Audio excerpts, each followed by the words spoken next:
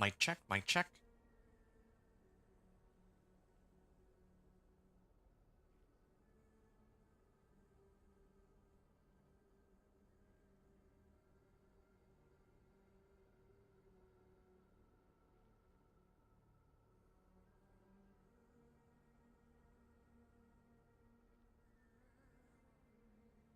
Test, test.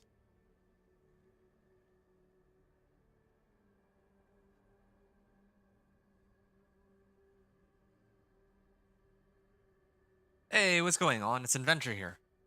Alright, so I think on the last stream that I did, it was a while ago, my apologies. I kind of got busy over the weekend, but I'm back, and I was trying to basically take care of some unfinished business uh, before tomorrow, actually. Tomorrow is the Season 9 PTR. If anyone's actually watching this as a past stream, because I know no one's really watching this right now live, because this is like I don't really have scheduled streams. I just stream whenever I can, except for start of the season in PTR. But um, yeah, so PTR is actually for season 9 is tomorrow, and I'm gonna give my thoughts on that in a second. That'll be my main talking point for today. But I did want to say that yeah, my Whirlwind Barb is actually looking for like to kind of give people an idea as to what I've been up to off stream. I released the Spiritborn sorry, the Poison Spiritborn video, and that one was, I would say, pretty well received. It's not like I'm like swimming or yeah, it's not like I'm swimming in like views because of it or anything, but I think that there were just a pretty decent number of people who went and checked it out. Pretty good, all things considered. Like it's considering that Poison Spiritborn is not really my go-to build. I don't know, or well, Spiritborn as a class is not really my go-to. So yeah, pretty good. And then of course I have my well, there were a couple other things I did off stream. Hey, Medivh, on time. Yeah, perfect timing. Hey. Yo, it's good to see you, Medivh. I was actually thinking about you first. Like nowadays when I'm streaming my stream, I always have to check if you're on. I mean, as of last stream, I think. But yeah, like I wanted to stream over the weekend. I told you I hopefully would have had some time over the weekend. It turned out being the opposite because they announced that the PTR was going to be on Tuesday. So this weekend I had to haul my butt and make sure that everything was done and out of the way. So how are you doing, by the way? It's nice to have you here today. I appreciate you. I'll probably stream for like an hour or two, roughly the same amount of time that you'll be here. After you hop off, I think I'll hop off and try to get some more stuff done as well. Because yeah, tomorrow and onward, I don't want to have any distractions. I just want to hit it hard, and I want to like grind out as much PTR content as I possibly can. That's my plan. And I don't want things. I don't want anything to distract me there. On same brother. Whenever I come home after, I usually log in. If you're online or not, I'm good. And you, I'm doing okay. I earnestly, I just wish I weren't so busy. That's mainly it. Otherwise, I'm doing really good. I'm actually really excited for tomorrow. Tomorrow is gonna be the big one. Tomorrow's gonna be the big, uh, like tomorrow. Okay, actually, before that, let me ask you this. Do you need anything from me? Because after today, I'm gonna be like nonstop on PTR. Do you need assistance with anything? Do you want me to level any of your characters 1 to 60? Do you want me to help you look for any specific uniques? Anything like that. You let me know. I'll try to help you out now. Because after tomorrow, it's going to be nonstop grinding on PTR. I'm trying to give people the deets and maybe give Blizzard some feedback themselves, but kind of to tell people, you know, what would be some good builds and whatnot. You know how it is, Medivh, because you actually used my, I think, Ice Shard Sorcerer, right? So yeah, I'm actually one of the things on my to-do list is to make sure that I put together all of the builds that I plan to use for next season, both on the PTR and when the season goes live.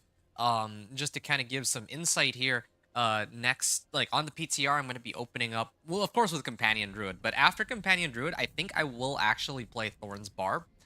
I also have my Whirlwind Barb. This Whirlwind Barb, I think, is actually Torment 4 certified now, given what I'm able to accomplish with it. Now that I'm just more focused on my sorcerer to level, no need to level any new character. Okay, All right.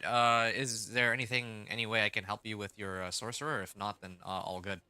But otherwise, this is actually the perfect stream then, because I'm actually okay. So there's two things that I'm two main goals I have for today.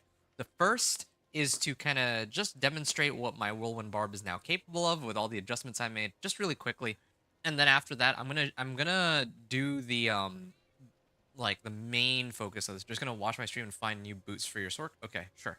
My sorcerer, I think I told, like, you helped me put together the overpower tech, right? Or the overpower setup.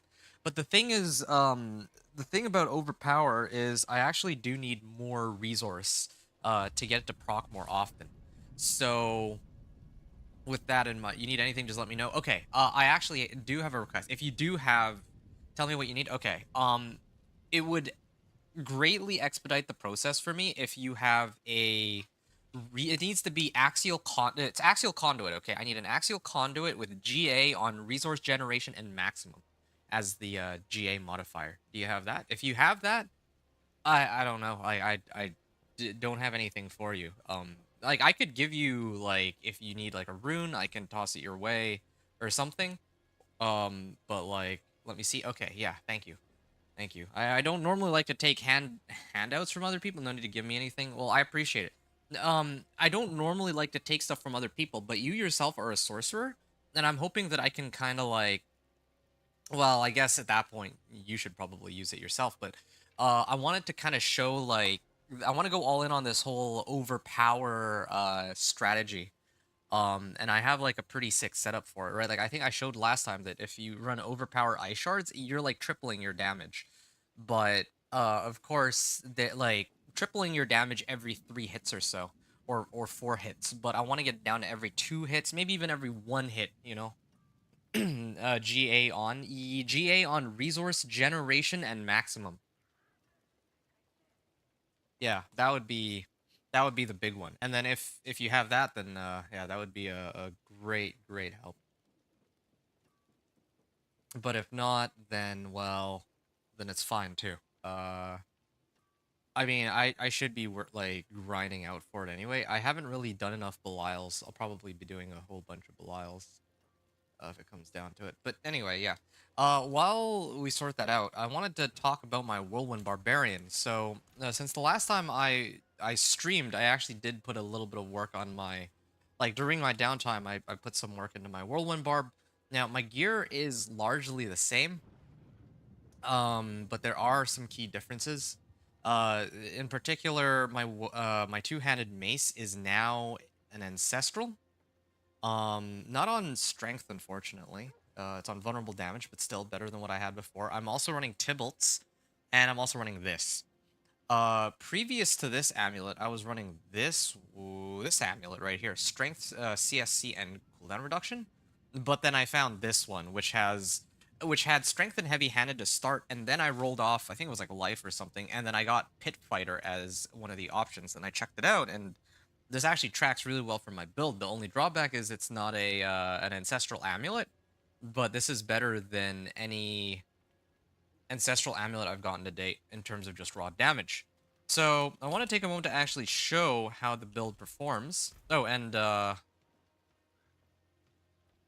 yeah, yeah. I want to actually show how the build performs in terms of damage.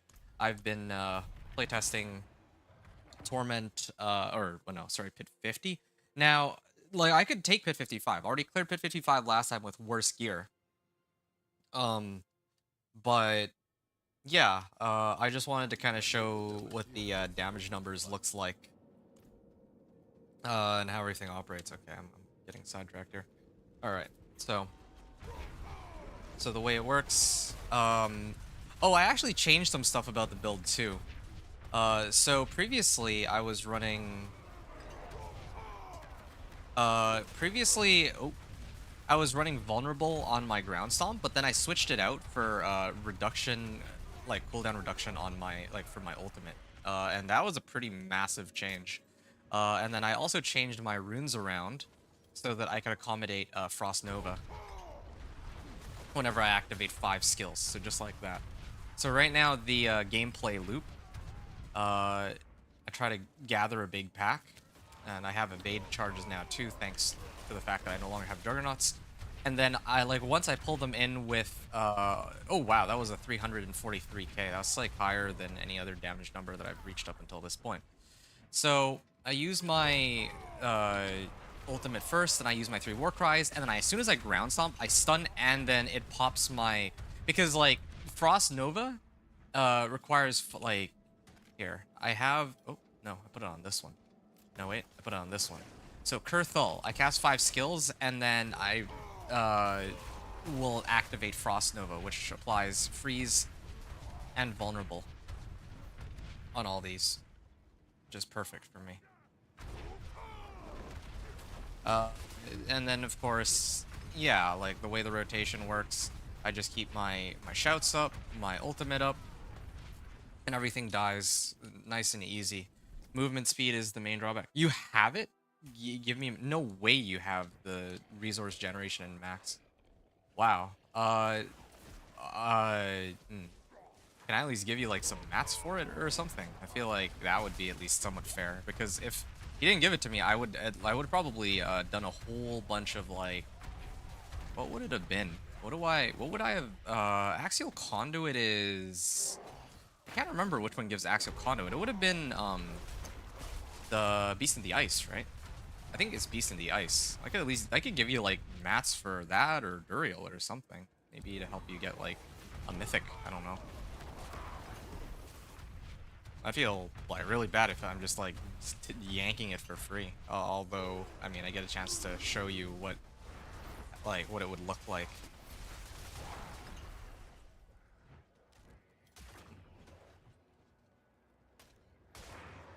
Okay. Yeah, but this is, in case anyone cares, I doubt, but this is the build that I'm going to be running for next season. And there's going to be some pretty interesting adjustments. Like, I've been looking at some of the changes that were data mined. They're apparently reducing the effectiveness of some tempering recipes across the board, and a couple other things too. They're doing like huge amounts of nerfs here and there. But the hilarious thing about all these nerfs is that I think that the vast majority of these nerfs do not impact Whirlwind Barb, or at least specific, like, it affects most Whirlwind Barbs because most Whirlwind Barbs run Dust Devils and Earthquakes, but now that they're actually nerfing all these, like, Dust Devils and Earthquakes, I don't want to say into the ground, but they're definitely not going to be as strong as they are here. Especially with things like, oh yeah, like 200%, like, damage bonus on Earthquake and whatnot. Because of all of this, because this is just pure Whirlwind, right? I don't think Whirlwind's getting buffed next season, but the thing is, there's not really anything about this build that is like getting nerfed for in next season. In fact, one of the things that they are changing, which is kind of crazy to me, is the fact that hold on. Yeah, one of the things that they're changing for, or they're adding next season, is there is going to be a new Heraldric power. That's going to be the thing for next season. Heraldric powers. There's going to be a new power next season where you can get damage equal to your, like, whatever your highest damage type is. So let's say in this case it's critical strike damage. Then that will be the highest, like, damage with fire will be equal to that, whatever your highest damage type is. So I'm thinking next season, instead of maxing out crit strike damage, what I might do is run this recipe right here. Where is it? Berserking Finale. Oh, it's gone. It's all the way up there, I guess.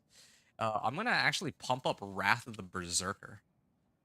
If I pump up Wrath of the Berserker, and that gets also converted into fire damage, and Gores and Ugly Bastard Helm pretty much just...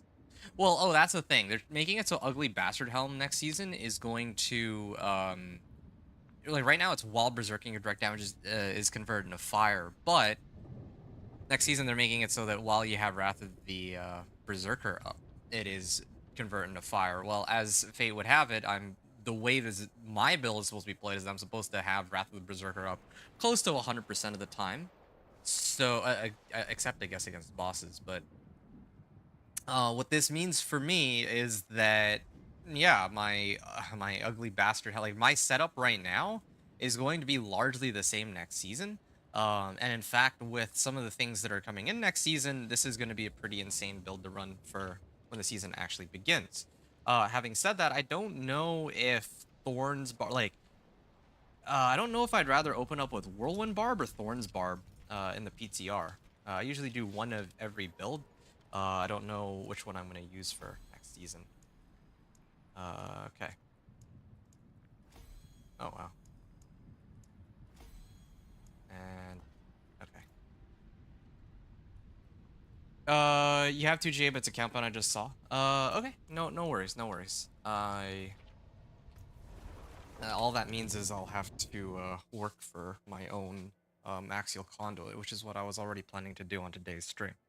If it magically falls out of the sky for me, like if you're able to give it to me, then what I will end up doing is just, yeah, I can just focus on doing all the theory crafting, but of course, I wouldn't, want you to, you know, that's only if you really don't need it. And I don't know why you would have axial conduit in the first place. You're not playing chain lightning, so I'm actually surprised you would hold on to something like that. Ancestral ring. Getting a lot of, I've been getting a lot of ancestrals, just not really any ancestral strength items. Yeah. Like, even this is still 750s. I didn't find a good 800. I don't think I've found a single pair of boots with, like, strength GA. Or if I did find one with strength GA, then it doesn't have, it has useless modifiers. No need to let me farm. It's easy. Oh, okay. I was trying Azarath build. Oh, okay. Cool, cool. Well, while you do that, I'm actually gonna take a moment to, here. I'm gonna take a moment to switch to my sorcerer. Yeah, Azarath is pretty strong too, I hear, but I don't know. Well, I don't know enough about it, I guess. All right, here's what I'm gonna do. I'm gonna set it to Torment 2. I think Torment 2 is actually kind of overkill, but well, you know what? No, let me set it to Torment 3. I should actually play Torment 3 because I'm evidently more than capable of handling Torment 3. I'm actually going to go through the seasonal quest line so that I can unlock Belial, since I, to this point, have not actually uh, gone through all this. I could get credit for the pit real quick. Yeah, I'll just get I want to get the seasonal quest line over with. It drops an infernal you mean the axial conduit? I think. Well, no, I mean, yes, it would drop an infernal horde, but uh, for lair boss drop.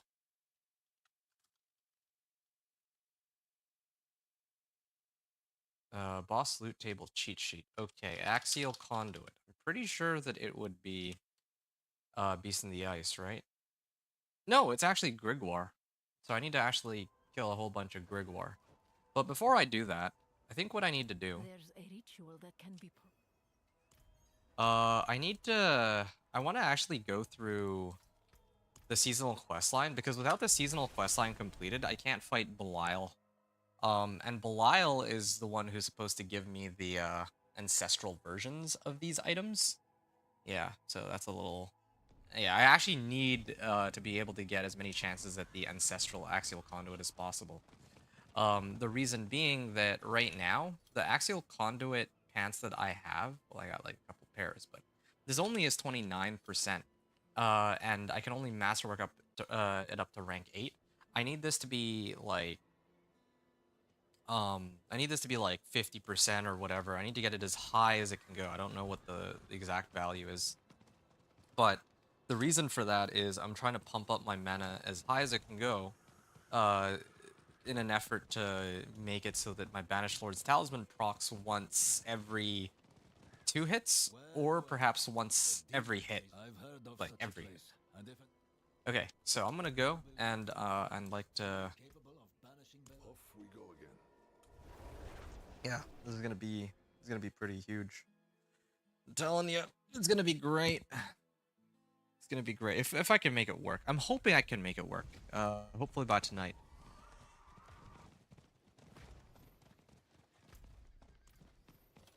But yeah, rest assured, I'll be on pretty much like I'll probably be on all week unless something happens. But I should be on pretty much every day this week, at least for some, at least for some 6 hours. Tomorrow I'm gonna be on like I'll probably be on for more than 12 hours, maybe not consecutively, but yeah, I need to do the companion druid, and I gotta do all the. Okay. Yeah, I gotta mess around with the companion druid, and then I gotta do all of the, like, I gotta go torment 1 to 4 and all that. It's kind of interesting because, last season, well, in last season's PTR, I remember in last season's PTR, I played my companion druid and then went all the way to torment 4 on the first day of the PTR because, like, no one. And there was like no one there, and that was partially because they hadn't yet allowed. They hadn't allowed.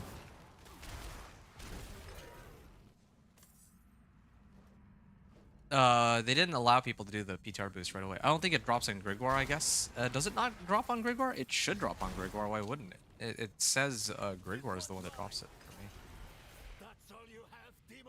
And that's what I thought anyway.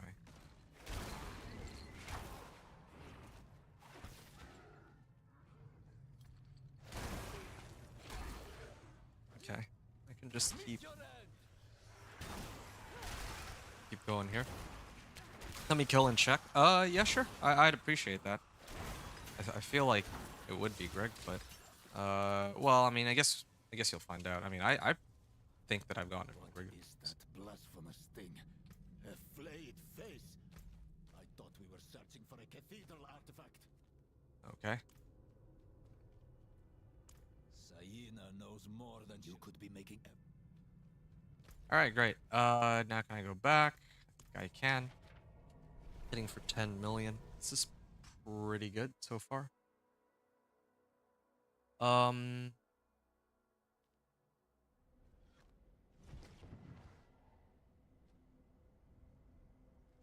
right. And then I think this is where.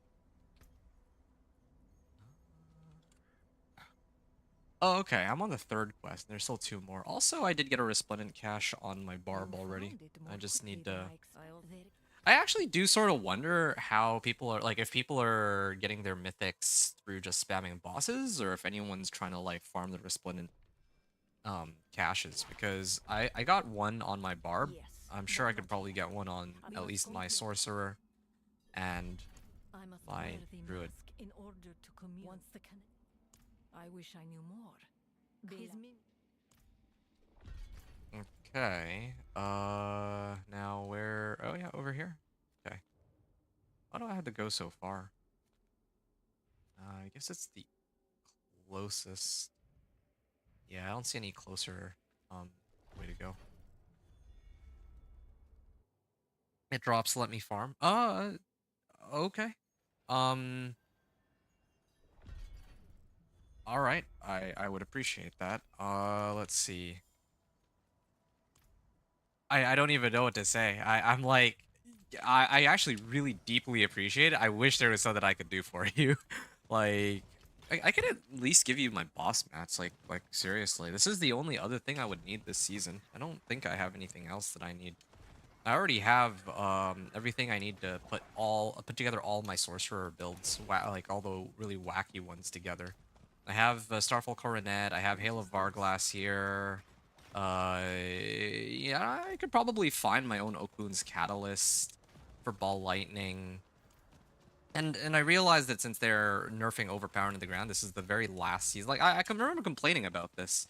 But yeah, the Overpower nerf is warranted. Unfortunately, it does affect, like, a lot of other builds that rely on Overpower, particularly for Druid, are going to be hit as collateral damage. But Overpower in its current incarnation is really kind of ruining the game.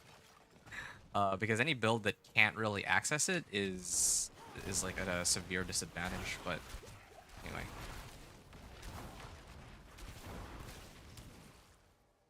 This is a cursed. okay, nice.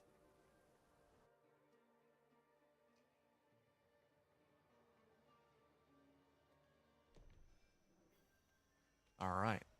This place is a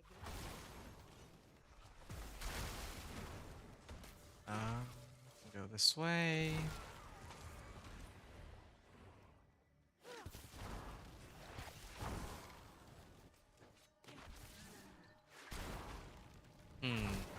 I wonder if there's some other power that I could use that's stronger than Harbinger of Hatred's Volley on this build. I don't think so. Whoa, that was some lag. Okay, well, I'm gonna at least finish this just so that in the future, if I need to do some fights, I can. I'm trying to think about what else I would need. Here's the thing, I already farmed a whole bunch of Obdicite last night.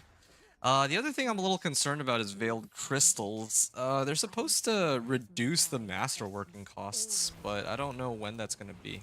yes. Probably tomorrow, knowing how they operate. Either tomorrow or Thursday or something, I don't know. Critical strike chance. You fools. You think a mere banishment ritual can contain the Lord of Lies? I will show you the true might of Belial. Alright. It's even more powerful than I thought. I don't know if this will hold. My presence in Sanctuary is already far beyond Some your power. DR. I should have expected such arrogance from a Viserai. You will know the pain of my wrath. Okay. Come forth, my minions. I'll check these out. Oh, got some gold and some materials. I actually do need to turn in my rewards from the reputation caches. That'd probably help me with the materials that I'm missing right now. Yeah. I need to turn in all of my rewards, actually. I'm pretty close on a lot of them. Belial is strong. Or I'm pretty close to some of the objectives on the season journey. Yeah, I was doing some of this on my off time, and then I don't know if I'm gonna be able to pull this or these ones off, but everything else should be okay. There's also the reputation caches to open those up. I can feel it.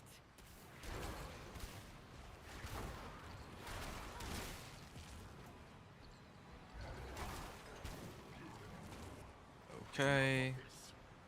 The next we meet, Wanderer, it will be in my realm. Tread carefully.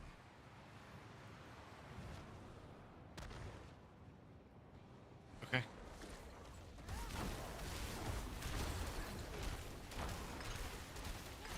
Excellent fight. Wow, I was like 100 million on that hit. Okay. Good.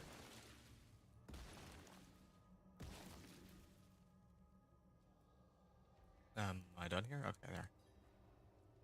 We don't. Not really. He knows. What Belial happened? escaped. We were too late. When the connection was. We can still prevent him. You must continue destroying him. Mind Okay. your path, Wanderer. Now that we have Belial's I'm gonna head attention, back to. nothing Oh, I is gotta safe. finish waiting for her dialogue, and then the next one shows up, Chasing Lies. So I gotta go and wrap up with Chasing Lies. Hey, Lee Burgess. Hey, what's up, dude? How's it going? How's your build now? You're down to Nice Road, right? It's been a while. Sorry I wasn't able to check up back with you over the weekend. Oh shoot. Is this the Chasing Lies? Oh, okay. I'm on the 4th quest. Okay, I see. Yeah. So how's your DOK rogue doing, Burgess? You have yeah, is it playing any better than before? His presence here is too. But when we know You two, don't move. I know of your deceit. Okay. Do you think I'm stupid? I should have seen. We are trying to save Okay, Sanctuary. while they argue with each other, Keep your lies. I will grab some return, materials. and I'll have the full might of the cathedral at my back to put an end to this madness. Okay, got plenty of bundled herbs out of this, at least. And also plenty of veiled crystals. Ruin everything. Good man, I got Stop Death him. Trap build now at OP. Okay, well, I mean, okay. I didn't expect that you would switch over to Death Trap. I imagined that most of the people... I should find better shelter before I freeze. I was under the impression that that most of the people who are playing Dance of Knives Rogue know that Death Trap is like probably the strongest Dance of Knives Rogue build this season, right? It's like crazy. I don't know, it's crazy strong. Yeah, that's the best way to put it. It's crazy strong. Yeah, I'm not surprised that you're in a much better state now. But yeah, I thought that a lot of people, there would be some people who would still prefer Dance of Knives. But if you found the Dance of Knives, or that Death Trap is a lot stronger, that you enjoy playing a lot more, then good for you, man. How's it going, by the way, aside from that? Glad to hear that your rogue is going better than before, at least. It should be up this way. Okay.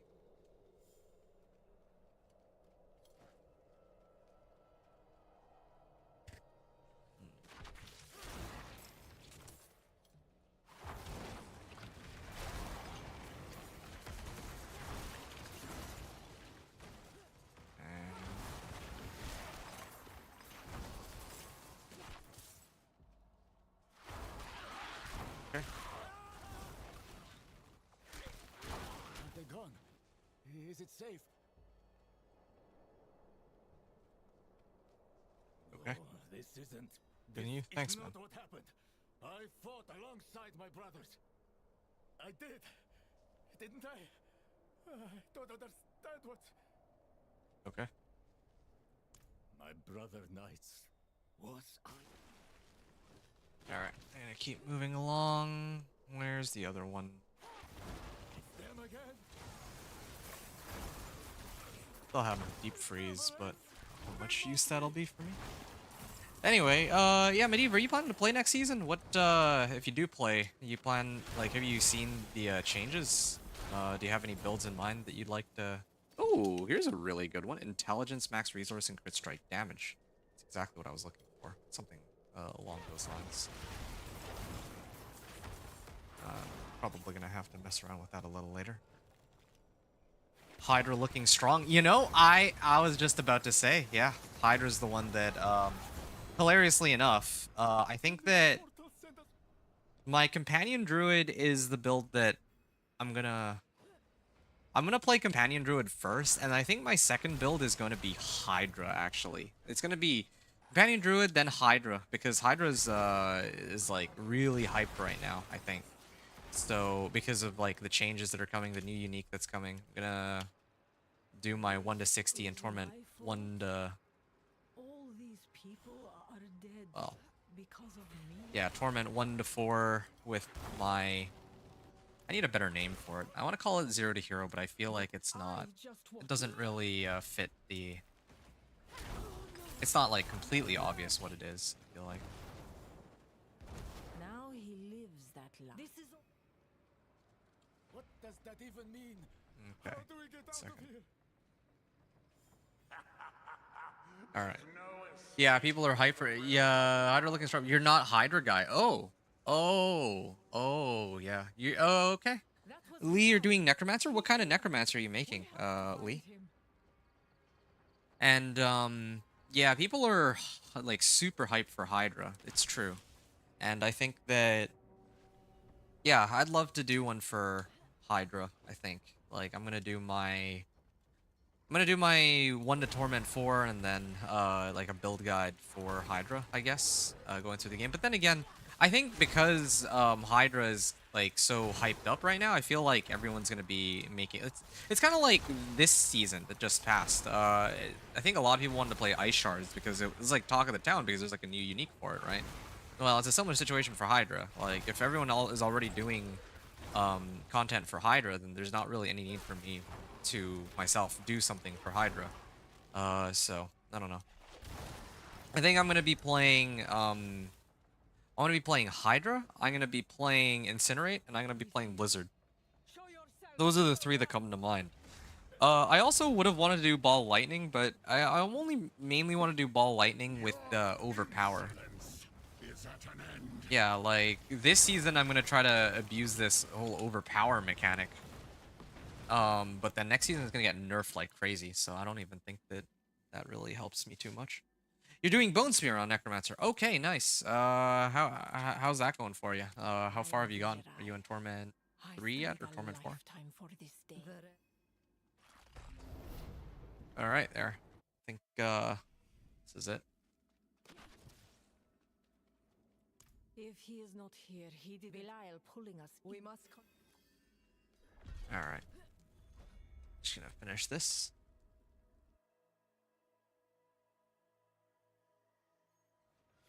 Where have you been, wanderer? Do we have any Belial has hope been of making stopping progress. Belial? His attunement. We have one last. He will have. If Belial waste.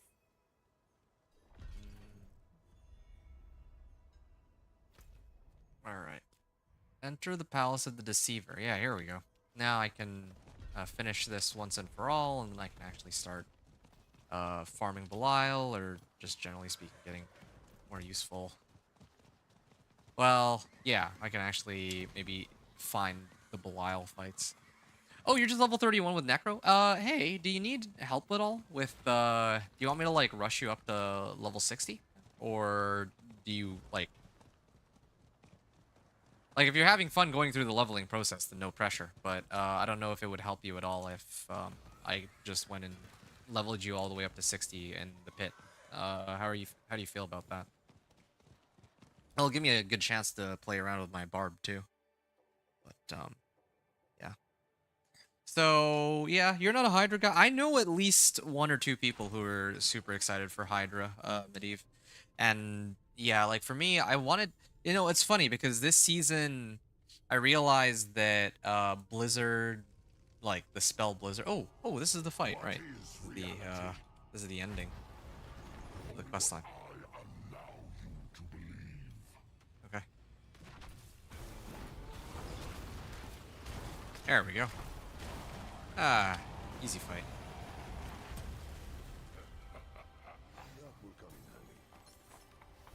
Ah, well, I'm glad I did it on Torment 3, because I can still dogwalk everything on Torment 3. It's kind of sad just how easily I'm able to dogwalk Torment 3 in comparison to what my Whirlwind Barb is capable of. I don't even have any, like... I only have 2 level 46 glyphs here, but then my Whirlwind Barb has, like, everything maxed out. It's still slower overall and less mobile. Or, it, like, doesn't do as much damage and it's less mobile. Alright, well, whatever. Okay.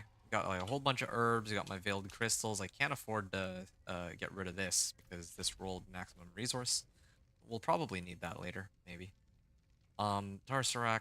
Okay, I'm gonna go. You're not home right now. I'll be on in 2 hours. You level me up to 60. Okay. I think I can manage that. I was originally planning only to stay until Medieval, like, went to bed, like a little later. But I'll tell you what. You said you'll be on in 2 hours. Okay, I'll try to wait for you. Probably for another 2 hours. I'll wait like 2.5. And if you can make it home in 2.5, then I can level you up to 60. I can like speed level you. But otherwise, yeah.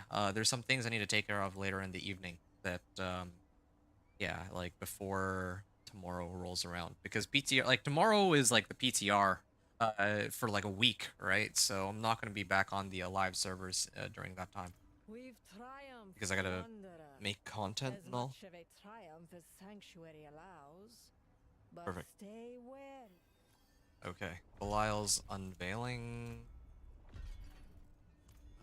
Okay, that's done, and pyromancy cache. Here, some more materials, right?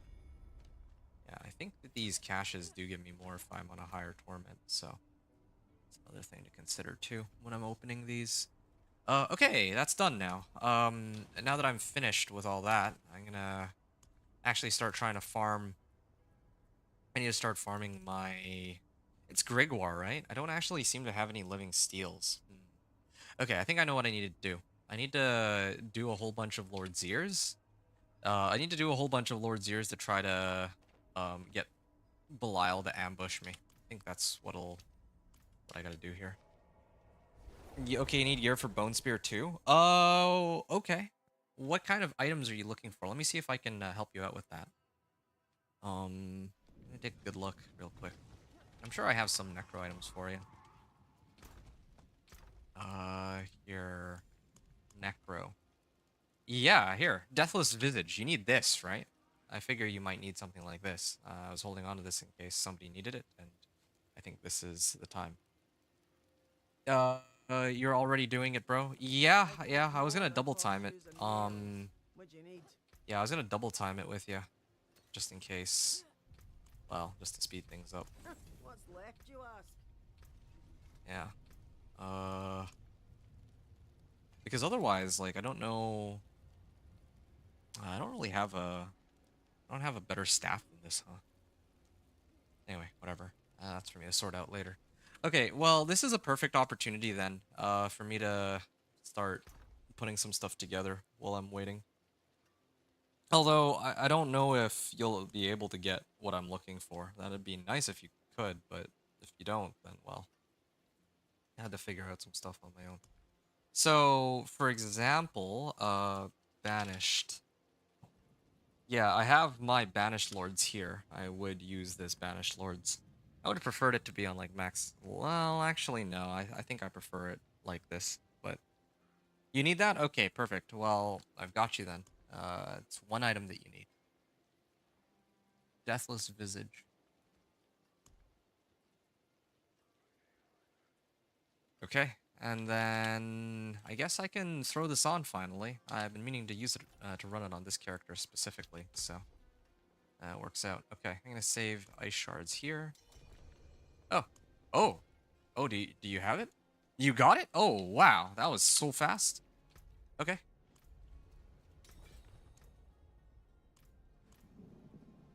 Let's see. Karagar. Oh, yeah, there you are. I see you. Loki. It's a funny name. Oh, dude. You actually got it with GA too? Well, yo, thanks, man. I really appreciate you. Just gotta ask though, where, like, did you fight Belial for this, or how did you get this?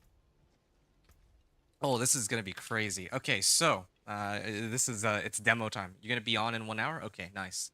Nice, good. You need the boots and the pants. Okay, well, let me see if I can, figure that out real quick for you, too. I have your helm. Okay, it's got your name on it. But then the pants and the boots, I don't know which pants you need. I don't think I have any such boots, but I do have. Yeah, I have just your helm. You had normal. You wanted GA. Yes, I did very much want GA. GA, like, I'll show you why. Okay. So let me give you a nice little demo. Like, this is gonna be kind of crazy. First things first, though. Let me get. Hold on a second. I might actually run out of gold at this rate. Skull, royal skull. Okay, perfect. All right. So first things first, I'm gonna masterwork this. Okay, wish me luck. I'm hoping for core skills, but well, yeah, core skills would be, I guess, the best. But yeah, banished lords. 2, 3, 4. Max life. I guess it's not the worst thing. Yeah, I guess I could live with this for now, but later I'm gonna want to re-roll it. Okay, good. Now here's a chance for me to do the demoing. Okay, so once again, thank you very, very much. I have said that a couple times already in today's stream, but I really do mean it. If ever there's anything you need, especially, you know, if you need me to, like, help you, like, boost a character or anything of that sort, yeah, just let me know. I can help you out with that. We go kill season 8 boss lol for it. Okay, yeah, we could. I mean, I don't. I think I can probably kill it on this. No, brother, I got you. Yo, man, I really appreciate you. And well, actually, you know what I just realized? Your build, because I thought you were running ice shards, but I guess this is a lightning spear build. Yeah, okay, I definitely can't help you then. Like you have you're obviously in a much better spot than I am. But because I was thinking like if you were playing if you were playing the if you were playing like ice shards or something, then this tech would be relevant for you. But in this case, I don't think the thing that I'm trying to set up is relevant for you. I was using ice shard for high pit. Oh, you were using ice shards for high pit. I switched LS. Yeah, that makes sense. I think everyone's using LS. I mean, it's like the only feasible build for pushing, really. It's like far and away the best available option. So now I want to show exactly like what the situation here is. Okay, so I might need to actually switch it to Torment 4 for it to make a noticeable difference. Although, who knows? Maybe I just... Okay. So this is like what I got right now, right? I fire 1, 2, 3, 4, and then it, comes out as Overpower. And then again, 1, 2... Oh, there's a delay. There's like a 1-second delay on my... Hold on a second. I'm just trying to think for a sec here.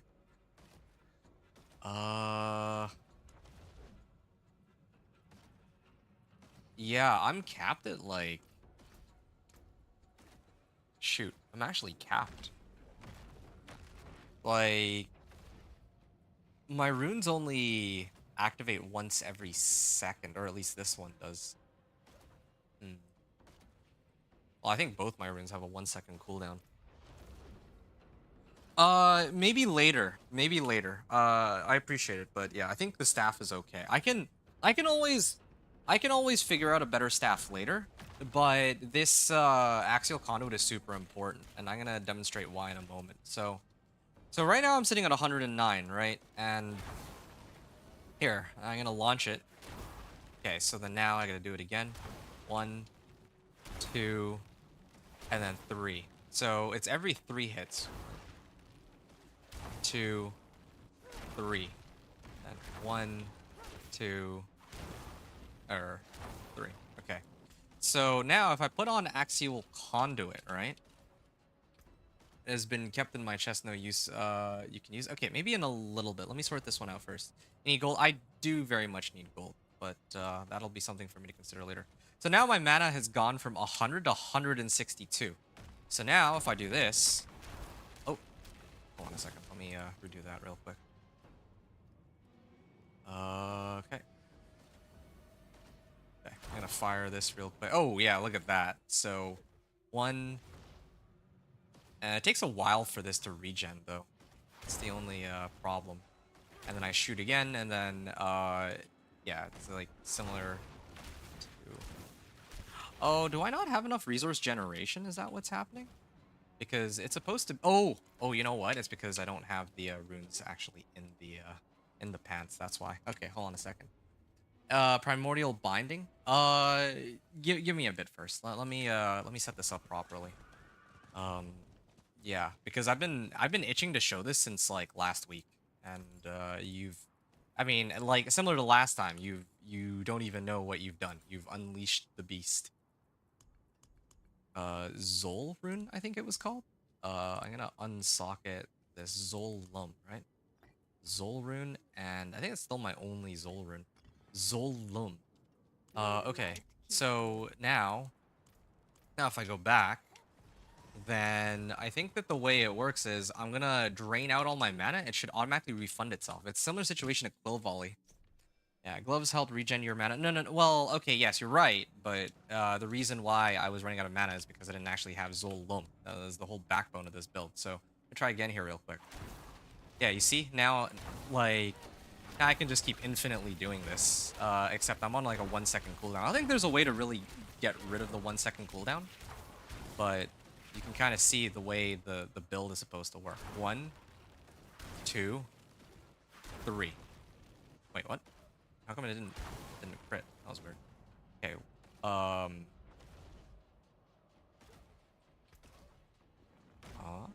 Invoke a skill from another class. Spend 100% of my maximum resource. Okay, so it's full. Why isn't it working? Hold on. What?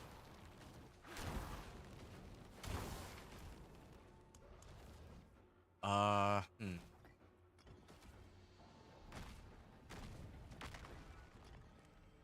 Zol Watt. Wait. Where's my there it is. Focus skill. And then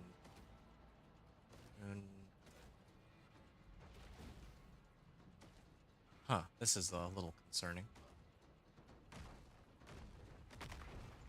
Do I have any other runes I can use? Okay, sure, whatever. I'll just do this for now. Okay.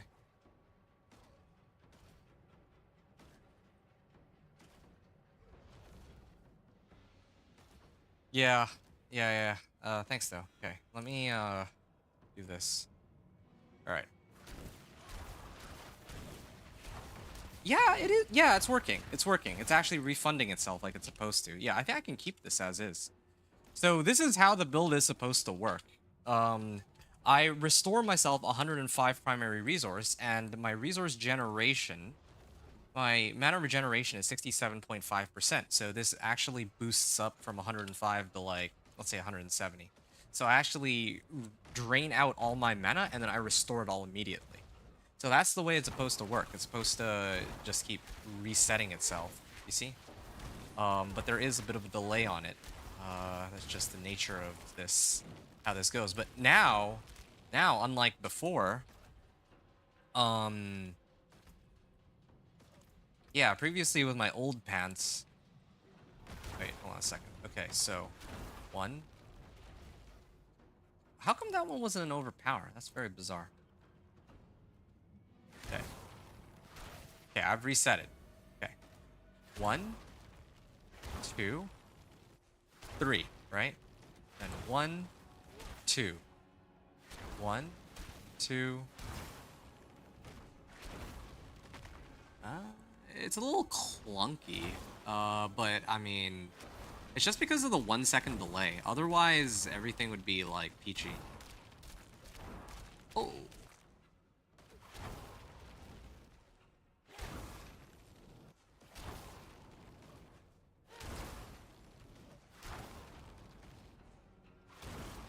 One, 2. 1, 2. So right now it's every other hit is an overpower. 1, 2. 1, 2. So this is with the pants you gave me, okay? Medivh, now that I have these pants, it actually enables me to do this. Right? Where I go 1, 2, 1. Oh, okay, well, I mean, I shot a little too early, but yeah, so that's how the build works right now. Now, like, that's a pretty big difference, like having to shoot once, or it procs like every 2 hits, kind of deal.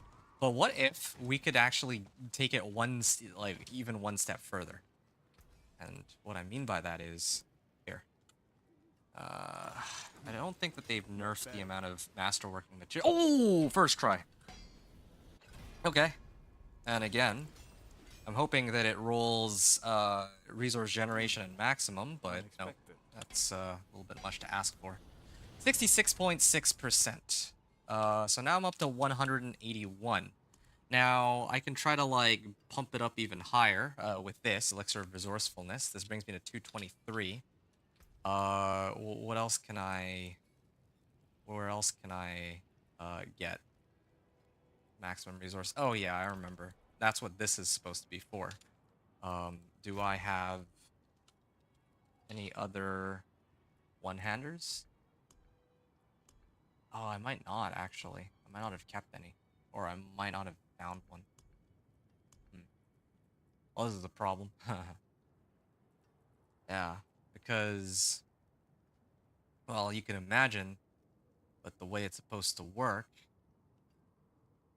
is that I'm supposed to reach 275 mana. Yeah, Yeah, that is a bit troublesome. And if the resource, like the material costs weren't so high, I would actually try to like keep re-rolling until I hit, um, until I actually kept hitting resource generation at maximum. But I'm kind of gate kept on veiled crystals until they reduce the cost of those. MW is head. It is. People were complaining about that, and I think there was like were complaining that they were bottlenecked by veiled crystals. Being bottlenecked on materials is fine. It makes sense, but we shouldn't be gate kept on veiled crystals. That makes zero sense. It should be like this. No.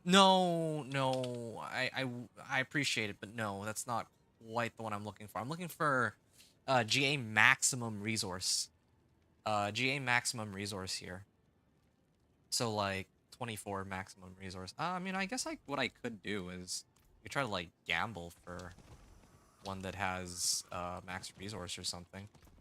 But yeah, you can kind of see what I'm trying to go for though, right? Like I'm trying to pump up my maximum resource into the moon, so that I drain out like all my mana, and then I can just keep like hitting over and over again.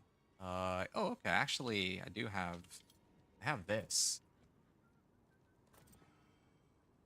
Well, I'm actually getting pretty close. I can use this temporarily. Father bless. Uh,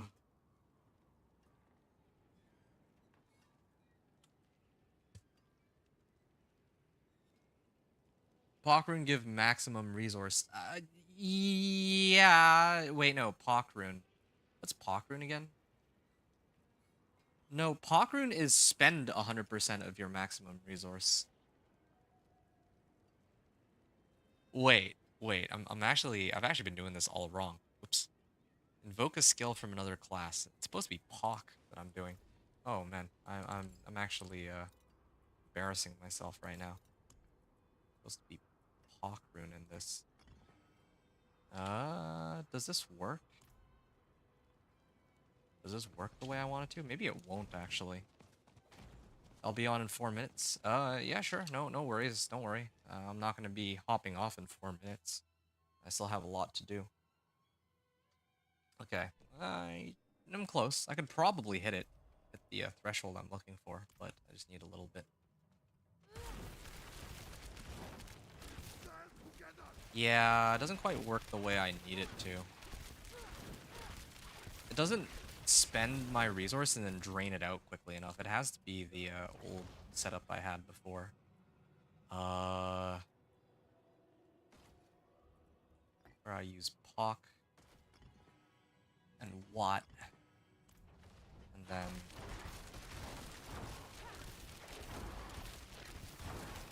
then eventually it'll trigger the overpower. Yeah, this is fine. This setup is okay, I guess.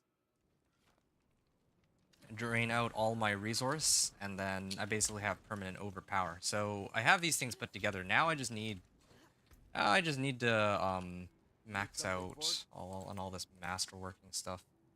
Yeah, I'll hold on. I should probably use the legendary focus for that. Crit strike chance. It's okay. I can use it. Where is the... Oh, okay, I have a good wand here. No, wait, this is a mace. Oh, I can actually do a mace, can't I? Oh, I can actually wield a mace. Oh. Used to having a wand, but... Didn't even think about... Oh, okay. Didn't think about the possibility of using a mace instead, which gives overpower.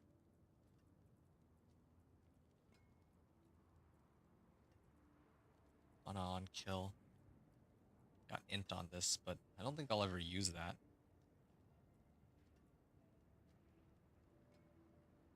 +2 core skills? Wow. Alright. Okay. So, in this case then, what's my... Oh, okay, my mana is pretty close. I think all I need to do is temper this with, I don't know. Here's where things get a little like dicey because I would in this case want ice shards, but I might need to switch this out to something else later. And then here,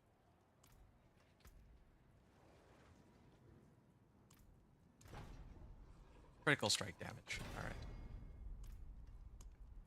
And then I can try to up this max. Not bad. It's acceptable, I guess. 273? Shoot, I'm like just a little bit short, but that's okay. I can up this a little bit too. And then I think I hit 275. Okay, this is perfect. This is exactly what I was hoping to test, so now I get a chance to see how this whole setup operates. The other problem too, oh, I actually do have resource generation on Yen's Blessing. Do I have another Yen's Blessing with resource gen? I feel like I should, right? Because I think I will need more resource generation. No. No, I don't actually have GA on Yen's Blessing. But that's okay. These Temper Frozen Orb, not Ice Shard. Yeah, I saw. Oh. Dude, no way. You have everything. How, like, I swear you have unlimited stash space or something. Like, how do you have exactly what I'm looking for? In both this GA, these GA pants and also, other thing. Give me a second here. Let me do something real quick. Let me test this this idea. So here, there, it launches 275 my primary resource. Then I get it back again. Now what happens if I keep spamming it? Yeah, if I keep spamming it, it's not quite good enough, but it's getting close. Yeah, I need just a little bit more resource gen. I think I can get there. Yeah, okay. Alright, sure. Let's do it then. Yeah. Movement speed, resistance to all elements and all. Yeah, by the way, yeah, I threw on Frozen Orb, like, basically the first one I could get my hands on. I did that on purpose because I needed to know first whether or not it would, I needed to know if the strat even works. That was, highest priority. Now that I know that it works, thanks, dude. Really appreciate you. Lock in. Okay. I can test this out. Oh. Alright. So, let me throw this in. Need something forged? Masterwork. Yeah, okay. I can masterwork this. I'm hoping for resource gen here, but even if it's not resource gen, it's still acceptable. Still better than what I had before. Alright. Resource generation. So now, also just realized I could have, well, that's okay. Whatever. I'll just leave that be for now. So 275. What's my resource generation at this point, thanks to this item that I have? Okay, I have 100% mana regeneration. Ooh, am I not? I might be lacking on the resource gen. Because right now, my resource generation in maximum is only 66%. There's got to be a way to... I got resource cost reduction on this. If I pump that up to resource generation.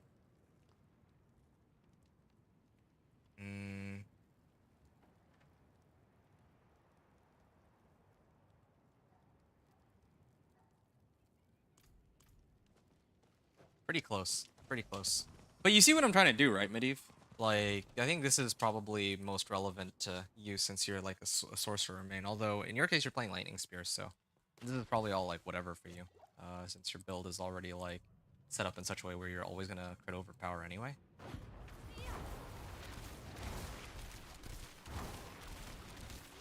I want to always be hitting overpower. Yeah. Comes back.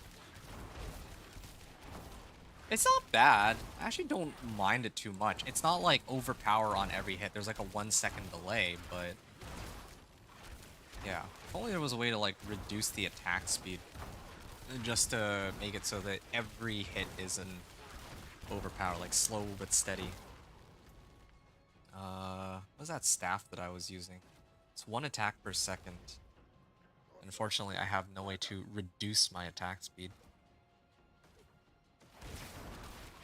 Yeah, but that's kind of the idea that I had that I was trying to put together with my Ice Shard Sorcerer, you know. But yeah, thanks a lot for your help in setting this up. This is pretty good. Um, now, only question is how I apply it to the other builds. Do I have? Okay, well this one doesn't have maximum resource, so I mean that's still fine though. That's still fine because at the end of the day, let me see here. Okay, I'll just have to drop a few of them. Oh, I need to invoke a skill from another class though. Oh, what? Okay.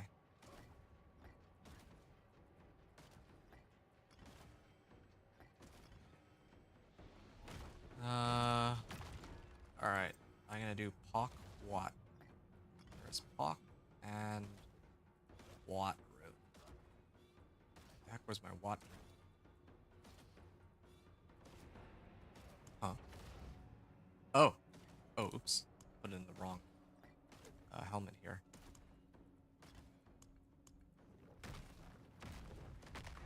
Wait. Why can't I Zan Watt? Oh, oops. I'm supposed to put this one in there. Okay, there we go. Now I get my Watt ring. Here. Alright. You're getting on now? Okay, nice, nice. I'll be with you in a second, Lee Burgess. But I want to finish testing this here. So I dropped my meteor, and it didn't drain out my mana though. Why didn't it drain out my mana? Oh, I know why. It's because this only works against damaging vulnerable enemies. But if I use this one, then it will start to drain out my mana. Then I'm gonna drop another cast here. Then the meteors go from doing like every impact is about 119k yellow. And then now when I overpower, I mean he's staggered, so maybe that's not fair. So I'll give it a sec. Try again. So 130, between 100 and 150k. Then as soon as I land the meteorites, I hit for 600k. So I'm actually upping my damage by about 7 times with this overpower nonsense. On Meteor. And this is like, I obviously haven't really kitted out for Meteor, but yeah, I could do this with like any of the builds in the game. And I think I have like what? Okun's cat, well not any build, but casting Ball Lightning.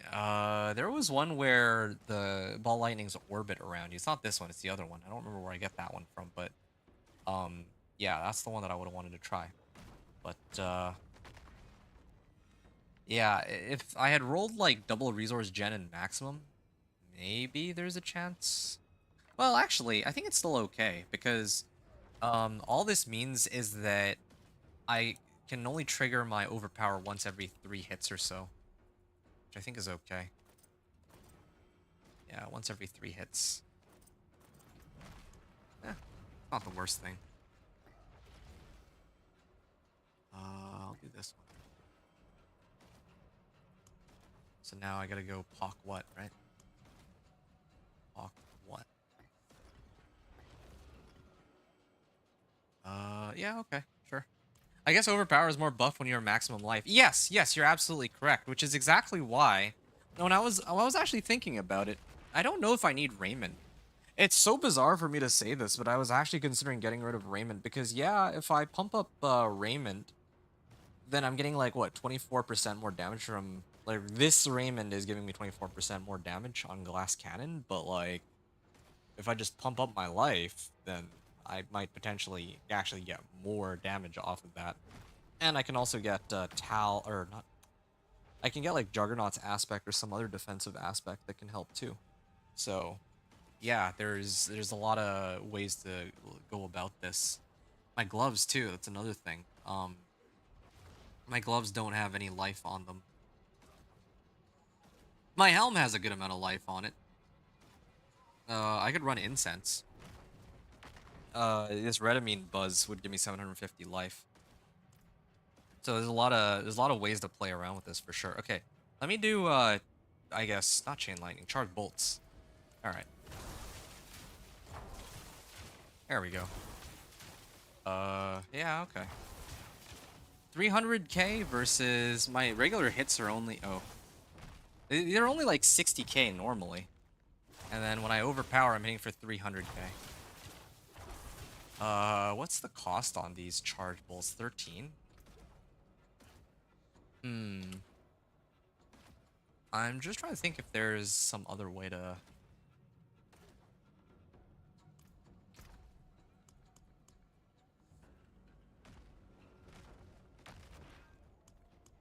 Some other way to spend mana. You need items? I'm gonna leave it be for now. I think I've kind of gotten a feel for what I wanted to test. Yeah. Yeah, I got a feel for what I wanted to test. 6 times the amount of damage. Oh yeah, there's also, where is it? Where's that stupid, not charged bolts? Ah, here it is. Staff of Endless Rage. That's another one, too. Yeah, this is another good one. Every third cast of Fireball. Well, I mean, I need to replace then my gloves with gloves of the Illuminator. I guess I could try that for fun. Let's see. All right. Every third cast, was it? Now bounces as it travels. All right, all right. Here we go. So, put this on and then.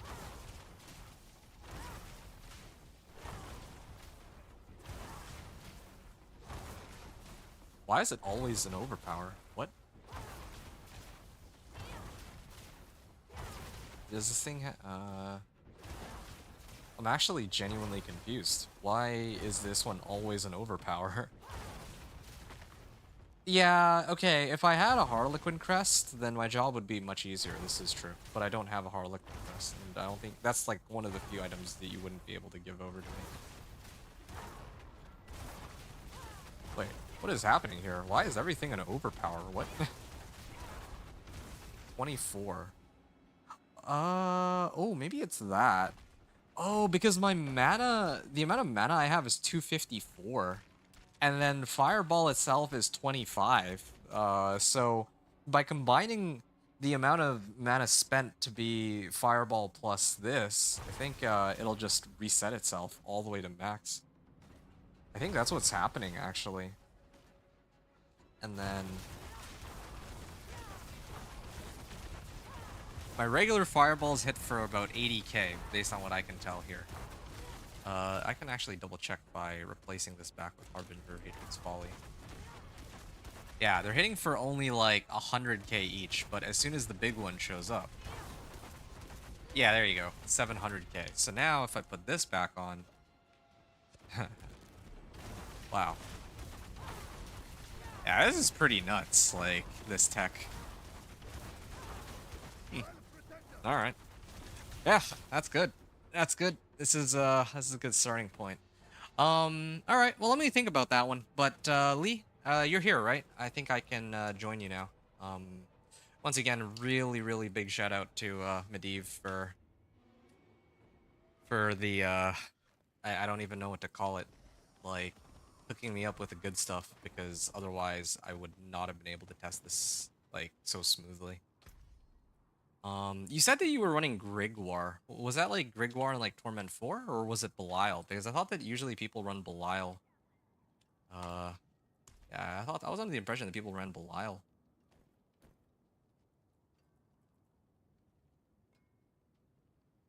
Zolom. And then... Okay, what? And this thing. I don't know any of these. Rune, sure. Emka. And then, there's my Pock what? There it is.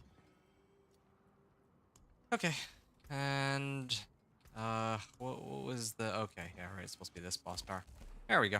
Back to where I started. Okay, much to think about. No need, brother T4. Okay, I see. So you just needed to run T4 because it's very rare that I find Ancestrals, except for my Razor Plate. I got super lucky on that. It was 2GA. You're getting on now? Okay, perfect. Good timing, good timing. I'm gonna... Oh, you're still here. What the heck? I didn't expect that you were Still in the same instance as me, but yeah, not complaining at all. Okay, wow. Wow. Only to do some more thinking, but yeah, I think I mean, that's a whole, swath of builds that we can run that, you run Overpower and then you're doing 6 times the amount of damage. I mean, it's actually pretty hilarious because there's a lot of people complaining this season about them nerfing Overpower, but this just to kind of demonstrate how broken Overpower sort of can be. Like, this is a character that does not even build life and is still able to pump out 6 times the amount of damage on just an Overpower. You're on now, man? Okay, perfect. This is a good chance for me to run my Whirlwind Barb. Yeah, so it's actually pretty insane, right? Like, why is it that when I trigger like an Overpower, I'm hitting for 6 times the amount of damage as like a standard like crit? That makes no sense. That makes absolutely no sense. All right, let me join your party here, and then this is a perfect opportunity for me to, I guess, show off this barb of mine. All right. I think I already have.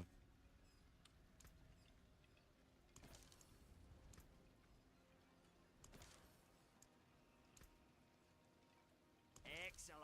All right. Here we go. I'm gonna open up a pit 54. I think 54 is fine. All right, there you go. Let's hook you up, and in we go.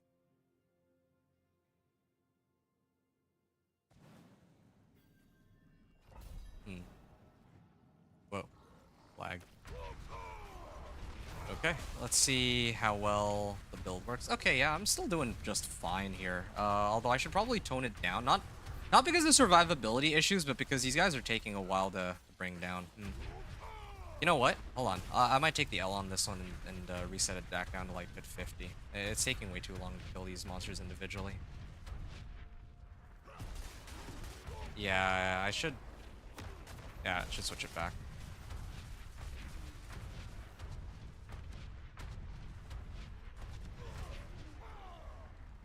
Whoa, what?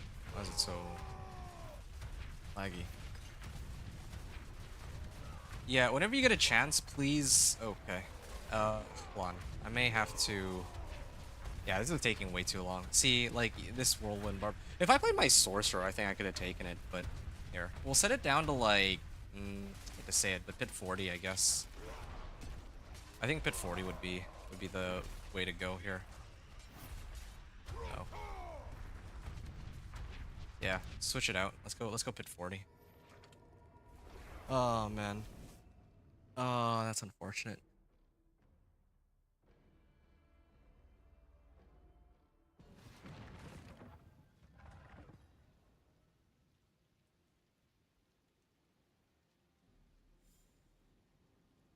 Alright.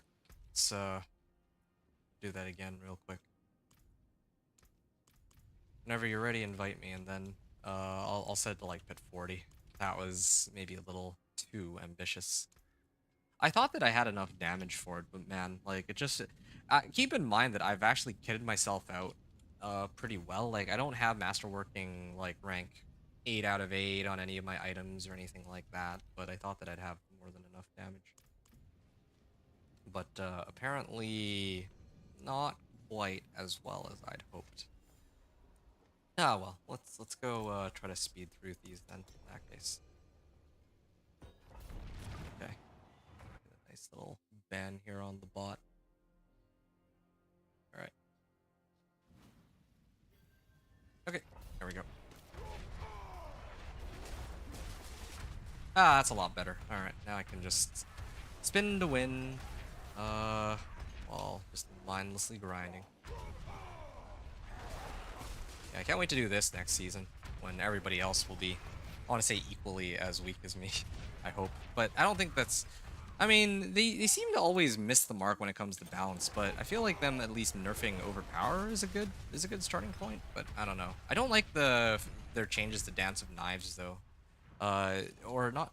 Whoa. What happened there? Did you crash or what happened there?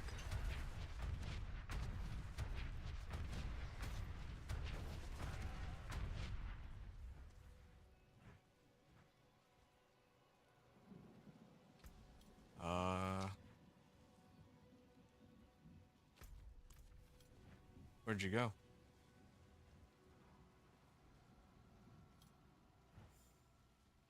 No trace left behind. Okay, hold on. Okay, that was interesting. I didn't expect didn't expect that one.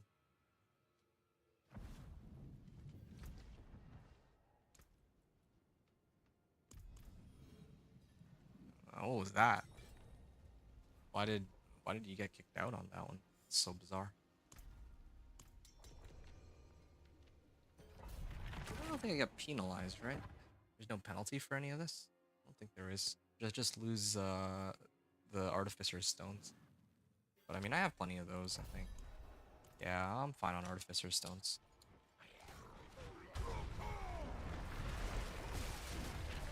Alright, this is pit 40.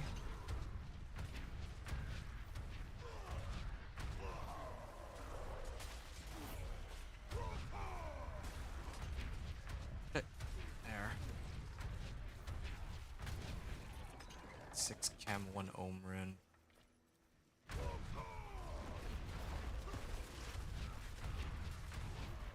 So he's offering 250 million per chem rune?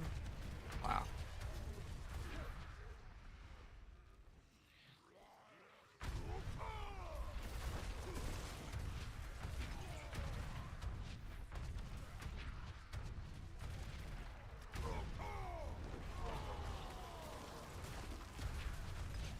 Alright, yep, that pretty much covers it for these guys.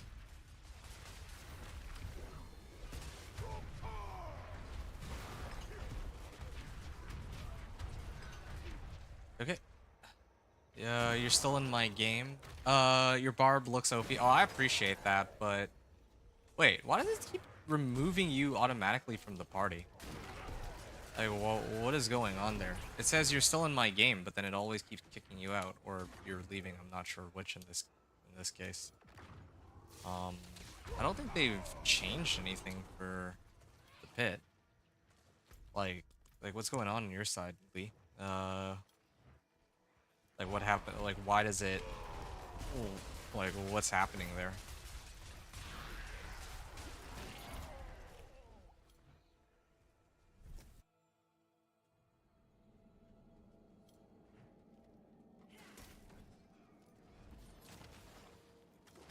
Impressive, unfortunately.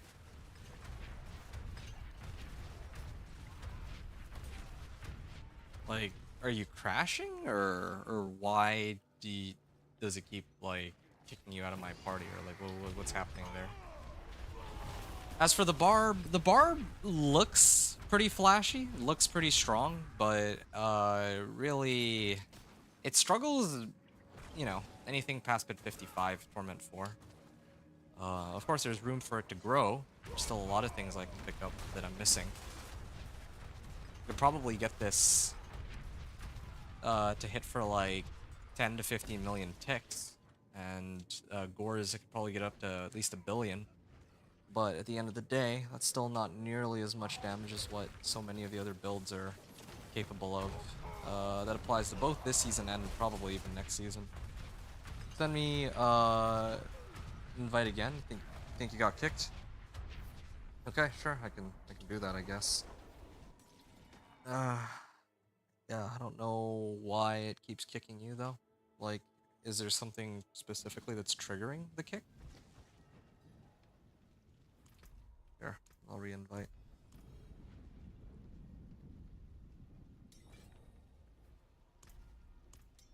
Yeah, I was thinking about it. Yeah, Harlequin Crest sounds like be very helpful for the sorcerer. Yeah, I need to. Well, I mean, I don't have one on hand though. I'm not gonna have one on hand for quite some time, really. And the thing with Harlequin Crest is it's only really useful for some builds. It's not useful for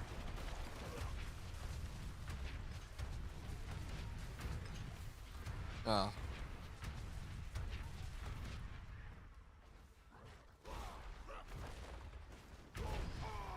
Yeah, Harlequin Crest is only useful for some builds. It's not particularly useful for, like, let's say, Ice Shards, since Ice Shards actually uses the Helm slot, so, I don't know. Harlequin Crest.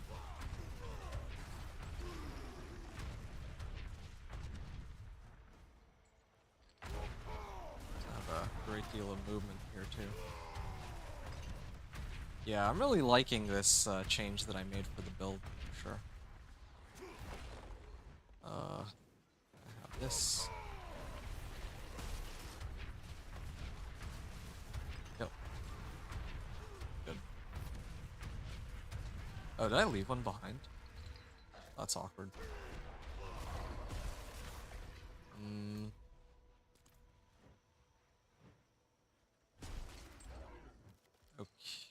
Okay. Let me just try to help you out real quick. Because apparently I didn't manage to kill all of them.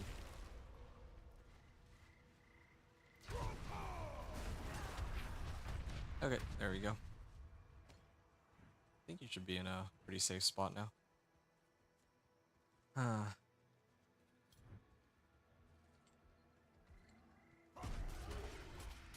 Yeah, only other problem is if I don't use my abilities, I don't do any damage. Much to think about.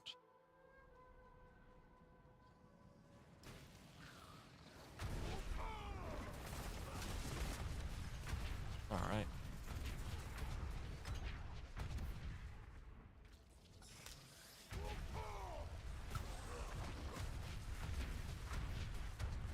Okay. We go up this way.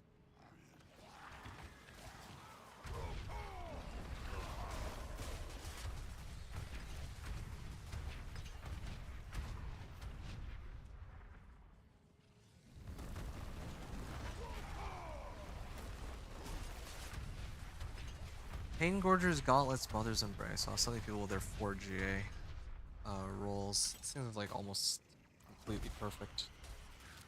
Sorry, man. Also, sometimes this game be acting crazy. That's okay. As long as we can finish, like, at least some of I mean, at least as long as we can finish the next runs, it's alright. But if we can't finish the run, then it's not possible for me to power level you because, you know, I need you to last long enough for the boss. Yeah. If you can't make it for the boss, then I can't do anything about that. Like, since the boss is the one that gives, like, all the XP, really. Yeah, so, I mean, this is a nice chance for me to, a good excuse for me to mess around with my barb, though. I'll give it that much, at least. Why is this taking so long?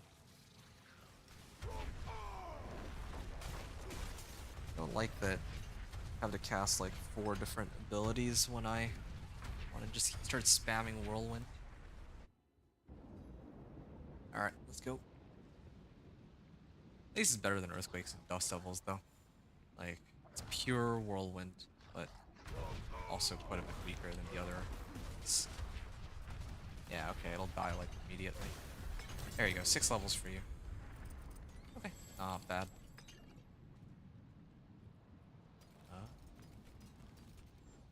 Pit Fighter. Yeah, I don't need that. Might as well... Yeah, truthfully, I don't know which of these I'd want to go and level. Sure.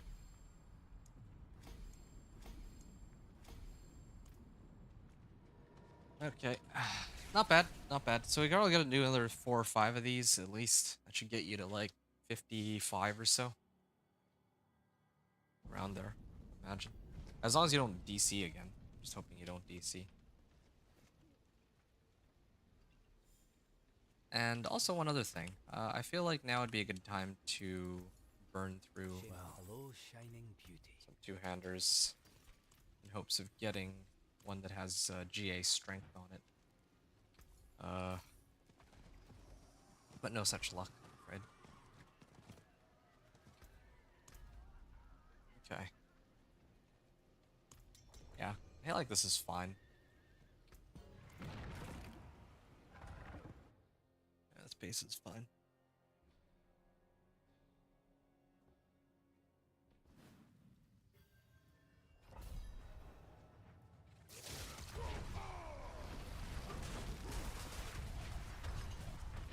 Did I just need 400 million? I don't know. Thought I did.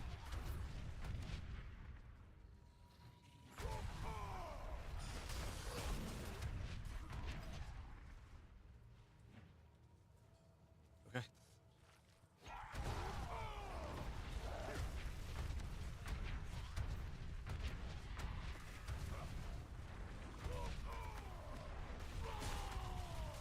Here we go.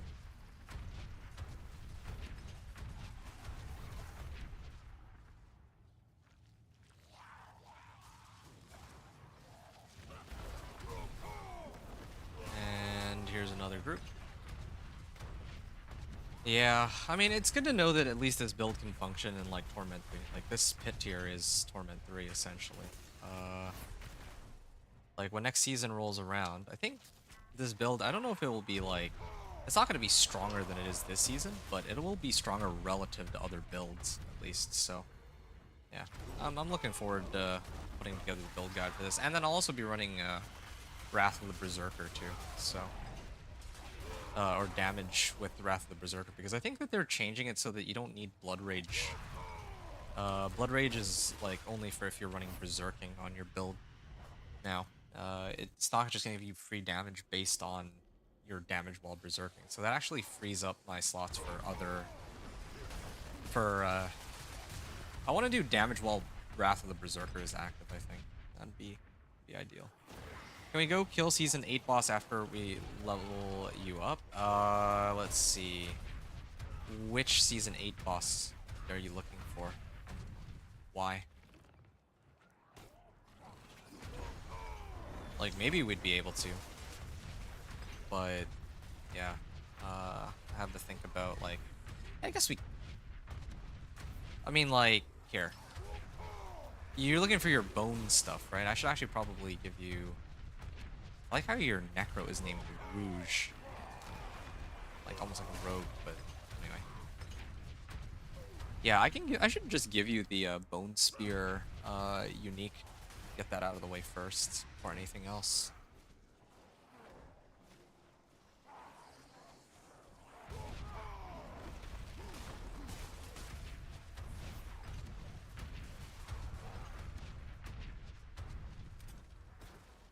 Yeah, you let me know what it is you need. Exactly. Because I don't know what you're in search of.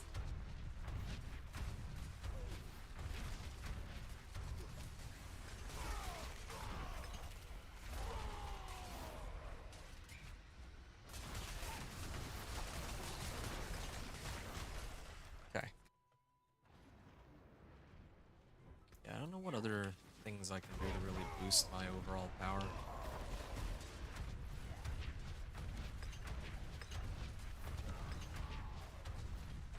There, dead. 6 levels for you. Not bad. Should be around there anyway.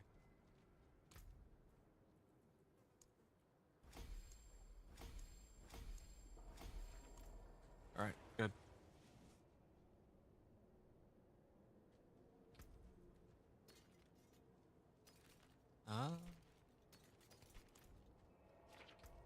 Back to town. Season 8 boss. Yeah. Do you have the boss mats, by the way, Lee Burgess? And the... Where's the Necro item? Oh yeah, here it is. Deathless Visage, right? That's the one you wanted.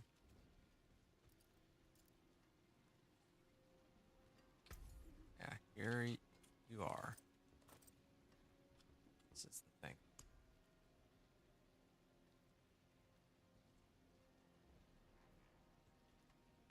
And what are the other 2 items you're looking for? Like, actually, I I don't know. It's been a while since I've played Bone Necro, and I don't think I know inherently what a Bone Necro needs now.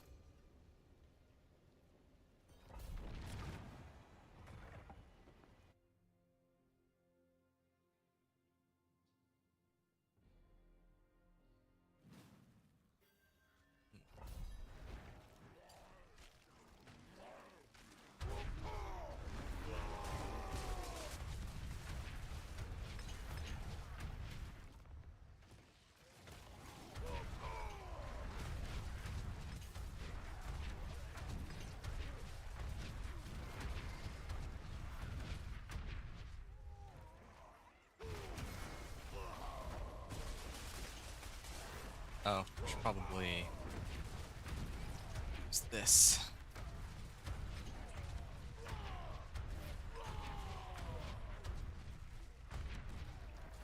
Yeah, my whirlwind radius isn't... I think I turned down my whirlwind radius in favor of getting vulnerability. Or, not exposed vulnerability. A pressure point, yeah, there's like a passive pressure point where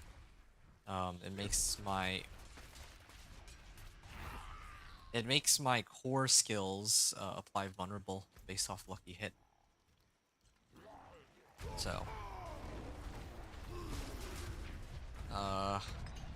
like I already have Frost Nova to apply vulnerable, but that only applies it for the first 4 seconds. And then it has like quite the delay after. So, I'm gonna change that a little. Thanks for the headpiece. I just need boots in the pants now. Okay. Well, what's the name of those pants? I actually don't know. Like that's what I was curious about. That's what I was trying to ask before.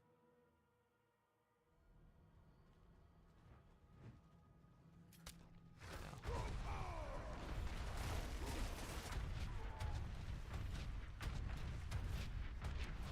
Yeah. Well, it's not the fastest pit clearer, but it is fun, and I only really had to hold down one button, which is kind of refreshing too. Similar to like Minion Necro, although I think even Minion Necro struggles to reach these sorts of damage numbers, at least without Ring of Menville. Like here, it's actually reachable. You just need gores, and it makes everything so much easier.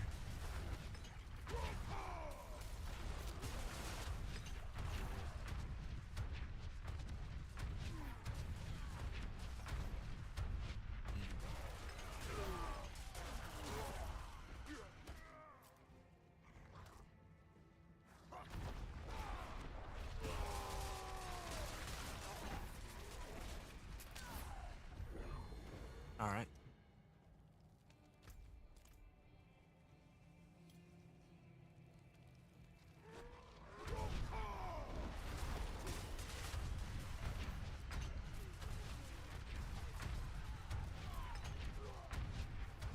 Right. And then this way.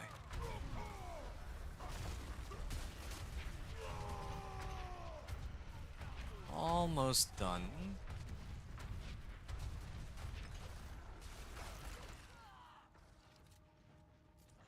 I think this pack should do the trick. There. Got it.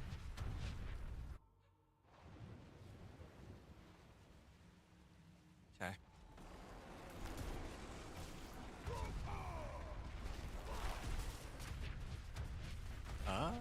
You should go down pretty fast here, right? Yeah, there. Done. Alright, I just need a second here. I'll keep running in a sec. I just need to BRB real quick. Can you please write down the names of the boots and the pants that you need for your Bone Necro?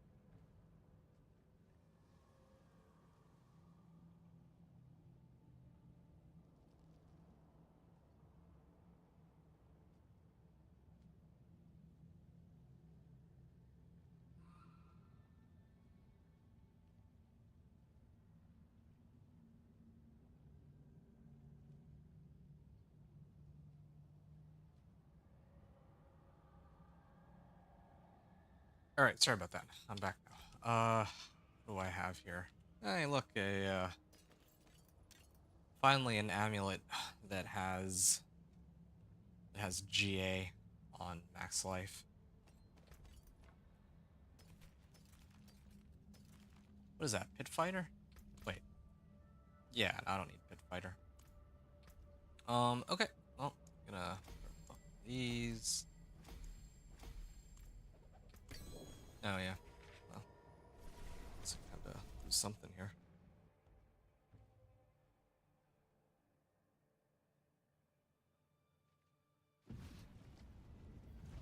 You know what? I remember. I think it's called Tragouls, right? I The fought more than horseshoes and nails. What the do you need? boots and the pants, Much thanks, friend. or Tragouls something. Tragouls Path, I think, is for the boots. But I think that Tragouls is for Bone Prison, isn't it? Path of Tragoul, yeah. Bone Prison traps a larger area. Yeah, okay. So plus the bone skills and Bone Prison cooldown reduction. Right, right. Yeah.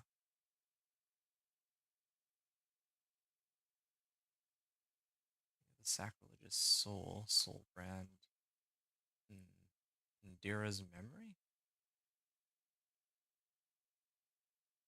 Unmaker.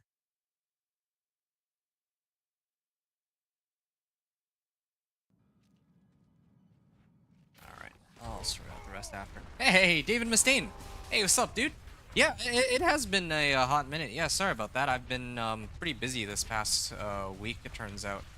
I've been trying to like get everything in order for like next week is the wait, no, not next week. Tomorrow, sorry, is the PTR.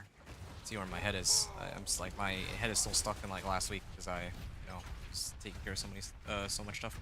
Yeah, what are you up to, David? I think last time I talked to you, you said you were working on Necro, right? Or am I mixing it up right now? Yeah, how have you been? Like, yeah, it's good to see you. Glad that you were able to make it to today's stream. I'll be streaming like a lot more in the next this week. Like I'll be on like probably 16 hours tomorrow, something like that.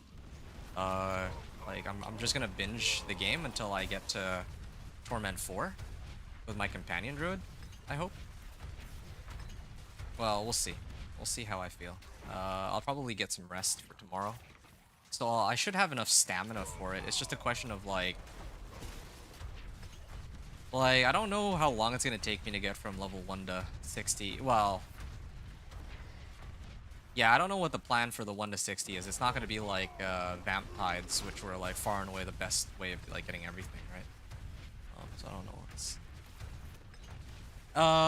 no worries. Yeah, Mini Necro. Okay, yeah, I think if correct me if I'm wrong. I think last time we talked, you said that you were stuck in Torment too, right? Because I remember talking to you about something like that. But copied Ponyhoff's build, the one that does billions of damage. Yeah, that's funny. Was it like it was his golem, right? I remember seeing like he had like a golem build. I think it was. Lee Burgess says boots called Path of Tragoul. Okay, yeah. Path of Tragoul. Right, right. Yeah, that's the one that I was looking at. And then the pants. I don't know the pants. Because I remember finding a Path of Tragoul at some point. You know what? I think I might have actually given a Path of Tragoul to somebody else. So I guess I'll have to find you a Path of Tragoul.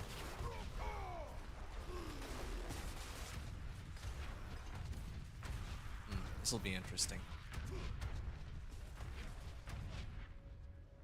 No, that was my DOK build. I was struggling in T3 with it, and I switched to Twisting Blades and got to T4. Oh, I see. Yes, PTR is up tomorrow. It is up tomorrow, 10 a.m. I'll be here, hopefully right from the get-go. Maybe give or take, like, I might be a little bit late, but, yeah, I'm gonna be playing PTR, like, all day tomorrow, I think.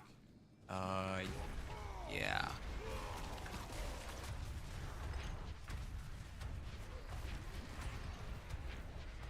There it is. So it's gonna be up for a week. I think you know the drill.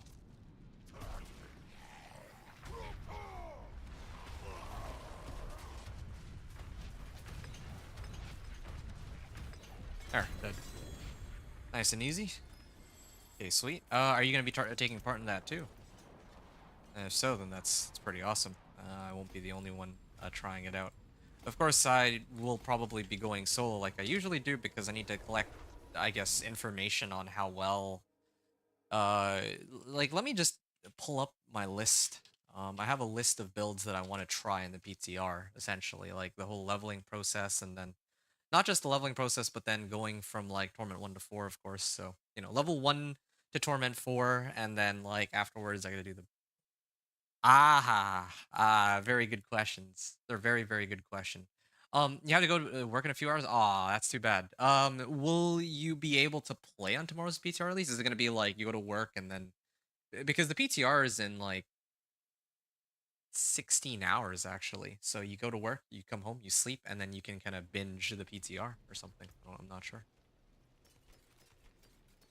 And even if you can't make the PTR, I'll be on the PTR so you can play through me if you'd like. I'll be sharing gameplay there on the PTR. Like, no way you got a 4GA Mendelin on your Necro. You can in the morning? Oh, nice, nice, nice, yeah. The thing is, I think this PTR, like, last PTR, they were trying to test, like, adjustments to the whole, like, leveling system, right? They didn't want it to be as fast as Season 7. They also didn't want to be as slow as Season 6, but I think that they, like, with the advent of Season 8, they finally hit, like,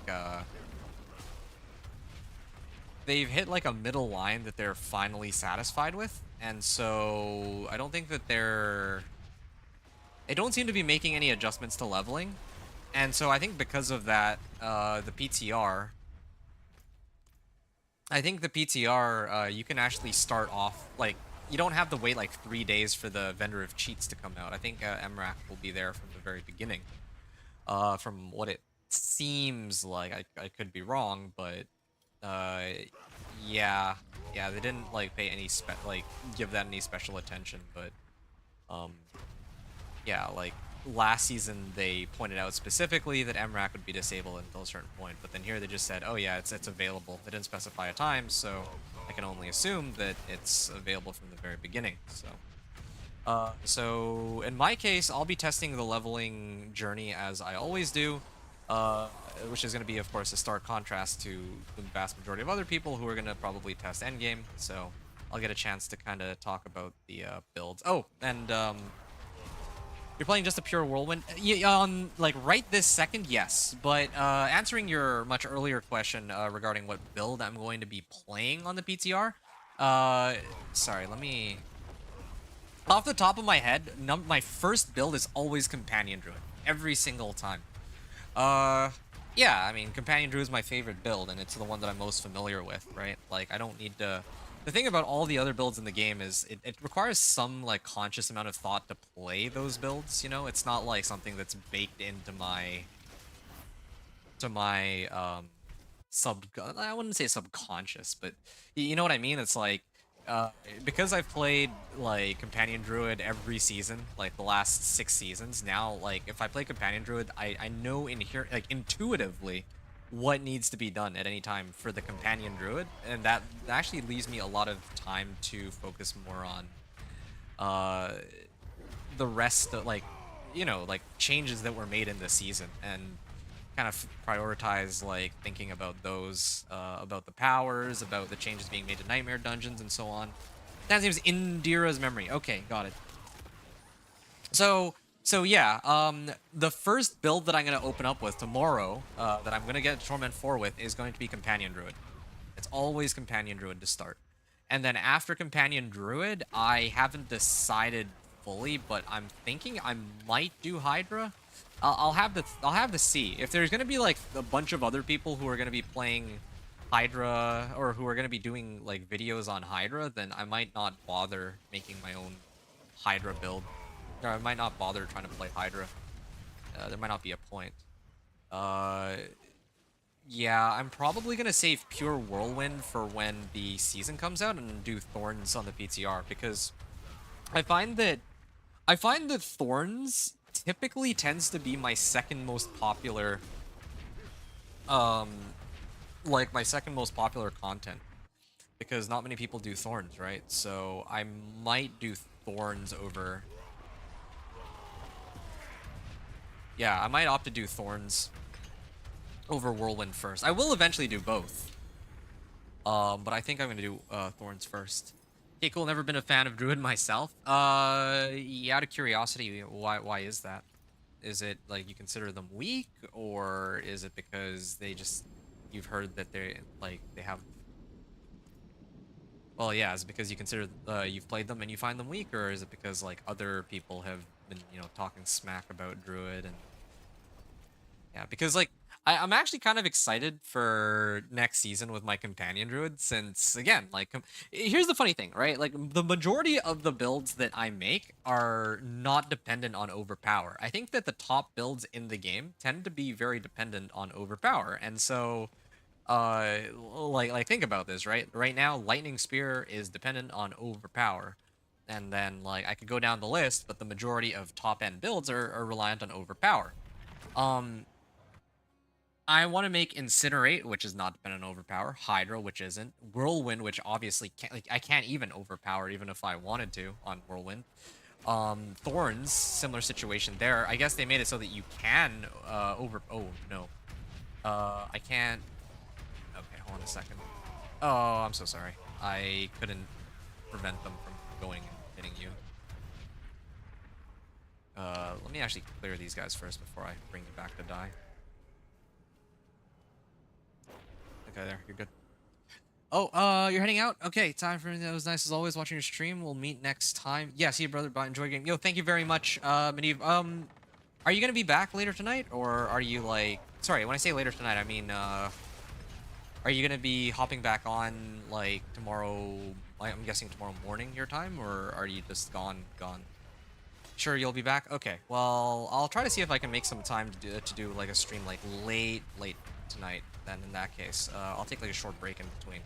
But yeah, I'd like to spend some time finishing what we were trying to test out with the Sorcerer and all that.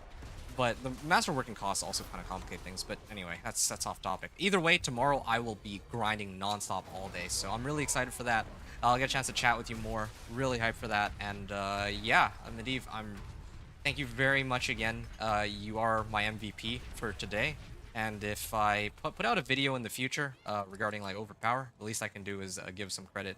Not really credit, but give you a shout out for helping me out. I think that's what I'm gonna end up doing. That's the least I can do for you, man. All right, you take care. Thank you so much, man. We'll do some undersea so we can get mats for MW, you and me. You know, honestly, I'm just waiting for them to, because they said that they were going to reduce the costs for masterworking. I'm just waiting for them to do that. Like, I just want them to reduce the cost of masterworking. That's all I need. Like, and then I can, well, focus on everything else, I guess. Okay. You have a good night, and yeah, see you soon. Thank you for as always for your support, very much. Okay, so now I can go back to talking with you, Mr. Mustaine, sir. Again, so been hearing Hydrosork might be good in S9. I usually play Blizzard, but might try that. Did you end up playing Blizzard this season too, Dave? Because I think that, like, here's the funny thing, okay? Like, real talk regarding, like, what to play for next season. This season, when it was, Season 8 PTR, I did a little bit of, I played Blizzard, and I got carried by Beast in the Ice's boss power. But now, this next season that's coming out, well, I'm not gonna have, like, Beast in the Ice's power at my disposal. So I'm gonna have to find some other way to... If I were to play Blizzard, then I'd have to find some way to try to make that viable. And it's kind of interesting, because when I did my Blizzard content, yeah, there were a number of people who actually were, like, coming into my video and asking, like, oh yeah, is Blizzard viable? And, well... Or actually, no, they were like, oh, it's nice to see that there's, like, a viable Blizzard build, and I was telling them, like, no, this isn't really all that viable as it looks. I'm just getting carried by Beast of the Ice's power. Anyway, okay, so this next one will be my I guess, our last run of this, and then we can move on and... Well, yeah. Can get you to 60 and then actually start farming. Nah, dude, I'm only playing only 4 classes this season. Ha!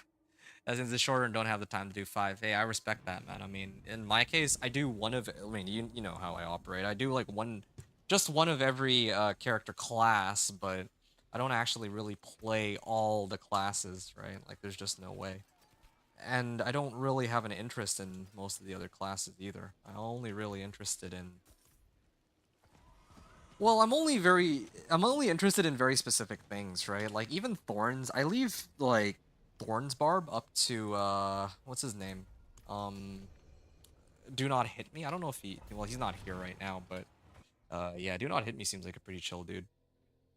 So Do Not Hit Me, I leave the whole pit pushing thing up to him for Thorns Barb. For me, the build that I am really invested into is Pure Whirlwind, and I think that next season I already see some good synergies that would allow me to make like Pure Whirlwind work really nicely. Or possibly even, well, probably not better than this season, but it'll be like, I think that, yeah, relative to other builds, Pure Whirlwind might not actually look as bad. Because, like, I think the problem this season is that all the builds that can't overpower are going to do significantly less damage, right? Except for, like, Incinerate and certain other, like, dot builds that have uncapped modifiers. Yeah. Well, anyway.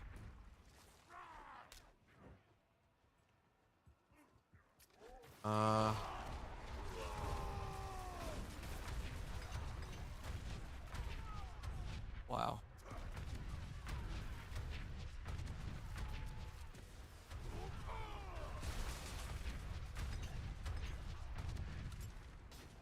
So you might avoid Necro next season. They're getting Soul Rift and tweaking how minions work quite a lot. Actually, can you walk me through this real quick? What are they changing on minions? I thought that minions are largely still the same. I was gonna build my minion Necro like I always do. Same setup, just like abuse Ring of Mendelin, and then pump up a whole bunch of summon damage. I thought that in fact they were getting a buff to that recipe that gives them plus summon damage. Or something. You're gonna try to get your Quake Whirlwind Barb to around 90 to 95 at least before season. Oh, you mean this season? I thought you meant next season. Because I think next season that build is like dead in the water, right? Like they're nerf. It seems like they're nerfing Dust Devils and Earthquake like into the ground. Like, correct me if I'm wrong, but it looks like those are some pretty like crazy nerfs. It's not. Previously they would scale it up to 200% based on how much strength you have. Now it's just like a flat like 40% bonus or something. And that basically just means that the only way to really scale Earthquakes now is through, I think it's, what is it, Heavy Hitter? Whichever passive node gives more damage to Dust Devils and Earthquakes and all that. So, yeah, there's like a lot of sources of damage that are just going way down as compared to what they were this season. And I'm actually really excited for that. Like, a lot of... Here's the funniest thing, okay? Like, people are not gonna enjoy hearing this, like all the complainers on like Reddit or YouTube or whatnot, but I think that the changes are good. Like, I think that the vast majority of the changes are W's. I'm like trying to think of one change I saw during the PTR that I couldn't agree with, and I'm actually kind of hard pressed. Like them making, like, okay, maybe Hydra's looking a little strong, but the fact that they have a way to, like, what was the pain point for Hydra, right? They finally decided to do something about the actual pain point for Hydra. That being, like, the actual pain point for Hydra was that it had no AoE. But now that it's going to have AoE, so that should help immensely with people are going to play that build, right? Okay, cool. All right. Rax was okay. Something about how they can't just soak up your damage and you take damage directly? What? I don't recall that being in the patch notes or being mentioned anywhere. Are you sure it's not something to do with the Archmages, the new unique that's coming out? because that doesn't quite sound right. Not to, Not bad. Hello, shiny. Well, I mean, yeah, not to give you a hard time or anything. I just don't recall such a change being announced. Things on your return. I'll have to hold on. Let me take a look at that. Yeah, Hydra's still gonna have 3 head, right? But more damage, I think I read. Yes. So I think the way they did it is every Hydra head that you get is an extra 50% multiplicative damage, which is kind of nuts. Like, I don't. I think that might be just a little overtuned, but we'll see. We'll see. I suspect that what might end up happening is that there's going to be some like S tier, like I think it's probably going to be like an A tier build. That's my hunch. There's going to be some weird interaction that causes one build that was unexpected to be S plus. That's how it always goes. Then there's going to be a whole bunch of S tier builds based off of whichever build still has the best, like the highest damage numbers on their setup. And then it'll be Hydra, which will have relatively high damage, but not the highest. But then the AI on it will still be kind of annoying to work around. And then will come all the B tier and then C tier builds. That's my hunch as to how it's going to go. Okay, so while we're talking about that, I'm gonna switch characters now. I'm gonna switch characters over to my Necro. Oh, hold on a second. Let me grab Indira's, was it? Indira's Memory and Path of Tragul. I think Path of Tragul is probably a 0. No, it's Grigwar actually. Alright. Alright. Give me a second then. Grigwar is Living Steel. So let me toss that in there. And then what was the other one? Indira's. That's Beast in the Ice. Oh, I got plenty of those. Okay, cool. Alright. Out I go. Yep, I'm gonna switch it up. Necro. I'm gonna set it to Torment 2 though. I'm not gonna deal with the bosses on Torment 3. If you have boss mats, you're welcome to. Well, I mean, you should also be opening these chests with your boss mats because otherwise, I should just be. Well, I guess it doesn't matter. The way that they've reworked it is that, like, because I was debating whether or not to like run it solo, right? Because if you don't have any boss mats, I might as well run it solo so it's faster. But I realized that if you're in my party, then you like I do get a, I think I get extra items or something per. Well, yeah, I got more items for every player or something like that, something along those lines.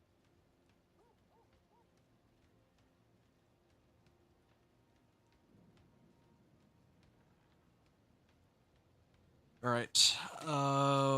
Where was I going here? No,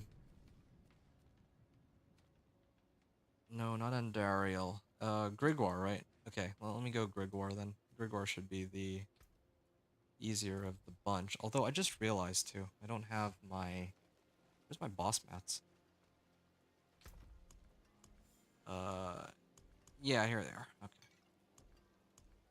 Okay, 80 of them. Okay, it's pretty good. All right, let me swing on by.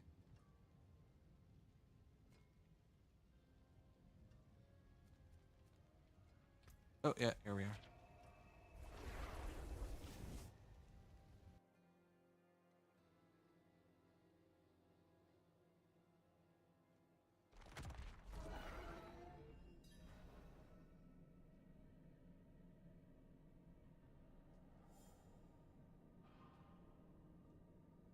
Okay.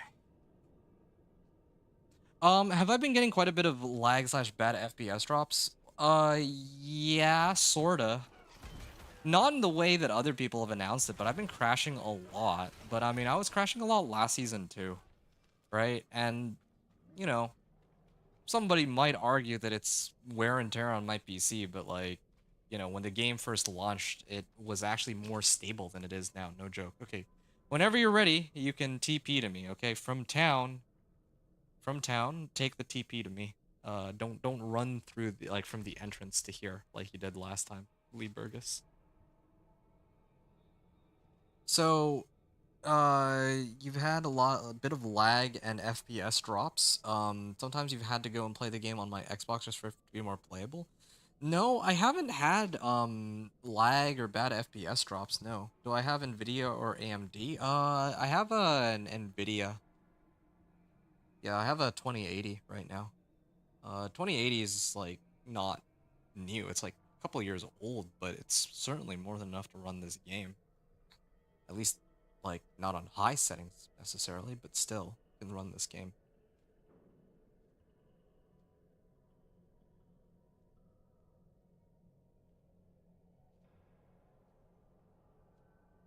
All right. Okay, gotcha. Yeah, so it's really just crashing. Like, I don't know how much of my gameplay that you've seen, but usually if I have the game running for 4+ hours, there will eventually I'm basically due for a crash. Like, it's expected that if I'm doing a Torment 1 to 4 run, or even a level 1 to 60, then I will crash at least once. Like that's like without fail. That's been the case for every single one of my characters this season. And some people were saying that there was like well, I mean, of course there's a memory leak issue.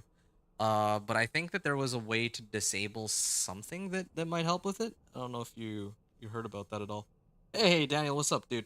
Uh Thanks for chiming in here. You're running a 1080? Oh, wow.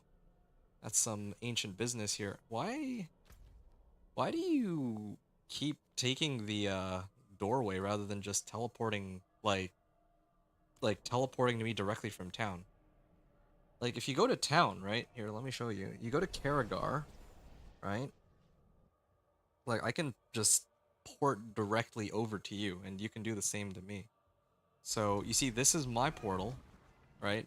To go back to my TP, and then I can just teleport directly over to where you are, or at least where your tombstone is. It does not let get to you? Okay, well, let me clear this on your behalf then.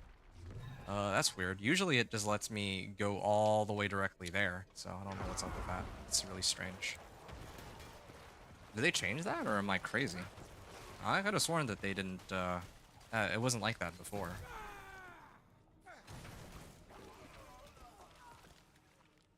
Okay, this way. Pretty sure D4 has some kind of memory leak still. Oh yeah, 100% it does. There's no contest about that. Like it has to have some sort of memory leak issue. Like I think everyone would agree on that. If you run on a 1080, you get 30% more mythic drops. You've got 9 melted hearts of Selig. Yeah, well, I can't help you on that one, mate. That's skill issue, clearly. All right, let's get you that. Let me get you your item. Is this Path of Tragul? Can't remember which. Oh wow, okay. Well, it feels refreshing to actually have room in my inventory. Ebon Piercer? I don't need Ebon Piercer. It's Ring of the Sacrilegious Soul. Ah, wow, this is like max roll on each of these. That's pretty cool. But, don't really need it. Okay, any luck? Doesn't light you? Okay, that's really bizarre. Okay, I'm just gonna keep going. Like every time I open the chest, I'm gonna immediately pop the next one. I'm gonna assume that you've hit it too. I'll give it like a few seconds between, but yeah, I don't want to be. Oh, there we go. Ow. Ow. There we go. Get you back here. You're playing Necro? No, well, okay. The thing is, I actually have every class in the game, right? Like I have a level 60 character for everybody in the game, and the guy in chat, Lee Burgess, is looking for Indira's memory, and why do I have 5 of these now? He's looking for Indira's memory, and he's also looking for I forgot what it's called. Path of Tragul. So that's why we're here. And so, I mean, like, I could actually farm this with one of my other characters, but I'm not really looking for anything from Grigor specifically, so I'd really rather just help, I'd really rather just try to help out, Lee Burgess here and try to get the items that he's looking for. You know what I mean? Only just got Fell Gluttony aspect the other night for my Necro. Ah, I see. Okay. Boots. Is this what we're looking for? I think this is it, right? Yeah, Path of Traggle. See, yeah. So this is why I'm on my Necro here. I'm just trying to help him out. Because if not, then, well... Okay, great. There you are. Yeah. Don't really need to run Grigor for any of my other characters right now. So, you don't happen to need anything, do you? Daniel? Yeah, I mean, like, that's why I'm here. I'm just trying to help people out, especially because after today, like you let me know if there's anything you need. If you need me to like run you like 1 to 60 on any of your characters, or if you need me to help you try to farm some equipment, I can try to hook you up. Because right now I'm just waiting for PTR. Like, I'll be back again and making content when the PTR is over.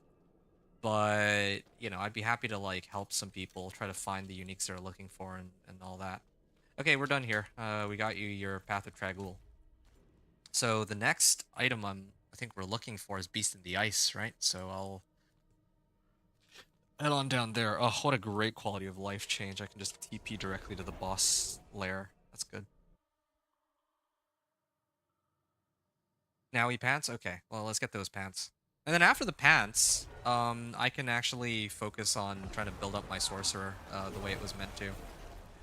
Okay, so by the way, Daniel, I didn't get a chance to ask. What are you playing this season?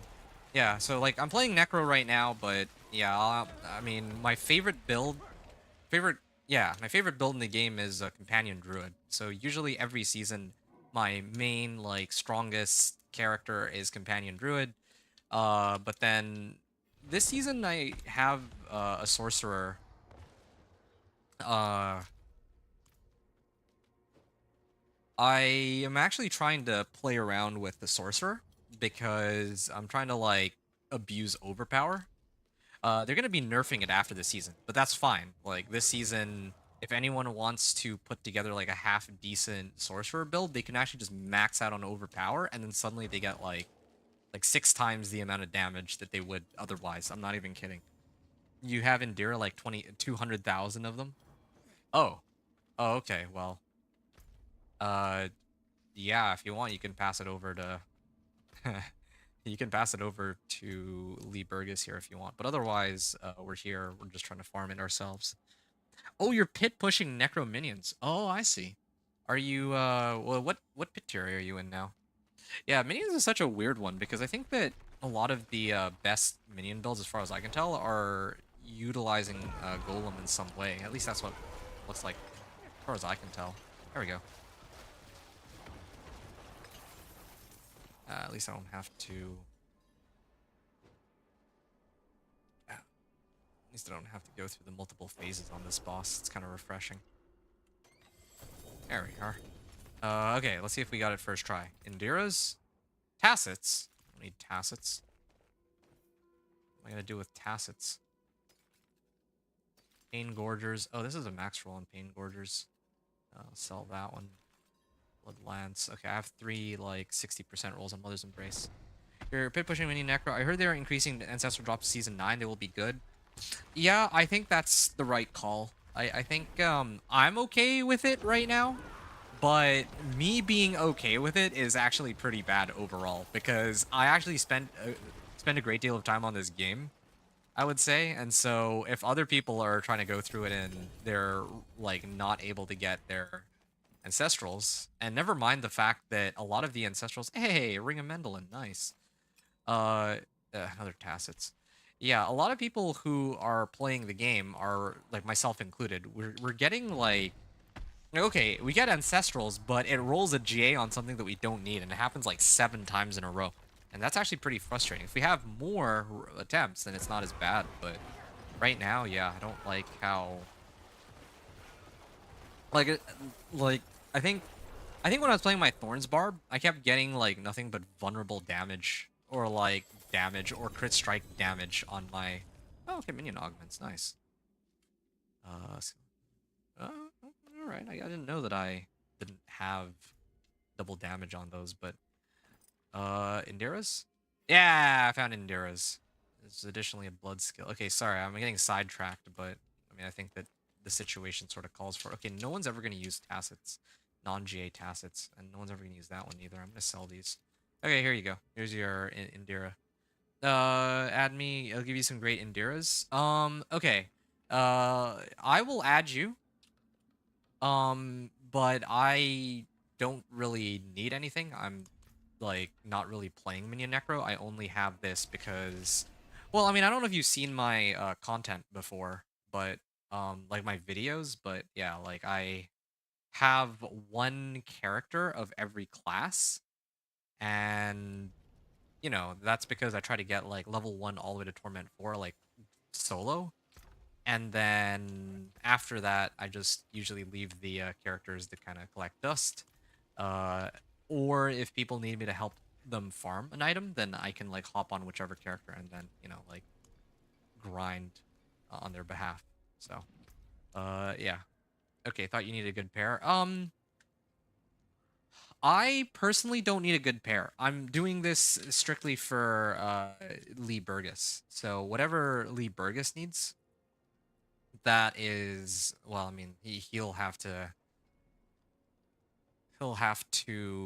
I guess, elaborate on what he needs. But yeah, let me give some gold. Give some gold to who? Me? Or to? Oh, hold on a second. Up here. Oh, okay, there. Ah, level 257. Impressive. Set note. Okay. Yeah, just gonna set a note so I don't forget.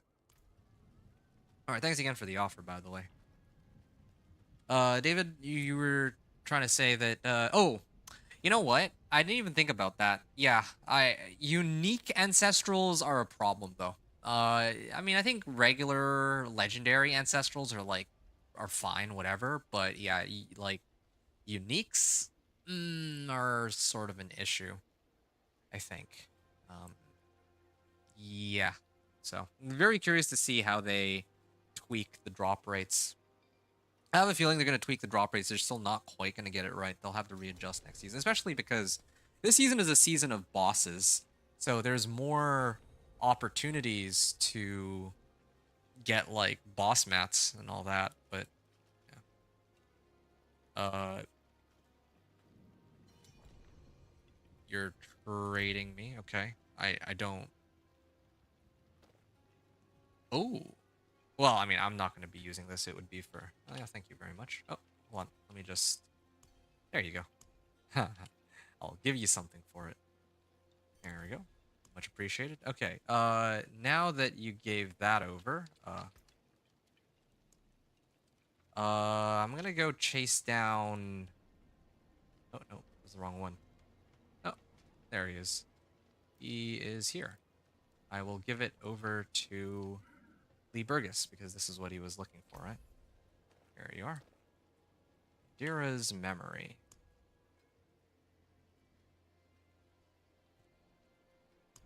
Yeah, I think that this setup that I have right now is pretty crazy. Wait. Huh? Oh. Oh, okay, that's a glitch. Oh, it's because of Beastmaster's training. That's why. I was just thinking about why. Like, I'm sitting on 4 glyphs, and actually, I do have all my legendary nodes, though. Yeah, I don't know. Next season will be pretty interesting for my Minion Necro, because I don't think I'll have as easy a time trying to get into Torment 4, since I'm not going to have this boss power to rely on anymore. So I'll have to think about what I'm going to do there. Anyway, yeah, it's all good. Yeah, we'll have to wait and see. I'm really curious to see how the Herodric powers are and everything. Anyway, it's been fun, Lee Burgess, but I'm gonna return back to my sorcerer and go back to doing sorcerer things. That's what I was originally here for, right? So a lot of stuff to test there. Well, I mean, I don't even know if I would say there's a lot of stuff to test. I already tested what I wanted to test. It's really just a question of putting it all into practice now. In case anyone's wondering what I'm talking about, Medivh from Twitch actually hooked me up with certain items that he hooked me up with this.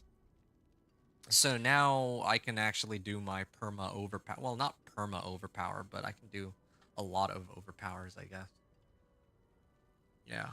Daniel says those will be really good for your buddy. Yeah, I think so. That's like 5 million on auction house. Well, maybe not now because season fell off, but was. Yeah, no, I mean, yeah, that's really helpful for Lee. To my home away from So hopefully he'll be able to put it to good use. Can I get those blood moon breaches? Oh, you serious? You needed blood moon breaches? Yeah, sure, of course, man. Kind of. Yeah, I say this in jest, of course. I wish you'd asked before I switch characters so that I wouldn't have to switch right back. But yeah, I can toss them your way. Although frankly, I don't think that my these blood moon breaches are that great. I'm sure that sure Daniel probably has a better one, honestly. Are you online? Let me log on. Okay, cool. And just to double check, you mean this set of blood moon breaches, yes? It's so funny that I'm running like this. I have this blood moon breaches equipped. This is like 569 item power. I got it like right at level 50 from one of the strongholds, and then I just didn't find a better one up until like now, basically. Yeah, that's a pretty massive difference in damage. Let me log on. Not much longer. Got to get ready for work. Oh yeah, okay. All good, all good. I'll try to wrap up the remaining things that you and I are talking about too. Yeah. Just yeah.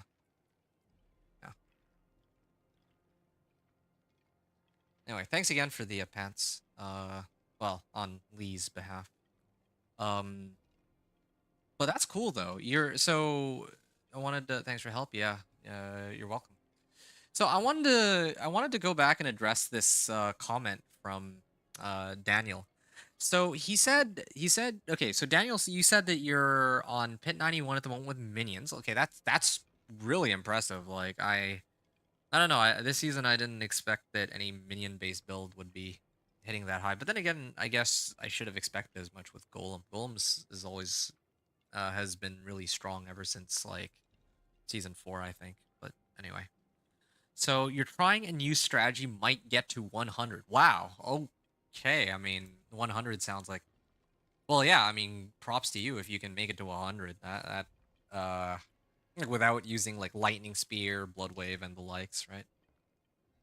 Really curious to see how well blood wave will do next season once they nerf overpower like really hard. But to be honest, the nerf is kind of warranted. I mean, like even on my build right now, I can hit 6 times the amount of damage on my sorcerer, who doesn't even. Well, yeah, I can hit 6 times the amount of damage on my sorcerer, which is absolutely nuts. It just makes 0 sense. Okay, there you are. Stabby McStab. And here you are. Oh, I have it favorited, that's why. Oh.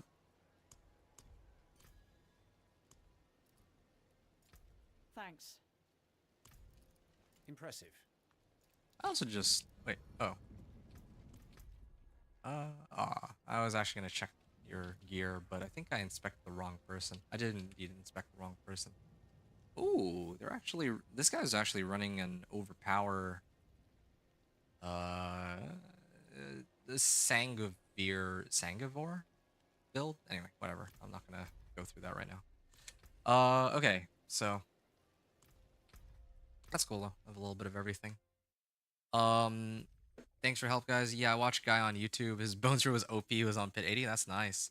Minions of Push 101. You sacrifice goal. Wow. Cheers, dude. You're the best. Hey, it's yeah, it's my pleasure, dude.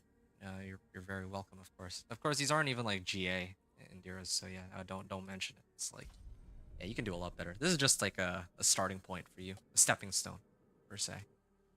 So you sacrifice Golem, huh? For minions pushing 101. That's cool. Watch players play Bone Spear in that, be it pit 100 or 80.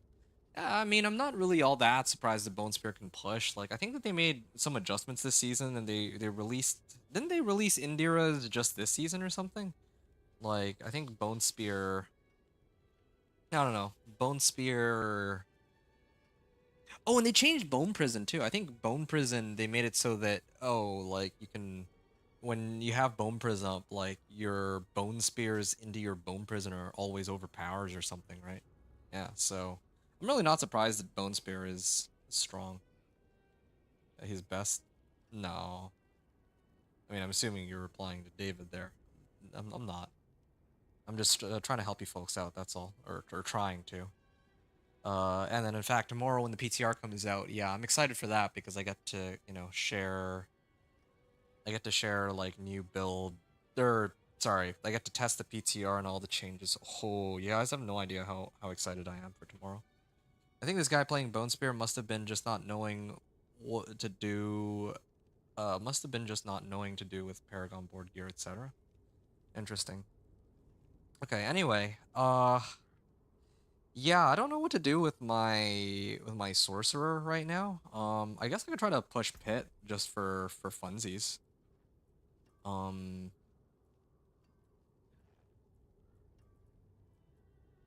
yeah, yeah. I'll have to think about it. I've already tested my tech, and I know that it works. Like, I know that if I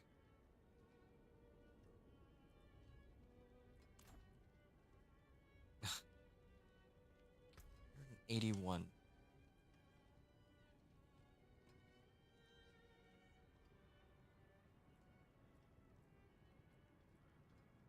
All right. Interesting. Yeah, guy doing something wrong then with the build. Anyway, I'm just gonna mindlessly spam Helltide for a little bit. I'm gonna mindlessly spam Helltide because it's part of the, yeah, I'm trying to trigger this, like, monsters while at max threat level 1, and then maybe I'll move on to the other ones. Oh yeah, defeat this summoned within the Palace of the Deceiver. Oh, I don't have enough, I don't have any Belial's Betrayer's Husks, right? I may have to grind a little bit of that just to get some, to tell you the truth.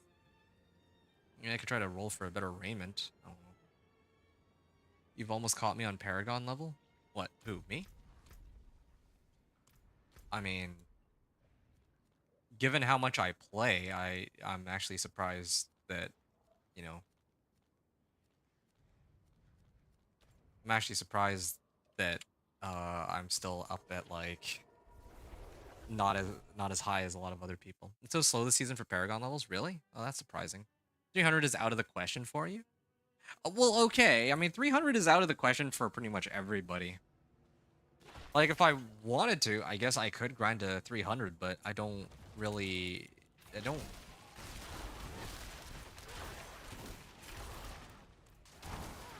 I don't really get much enjoyment out of that, you know? I just don't see a point.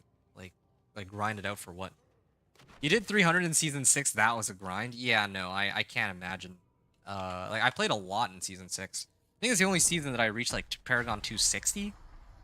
But the thing is, like, I wouldn't... it's not really my... Hold on a second.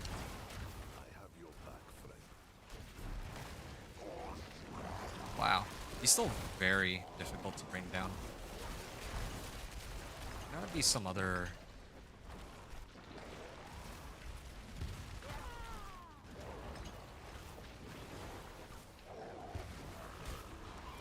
Wow. It still does take a while to kill him. Wow. Is he still alive?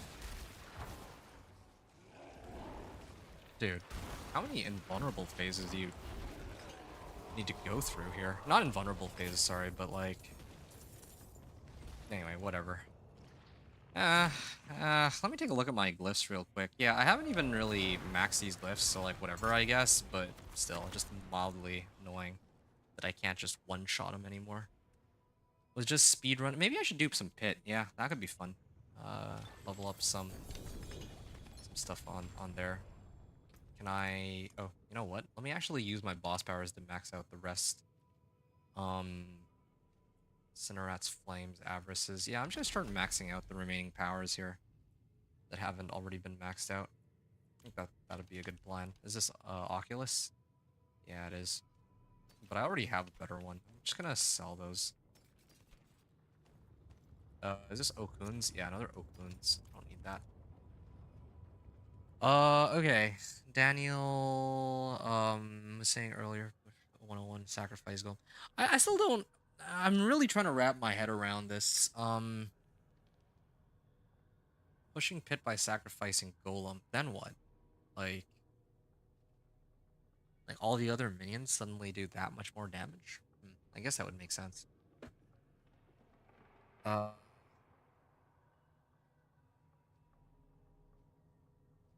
David, I'm confused about what you guys are talking about, David and Lee. David, you were saying, I think this guy playing Bone Spear must have been just not knowing what to do with Paragon board gear, etc. Who's this guy?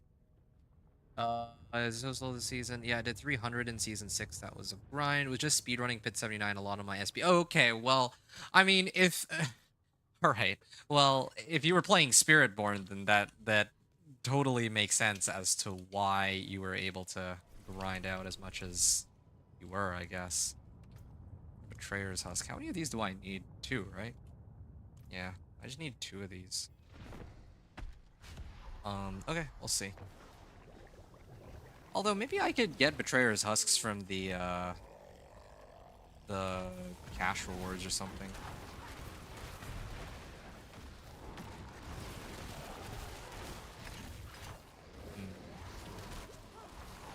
Oh, shoot. Yeah, I should really start buffing up my other, like my glyphs and whatnot too, huh?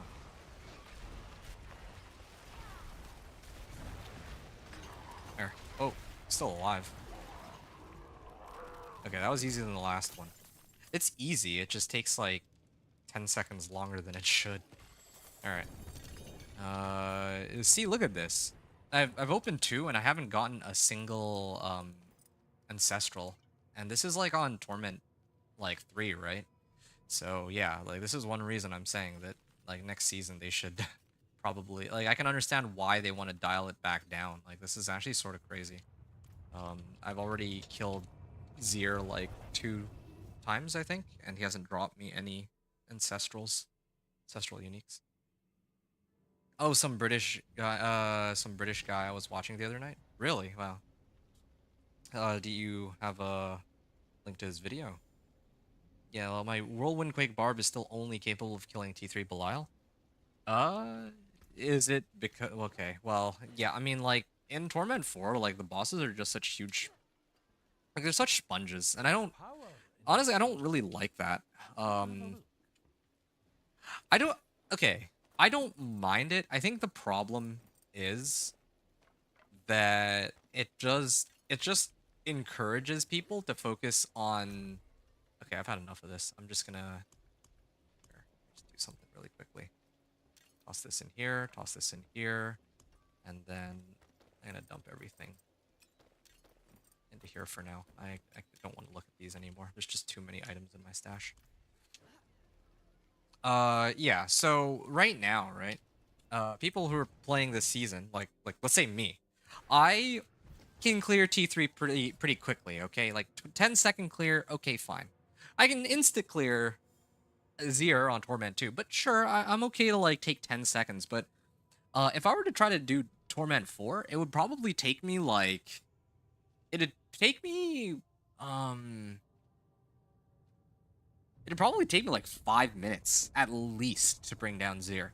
And that's if I don't die in the process. But meanwhile, there's other people who have so much damage that they can just instantly kill him. And that's pretty annoying to see every season. I don't mind if everyone is struggling to clear T4 bosses. At that point, then yeah, that's actually something to strive towards. And then in my case, then yeah, like there's ample reason to only clear Torment 3. Lots of players struggling with Barb. Yeah, yeah, I don't know. Well, I guess... See, the thing is with Barb, I know that Whirlwind, or no, not Whirlwind, Petquake. Yeah, I know that this season, like, Petquake is one of the strongest builds. And then I myself play pure Whirlwind and I play Thorns, and then there's other people who play Whirlwind with Dust Devils and Earthquakes. Those are the 4 builds I'm aware of this season. I don't know any other bar builds, right? Like, I don't know anyone who's playing Bleed, I don't know anyone who's playing Death Blow or anything of that sort, so I don't really know what the damage output of these other bar builds would be. I know which builds are typically agreed upon to be strong, but like Petquake, but I don't know the state of any of the other builds. Probably, I mean, and there's probably good reason why no one's playing them, but still. Even my pure whirlwind barb is at a point where it can almost comfortably clear Torment 3, and I could probably kill ads in Torment 4 just fine, but if I were to go up against a boss, I would be there for 20 minutes. I swear I would be there for 20 minutes. That's just it. Like, I can't really get it much farther than that. I was thinking about it in the shower yesterday when I was trying to theory craft more ways to up my barb, but it's just impossible unless I'm going Dust Devils or Earthquakes, but even then I think I would still struggle. Haven't hardly been playing on my barb since I got to T4. The glyphs aren't that high and either is masterworking. You know, it's ironic because it's only my barb that has my glyphs maxed and masterworked, and my gear masterworked, and despite that, I still am like way behind in terms of damage. Like look at this. Okay, here, let me do this fight this fight again. Look at this. Well, let me time how long it takes. Okay. Here, hold on a second. Here, I want to prove a point here. Okay. All right. Well, okay, I should have actually started a timer, but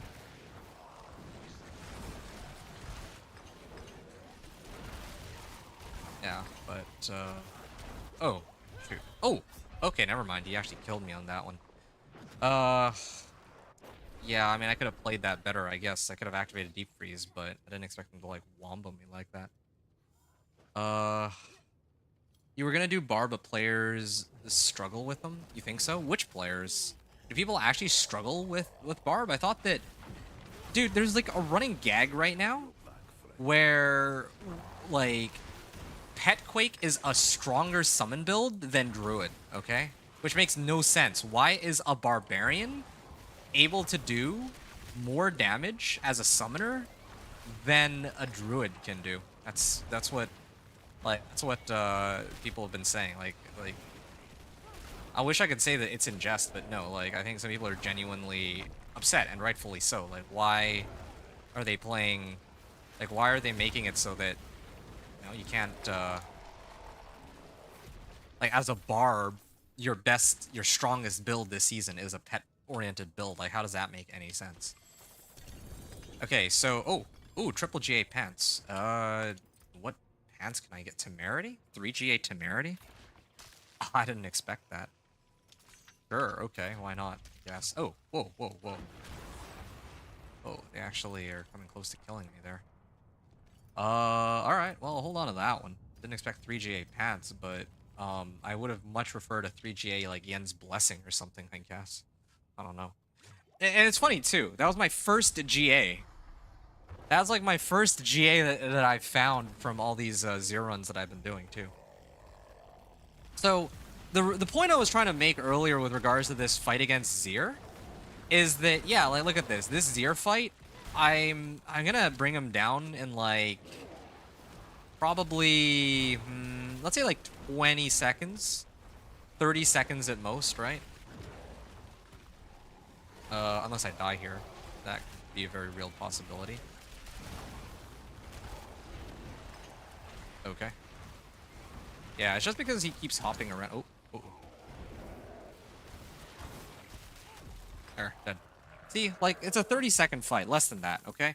But if I were to switch over to my Whirlwind Barb right now, like, it would be painful to watch. It genuinely would be very painful to watch how that fight would go, you know? Why was I here again? I'm just looking for one of Belial's stupid just looking for Belial. Darn. How did you get so many Uber boss mats? I got bugger all. Are you serious? Oh, it's because I did nothing but spam incursions. I did nothing but spam incursions for like an hour or two. Just because I was trying to grab like, and keep in mind, like I have 6 characters, right? And on pretty much all of those characters, sans the companion druid, I basically just when I make it to like I follow a very specific pattern to optimize efficiency. I like the way I see it. Oh, whoa. Okay, I was trying to activate Flame Shield, but I didn't use it fast enough. I try to optimize like my efficiency by doing it in a certain order. The order is that I spam a whole bunch of incursions first, so that I can max out my boss powers because that's the easiest thing to max out, right? So I pretty much max out whatever my main boss power is, and through that I got a whole bunch of Spectral Ash. But as a byproduct of farming all that Spectral Ash, I also got a whole bunch of boss mats from that. And then I think beyond that, I also did. Where is it? I did like a few of these, not that many, but I did a few tributes of Titans whenever it was a tidal whisper. I did whispers, and like on each of my characters, they give rewards for boss material. Like, there's the reputation cash rewards, right? I picked up boss mats there, so yeah, there's a combination. Ah, that killed me. So that's how I got so many Uber boss mats, and even here, I don't really think I would say that I have that many boss mats. Like, this isn't really that many. Maybe it's just because in the case of Lord Zir, like, I have no reason to farm Lord Zir on most of my characters, right? Except for my Whirlwind Barb. My Whirlwind Barb, I did. Oh yeah, that was some lag right there. Yeah, my Whirlwind Barb I absolutely needed to farm. Oh no. I'm way too slow with these. I'm just not paying attention. Belial is giving crazy amount of the spectrals. I'm sitting on 40k. Yeah, and I think that you've been talking to the vendor and spending them that way, right? That's what people have been doing. Apparently, just farming spectral ash off of Belial, and then they go and grab the reputation oath scrolls. They got added in for people who are like kitted out. Okay, I'll try to pay a bit more attention.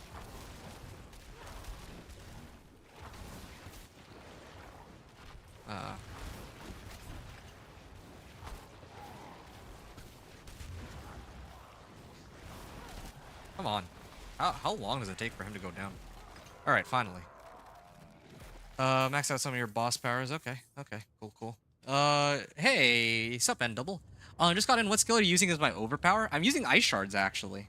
So, oh, hey, are you still here, N double? Oh, I'm so sorry. I don't know how I missed this message. This was like 10 minutes ago. My apologies. I'll try to be a little like, I guess because I didn't see anyone chatting for like forever, so I just barely missed this. And your name was same color as the last person who was here. Ice shards. But any can use most core skills.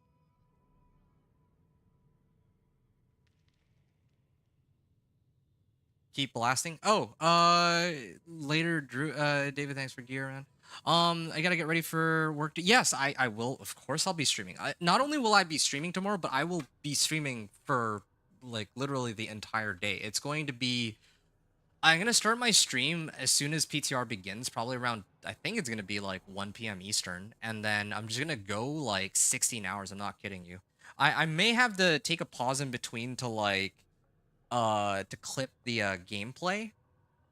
Yeah, I may have to like drop the stream and then like clip the torment or level 1 to 60 and then start my torment 1 to 4 after, but generally speaking, yeah. It would be like that. Also I'm trying to read what else. It only got her to pit level 68 so far. Who's her? Your sorcerer or been sidetracked by other classes. Fair enough. I'm gonna copy Ecliptus's Rupture Whirlwind. Oh, okay. Cool. Guy, watch tell me that players on struggling. Okay, why Torment 4 so hard to do?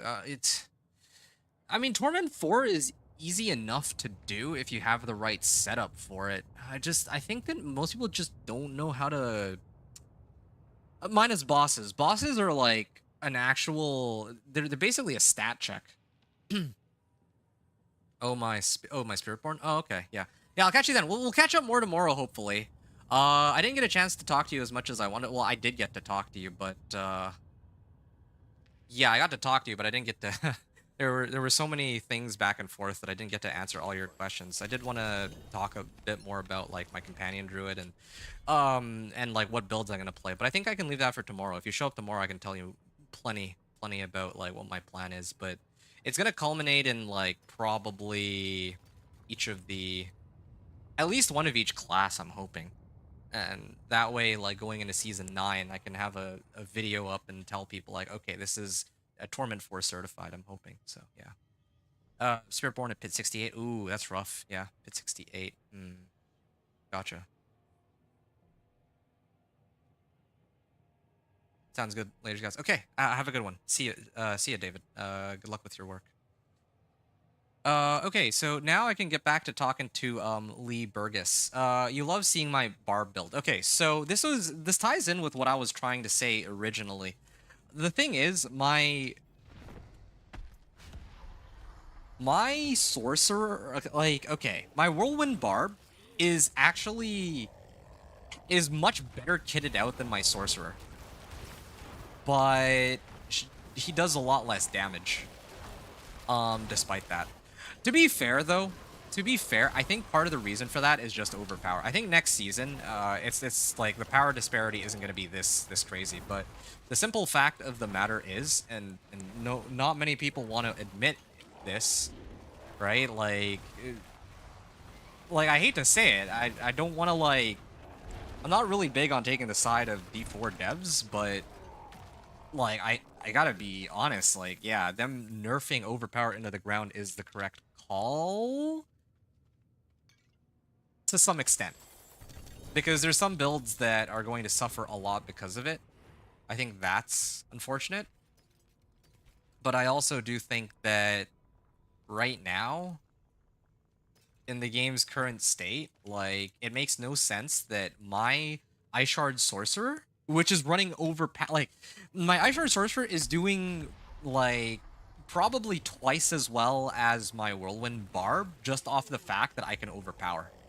Which is kind of bizarre. Like, that just doesn't add up. Oh, okay. Okay, Flame Shield that. Okay, I'm just gonna back up here real quick. Keep my distance. I'm just gonna deep freeze. And... oh, shoot. Dude! Oh, that is so unfortunate. My Flame Shield activated off of Yen's Blessing, and I didn't realize that Flame Shield had activated. So when I tried to activate Flame Shield, it didn't go off right away when it was supposed to. And because of that, I misjudged my survivability on this. It's crazy, you need the right gear pieces for the build to work. Like, the thing is, man, it's really not that crazy at all, though. I really don't think it's that... like, yeah, you can get really unlucky, like I did with Storm's Companion. It took me a while to find Storm's Companion. Or was it Irida's? I think it was Irida's, actually. Or Hail of Verglass. With my Ice Shard Sorcerer, like, Hail of Verglass was, like, the last thing I found. So, yeah, I understand that sometimes, like, it can be difficult to find the uniques you're looking for, but at the same time, I also don't think it's as bad as people make it out to be. Just to get the base item. I'm not talking about to get an Ancestral. Like, yeah, if you're getting an Ancestral, that's one thing. But if you're just trying to progress through the game, then you don't need, like, 4 GA'd items. Like, you really don't. I'm gonna go back to town. I still haven't come across a Belial yet. Why is that? I've finished the entire quest line on this girl, right? Yeah, I'm pretty sure I have. I finished the entire quest line, and I can't for the life of me get a Betrayer's Husk. I'm trying to get Betrayer's Husk just so that I can run the quest. Or just so that I can finish the season journey thing. This is annoying. And I still haven't even had a chance to mess around with my companion druid either. My companion druid should be stronger than all my builds, I think, but well. Oh, okay. I tried to tank it with ice armor, but I guess I can't tank it with ice armor. Alright, whatever. Anyway, I want to, wow, there's a lot of people tuning in today. Yeah. Hey, everyone. So, I am playing the Ice Shard Sorcerer right now. Oop. The thing is, this build, I'm actually running... Okay, just ignore the deaths. I'm actually kind of, how should I say? I'm just clowning right now. You're looking forward to trying out Hydras next season? Hey, Big Joe. What's up, man? Yeah, I also am looking forward to trying Hydras. In fact, I am thinking that my first character in the Season 9 PTR is going to be Hydra, maybe. But I think a lot of other people are thinking the same thing. Like, I don't want to play Hydra in the PTR. Like, I don't want to play Hydra in PTR if everybody else is going to be already playing Hydra on the PTR. You know what I mean? Like, it doesn't... Oh, shoot. I gotta deep freeze that before I die.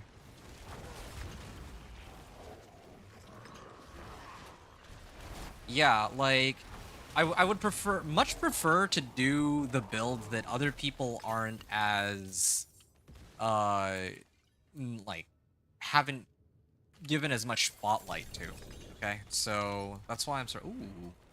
Ooh, that's a good one. I made a Stygian Stone? Huh. Seriously, where's the, I still have yet to come across a single spawn. Am I doing something wrong here? Is it because... Hold on.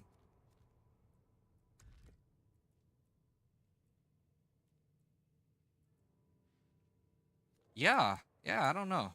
Like, where's the Belial ambushes? I'm so confused. People be sitting on, like, the Belial, betrayers, husks, whatever. Like, it's like a dime a dozen. But this is a struggle.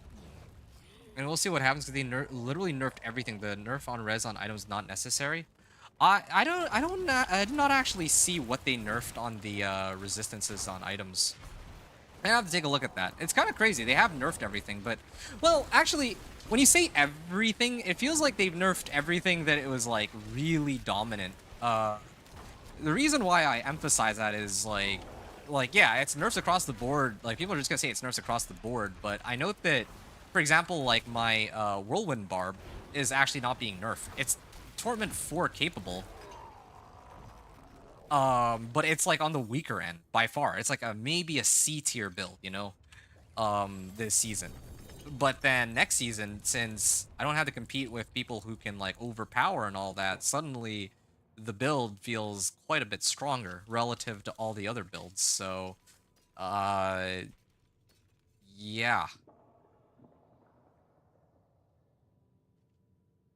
Flaybarb. What about Flaybarb? That nerf everything in season 9? Well, you see, that's exactly it though. You said that they nerf everything. But I mean, like, okay, basic skills are getting buffed, right? And a lot of builds are staying roughly at the same level of power. So, well, maybe not a lot of builds, but let's say like Whirlwind Barb is still going to be roughly the same. Thorn's Spiritborn is going to be the same. Thorn's Barbarian is roughly the same, right? I think bleeding builds will be the same aside from Rupture, I guess. Rupture is kind of a big one. Flaybarb might be a thing. Yeah, sure. Daniel says the nerf on res items is fine. It was way too easy to hit cap with that gear. I kind of, like, I don't know. The way I see it, take it or leave it. Like, I don't know which things that they've adjusted, but I don't know if I agree with, like, I think a lot of classes already got like plenty of free res. Well, let's just put it like that. Like I can temper like what 50% cold res on some random 750 item power item, and then just run that into Torment 4. I don't know. That might be like having one more thing to worry about might be good to manage, I think. You know when the game is the most fun when you're struggle bussing? I don't know what struggle bussing is, but yeah, think about when Helltide got revamped. Everyone was spending 5 minutes getting wrecked by the Helltide assassin. You know, I I agree. I would say I completely agree, but there's like there needs to be some balance there, right? Like you can't have a game that's like too challenging. Okay, well you can, but I think that part of the appeal for Diablo 4 is that it's not like as difficult as, well, in some ways as others, but I think what it boils down to is that I'm hoping that there's going to be a lot more, how should I put this? Right now, the game is difficult depending on what build you've decided to play. That's really it. Like, if you're playing something like Deathtrap Rogue right now, then of course you're gonna dog walk the game. But if you play Dance of Knives, you'll struggle, right? And that's, I think that the fact that Overpower, even on like, let's say my build, suddenly causes my damage to skyrocket by 6 times just doesn't make any sense. So when we're talking about struggling, I think I'm okay with like, it is healthy for the game for there to be some struggle, but I think that the changes that are being made this season kind of go beyond just struggle, like adding struggle. I think it's just like they're rebalancing it in a way where a lot of the builds that aren't as strong will at least be, it won't feel terrible to run them, you know? Like right now I feel terrible running Whirlwind Barb. I feel terrible running Whirlwind Barb because yeah, I can dog walk everything in Torment 3, but as soon as I go into Torment 4 and I try to hit a boss, I'll be there for 20 minutes. Okay? Meanwhile, a Deathtrap Rogue with like slightly worse gear can walk in and probably insta kill the boss, or something along those lines, right? That just doesn't make sense. Builds hitting like pit one, like Lightning Spear hitting pit 120. I don't know if it's 121 now, but yeah, hitting 120 because of an uncapped aspect makes no sense. People tell like going around saying like, oh yeah, the key passive. Like, why are they putting a cap on on uncapped key passives? That's just silly. That's just silly. It doesn't make sense that you can pump up like 1,000 or 5,000 or 10,000% damage on key passives and a multiplicative damage modifier, like key passive or some aspect or whatever, and then that's basically your whole build, right? Just abusing like uncapped damage modifiers that cause your damage to go into the trillions, while other builds are basically scraping by like 3-4 billion. That makes no sense. That makes zero sense. So yeah, I think it goes a little bit beyond that. And Paralyzed, believe it or not, yes, people do still play this so-called dead game. The funny thing is, you say that it's a dead game, but I find that there's a lot more people playing it now than there ever were in the past seasons, believe it or not. And dead or not, I personally enjoy the game. And funny enough, you're here watching it, so I don't know what to tell you. Disagree. Like Big Joe was saying that I disagree with that. It's easy to hit res if you're rolling on gear, but armor is also needed too, and sometimes you can't hit both. So no, they should have left the res alone. I don't. Like I said, for me personally, it's take it or leave it. Like, okay, if they add more caps, it's like one more thing I have to worry about. Maybe I make some sacrifices here. I don't know. I'll have to try it out in the PTR and see for myself. Right now, I feel like resistances aren't that big a deal for me, but we'll see. Players saying Barb weak this season, man. Yeah, that's what they've said, right? But everybody will complain that a class is weak every season. But what I know here, let me look at the facts, okay? Let me like here. Let me see if I can find it. Where? Here we go. Diablo 4 pit leaderboard. All right. Barbarian is pit tier 113. And here's the funny thing, okay? Just worth noting. Necromancer, Barb, Rogue, Druid, and Spiritborn. Well, actually, no. Let's just say Necromancer, Barb, Rogue, and Druid are all within one pit tier of each other. It's 111, 112, 113, 114. Okay? Well, yeah. It just goes like that. And then, of course, there's Spiritborn at 108, right? And then Sorcerer at 121. This is actually pretty decent balance, but uh going going to Barb specifically, since that's what we're discussing, um yeah, like Barb is third place and they're pushing Pit 113. So I don't know where this notion of Barb being weak comes from. I don't know where it comes from because Barb is Barb is evidently able to clear Pit 113, unless we're talking about like, oh, if you're not factoring in like some some pet quake build, then it's weak. But then at that point, we could say the same thing about Sorcerer, right? Everyone's pushing with Lightning Spear. We can also say something similar about Druid, right? And this is why I'm saying like next season, I think these overpower nerfs are good because, like yeah, some builds are going to be adversely affected by them, so that's a problem, I admit. But right now, I think the bigger issue is that yeah, there's only one viable way to play most of these classes. Like yeah, okay, I could play Dance of Knives Rogue and make it a Torment 4. This is true, right? I mean, I've proven that. But at the same time, if I were to play Death Trap, I probably would have gotten there in like a quarter the amount of time or something, right? And that just doesn't seem very healthy at all. So, and what is the root cause of that? It's mainly because of overpower, among other things. Uh, so, and they nerf Dance of Knives for some dumb reason that was not needed. I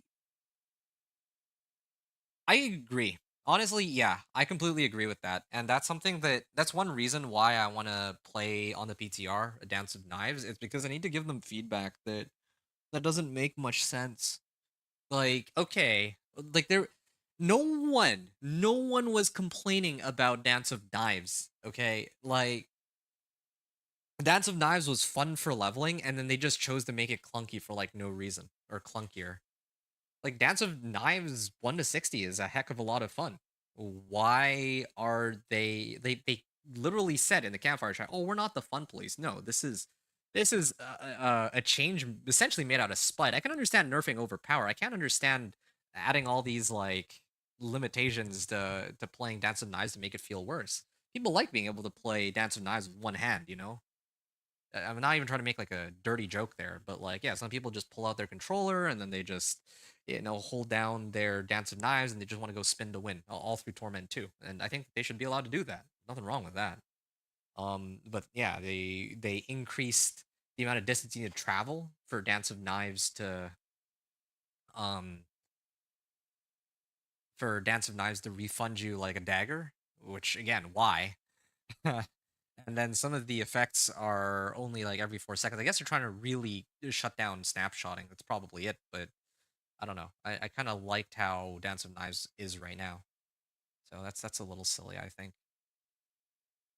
DOK, yeah, but I mean that aside, yeah, DOK needs a major buff, and we still need a major buff. I honestly I agree. I think that the fact that all of my other Torment 1 to 4s, right? I did a whole bunch of Torment 1 to 4s. All my other Torment 1 to 4s. Garrun. What is Garrun?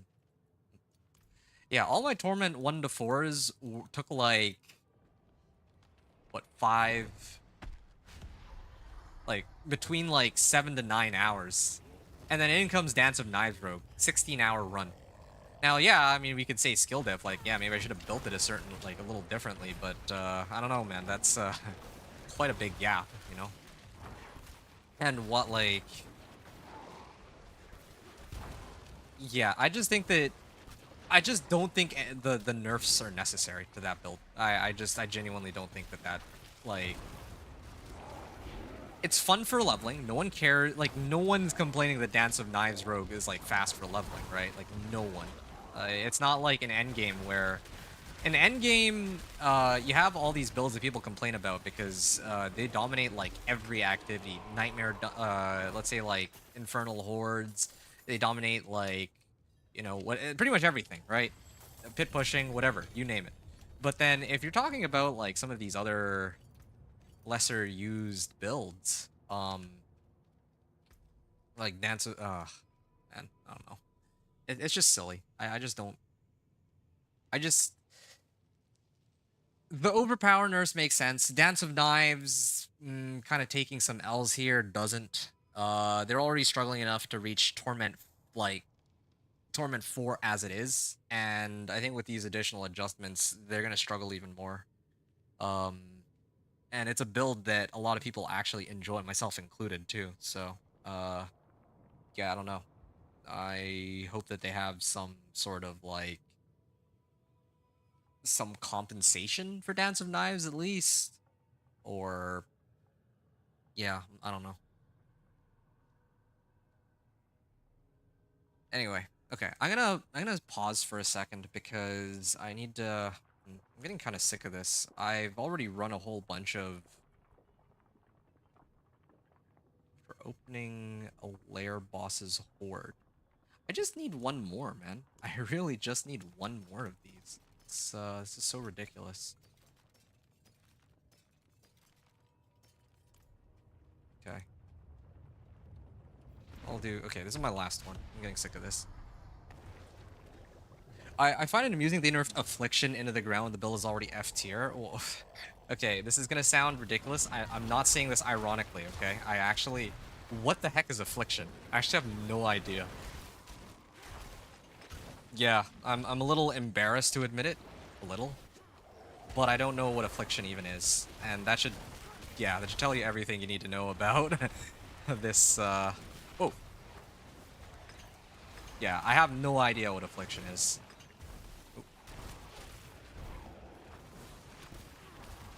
Oh.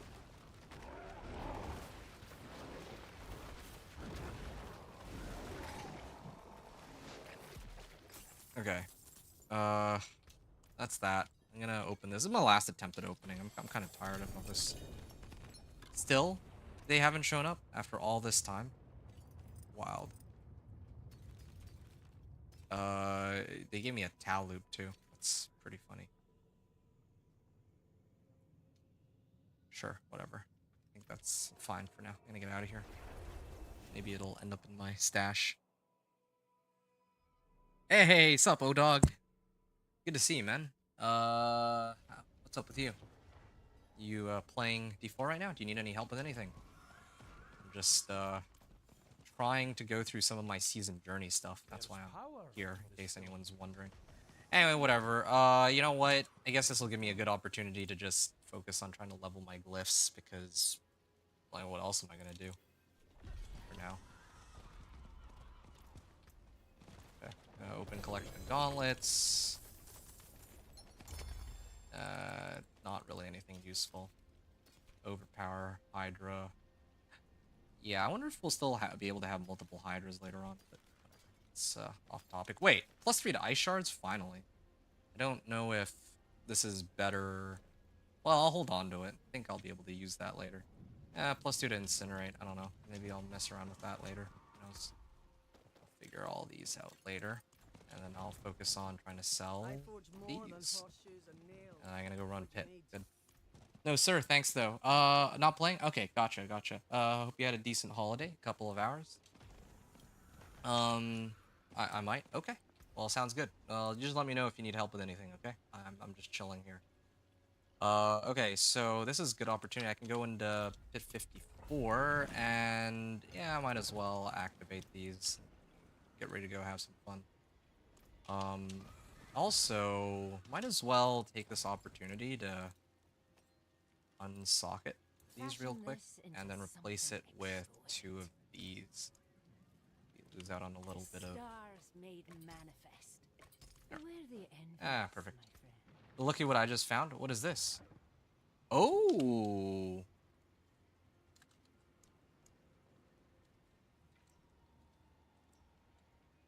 Wow, he found in max life and overpower on that. That's pretty sick. Okay, yeah, I'm just gonna chill while I chat with you guys with this new setup. I think I should be able to dog walk this right here. Let me just double check this.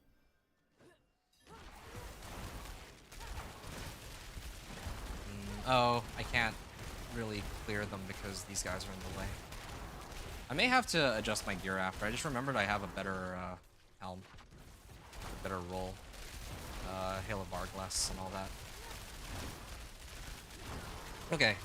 So, Spiritborn is weakest. I hope they buff that somehow. Well, tell you the truth, I don't really know what's gonna happen with Spiritborn next season.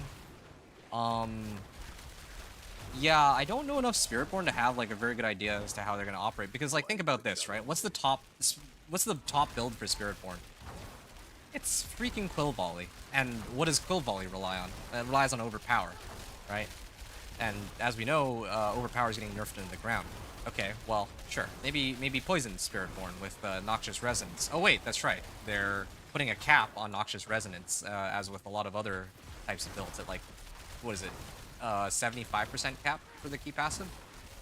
And so, but the thing is, there is a new unique gem that's coming out where you can like infinitely stack dots, right? So it's very possible that this that's certainly gonna become a crutch. I guarantee it. But I don't know, like not factoring in that one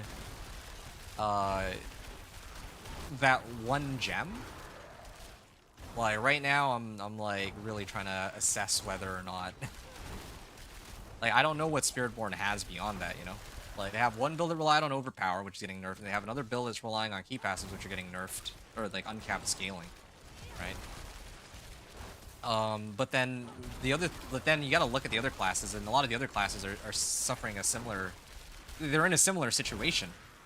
Like really, they are, right? Like, what are the... What's the strong... You know, the irony is... The strongest non-overpower based build that I know of is actually Companion Druid, so who knows, maybe next season is a chance for my Companion Druid to shine. Like, low-key, I'm actually kind of tempted to just start pushing Pit next season. And then seeing how far I get. But, anyway. Barb is good, Death Trap, Big Joe build. Oh, I see. A Death Trap build I walk Torment through, but I'm struggling a bit on Torment 4. Yeah, once you find your uniques, you'll be fine, for sure. Death Trap is fun, it just glitches out in Horde sometimes. Oh, that's funny. I didn't know that was, like, that actually occurs. But I'm also not surprised. That would be the case. Death Trap, I farm on T4 easily. Barbs are not weak. Okay, yeah. Spiritborn definitely, is struggling a fair bit more. Blizzard, okay, so this I don't agree with. Hey, do not hit me. There's the man himself. Okay, big shout out to Do Not Hit Me. I gotta say it every time he shows up. He's the go-to guy for Thorns-based builds, okay? He released one for Thorn Spiritborn recently. I was actually watching that while having dinner last night, so that was cool. Nice and chill. But yeah, so I don't agree with that. Big Joe, you're saying that you were saying that Blizzard has no idea what they're doing while nerfing not OP builds. Well, okay, balancing is tricky, but they are at least now taking a step in the right direction. But I don't know. I have mixed feelings about it, right? Like, I think that... Like, I got a couple mixed feelings because, on one hand, like, just these changes alone, I actually agree with the majority of these changes. I don't think I've ever seen another season where I look at the changes and I'm pretty convinced, like, okay, yeah, this is actually much healthier for the game. But here we are. This is the season in which I actually do feel that way. On the other hand, like, having said that, right, I also do feel like a lot of the builds that are, I guess you could say, not as common, or let's say this Overpower nerf they had, right? Who the heck is gonna want to play Pulverize Overpower Druid now? Because previously, at least you could say that, yeah, Overpower, like, it hits, like, really, really hard. But then, now, because they nerfed Overpower, like, Pulverize is also going to be negatively affected, even though... Oh, wow, that's nice. It doesn't have the same level of popularity, right? Like it relies on Overpower, but doesn't have the same level of popularity. It's just it's really just like inadvertently, I guess, affected by the changes that they're making. And there's got to be some better way to like handle that, but you know, they didn't bother to come up with some other solution there. Yeah, I mean, I love that build. Yeah. It's a 15% multi-main passive that scales curse damage of all things. Oh. Oh, okay. Yeah, I wouldn't know anything about Affliction, so I can't comment on that. Sorry. They don't want us to get to T4. It's obvious. I'm not so sure. I think, yeah. Well, yeah, as a byproduct of these changes, it is going to be tougher to get to Torment 4. But, I mean, like, looking at all the builds that I've played so far, right? I'm playing generally, like, B, maybe C tier builds. A lot of the time for, like, endgame stuff, or for endgame content. But despite that, like, I can make it a Torment 4, and I'd say a reasonable amount of time. It's like this kind of ties back in with what I said earlier, like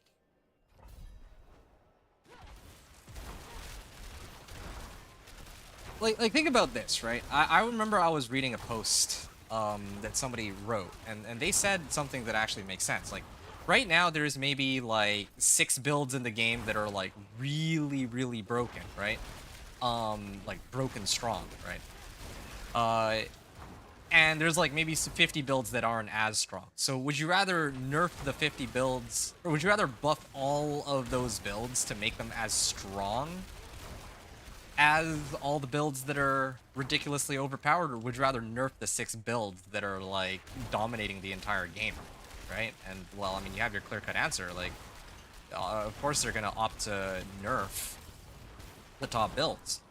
And yeah, like a byproduct of that is that it's going to be tougher to get to Torment 4, but in the first place, it never really made much sense that, like, this happened, like, last season and this season, right? You're basically going to walk your way in a Torment 4 if you have your build and maybe, like, 1 or 2 uniques. And that just doesn't make sense, like, from a progression standpoint. Like, so, but on the other hand, it's Blizzard, and their balancing team has had a very shady track record of balancing too. So that's why I was saying I got like mixed feelings about the whole situation, because on one hand I understand where people are coming from, but I don't agree entirely with everything that people are saying, but I also don't agree entirely with everything that they're doing. I think Dance of Knives Rogue, like I've played it, so I have a right to talk about it, is in a very not so good spot, even though it's a build that is actually a lot of fun to play that people really like. I think that the Overpower nerfs, on the other hand, were good, right? Like, overwhelmingly good for the game. We will actually see, hopefully, some build diversity. And in fact, like, I really don't think anyone knows what's going to dominate next season aside from maybe damage over time builds because of that one power. So, yeah, a lot of stuff there. 6 Scythe. Yeah, minions overpower, by the way. Yeah, I know they overpower, too. But, well, yeah, I mean, see, that kind of ties in exactly with what we're talking about right now. Like, when you're thinking of minions, you would not think to put overpower and minions into the same sentence intuitively. Like, you just wouldn't, right? Like, please tell me you guys wouldn't. It just doesn't make sense. But the thing is, the fact that minions can now overpower means that you have, like, a lot of the people who are building minions play overpower. That's how it is. Right? Even Do Not Hit Me, I think, is running overpower on his Thorns Barbarian. Thorns can't even inherently overpower, but he's running overpower.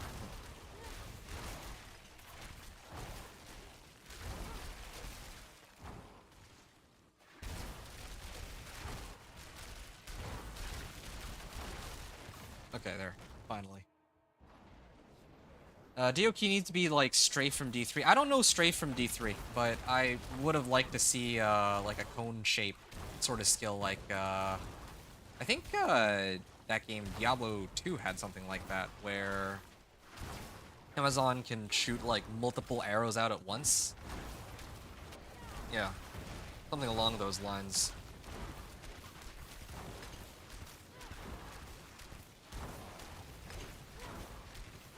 I think for 21 million there.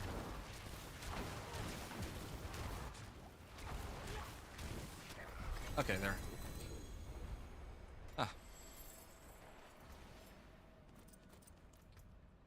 I'm gonna upgrade this.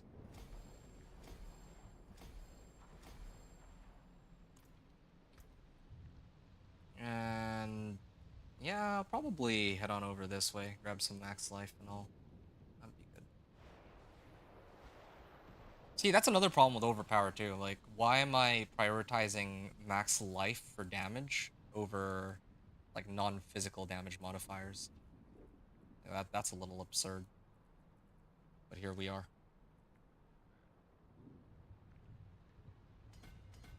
Anyway, I'll work my way over here and get some extra max life off that. Getting out of here. All my characters are T4 viable. At least I hit that goal this season. Yeah, no, it's the same for me, right? Like, that's always the goal. That's why, if I'm being honest, pushing for Torment 4 is the most fun that I have in the game.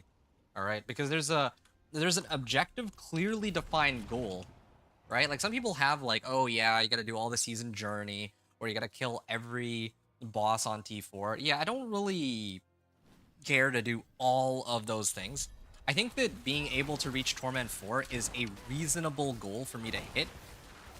Yeah, it's something that I can do in a reasonable amount of time, right? And I can do it for all of the characters.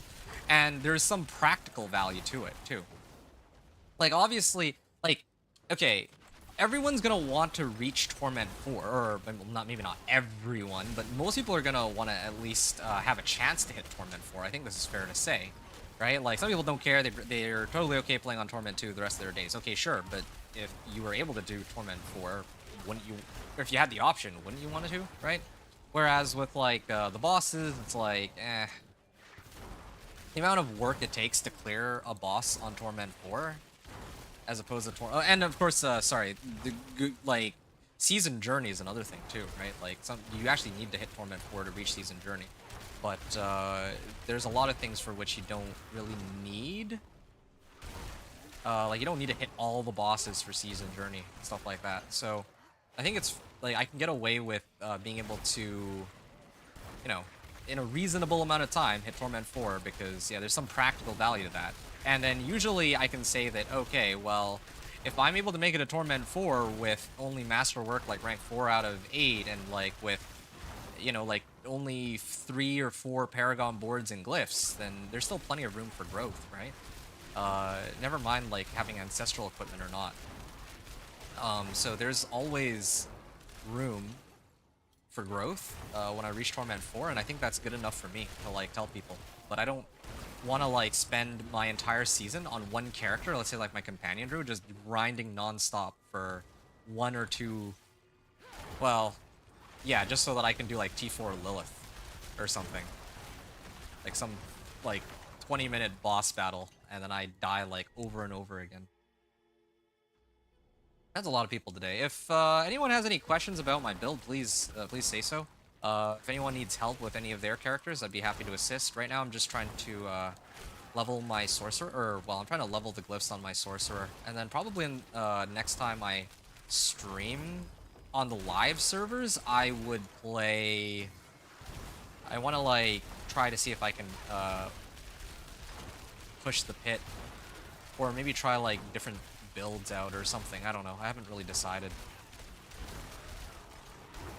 Maybe I'll show pit 55 clear with like meteor and then ball lightning and all these other setups. You know, I'll think about it. But yeah, I just wanted to get this whole overpower gig set up today, and you know, I've successfully done that with the help of ODog, or not ODog, sorry, Medivh. So yeah. Anyway, I wanted to like go back to something that Do Not Hit Me said. Companion Druid also OP build. I don't know if I would say Companion Druid is OP, but I'm gonna tell you guys this right now, okay? Because no one else is talking about Companion Druid. I actually have a feeling the Companion Druid is gonna be very strong next season. I don't know if it's going to be like an S tier, but I think at a minimum it'll be A tier with the changes that are being made like across everything in the game. And the reason I think that way is because, like, what do you really need for the companion druid, right? You don't need overpower.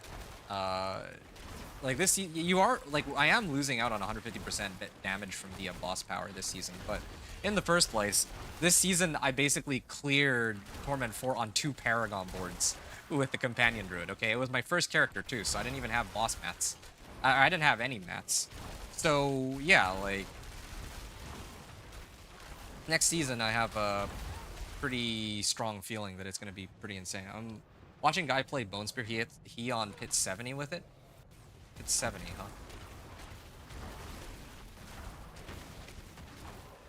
It's 70. Yeah. That's cool. I wanted to also take a moment to address one other thing, by the way. There are, like, this season in particular, I don't know about next season, but this season in particular, I think that it's possible to... I see that there were some people on like the Diablo 4 subreddit that were saying that, oh yeah, I have a homebrewed build and I'm struggling to reach Torment 4 or Torment 3 with it, right? I think that for the most part, like here's the cheat code. Oh wow, that is a nice staff. I should actually use that over my current one. Anyway, whatever. Here's the nice little cheat code for you. If you want to be able to reach Torment 3, you need to like look for uniques for your build. Like there's going to be at least one unique for your build, almost guaranteed. I think most people probably don't bother to do that. Like I think that there's, like, correct me if I'm wrong, but I don't think that the game in its current state right now, there should be any build that can't at least reach Torment 3, even the homebrewed ones. Okay, I'm not trying to sound like, I don't want to sound like, oh yeah, I know so much. I don't want to sound like, oh yeah. I don't want to sound like some pretentious jerk that's like trying to say that, oh yeah, you know, some builds are like, some people are worse or some builds are better. No, I'm not saying any of that. I just think that, from my experience, all of the builds in the game can be run into Torment 4 because there exists like a unique for pretty much every build at this point, or almost every build. And if there isn't a unique for a certain build, then at least there's some legendaries that can boost it up there. Never mind like glyphs and boss powers and all that other stuff, right? Thorns is another good example too, right? Like Thorns, a lot of people are saying, oh, Thorns is garbage. Well, no, it's not. I mean, Do Not Hit Me proved it by pushing pit 90. Here we are being impressed that Bone Spear can push pit 70. Well, you know what? Thorns can push pit 90, or at least that's what Do Not Hit Me was able to pull off. And then I myself was able to clear Torment 4 in like, what, 8 hours. I could have probably done it even sooner than that if I really wanted to, but, you know, I was too busy playtesting. It's literally because people can't figure out how to solve for armor, res, life, and DR, which, well, that's the thing. I haven't actually seen the, like, I think that for them it's a damage issue, though. That's the weird thing to me. A lot of the people who, I won't even say complain, but they're saying, oh yeah, I can't make it a Torment 3. I think they say that, oh yeah, they have enough survivability, they just don't have the damage. And I'm like, well, I mean, you would have the damage if you just loaded up on the right Paragon boards and maybe like a couple glyphs here and there, and especially uniques, right? And I know this firsthand because, you know, everyone's saying pure whirlwind is garbage. And honestly, relative to other builds, yeah, it's pretty trash. I'm not going to downplay that. On the other hand, if we look at just whirlwind by itself, right? Whirlwind by itself is not... how should I say this? Pure whirlwind by itself is not worthless. So I don't get it. By the way, everyone who's hanging out, I'm gonna be streaming probably like another hour or so until like chat dies down a little bit. But then I'll be back again tomorrow. Okay, if I don't see you folks again, I will be back again tomorrow, and I'm going to be grinding the entire day. It is going to be, I'm going to be streaming for 16 hours. I'm probably going to stream for like however long it takes me to get to Torment 1. And then I'll take a short break just to do some uploading and just kind of chill out for a little bit, maybe grab some food, and then I'll be back again. And I'm gonna go Torment 1 to 4. It's gonna be a marathon sort of stream with like a 1 hour break in between. So, those of you in chat, yeah, if you want to like hang out, if you want to like, you know, talk about balance, if you want to see what's coming in season 8 or season 9, sorry, if you want to ask questions, if you enjoy the gameplay and the commentary, then yes, please do feel free to hit a sub, or a follow, and also swing on by tomorrow for more Diablo 4 gameplay, except it's going to be PTR. This is like the last day that I'm playing on live servers for a bit, but then, yeah, after the PTR, I'll be back again on live servers, and I'm just gonna, like, I don't really know what I want to do, though, for this season. Like, I'm actually really tempted to try to push for, like, my Companion Druid. Yeah, I'm actually really tempted to try to push Companion Druid as high as it can go, but, yeah, I'm like, there's a lot of things that I want to do. I want to, like, show different sorcerer builds that you can pull off this season. Although, I mean, the season is dying down a bit, I imagine, especially with the PTR coming.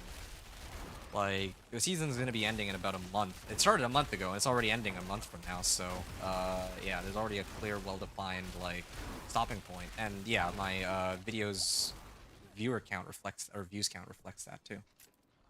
I don't know why players don't use different builds. You mean different skills? Or different builds? Okay. I also keep forgetting that I need to adjust my helm to a different one. I'm actually really liking this. Really liking this build. I mean, oh, look at all those overpowers. I also still need to replace this for Ring of Starless Skies. I'm missing mythics and all that, so that's something for me to sort out. I don't have enough runes, so I'm gonna have to roll for random mythic caches, I think, this season. I just don't see myself having enough. Anyway, that's for me to think about. There's a lot of things to consider, but I really do think it's going to, like, today I didn't really know what I was getting into. I was just trying to stream because I haven't streamed in a while, and I think Medivh, like, helped me set up, I wanted to set up my sorcerer. I was gonna try to farm for overpower, like, axial conduit, so I could get my overpower up and going. But luckily I had Medivh to back me up on that one. So yeah, that's all good and done. All right, I keep going here.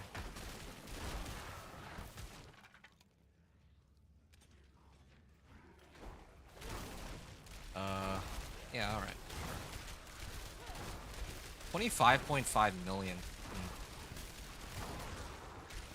Yeah, I'm definitely gonna need to... You know what I need? I need a better Hail of Barglass. I think that's what I'm missing right now. Yeah, need to figure something out on that. Yeah, there's plenty of ways to buff this build. I have to my way through a lot of them. Well, let's sort out a little later, I suppose.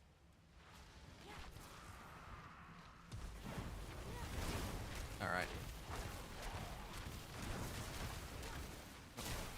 Now.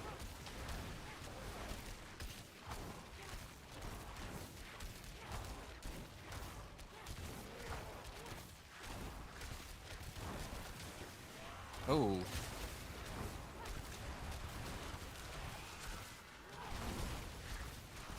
What was that, 30 million? Nah, 3.6 million. I don't even know. Lost count. Oh, whoa, whoa, whoa, that one hurt.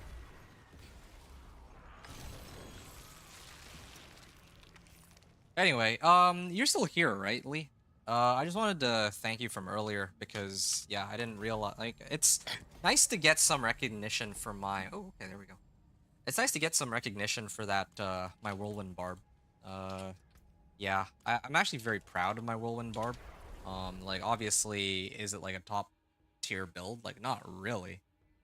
Not by any means. but I'm actually pretty proud of the fact that I was able to set up Pure Whirlwind, and it can comfortably clear Torment 3. And it can, I guess, barely. Well, I don't even say barely. It can take on Torment 4 too. It just takes a while. Well, let's just say I will never use that. Devouring Blaze. If I run Incinerate, maybe. Yeah.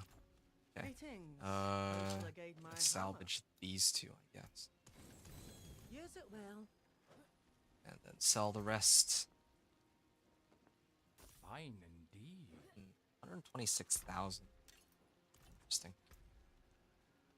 Oh yeah, right. I'm supposed to switch out my Hail of Ardless. Yeah, I'm switching out from like 72.5% all the way to 95%. But the really sad thing is, yeah, this is still like not ancestral, so it's not it's not as good as it could be, fortunately for me. I'm gonna masterwork this. Still have some materials. Fortunately, this means I won't be able to. Oh wow! Oh yes, that's gonna be a pretty massive increase in my damage, I think. So I'm going from 27k all the way up to 31k. Very nice. Talk. What? You lose a little mass to Talk. dust. What?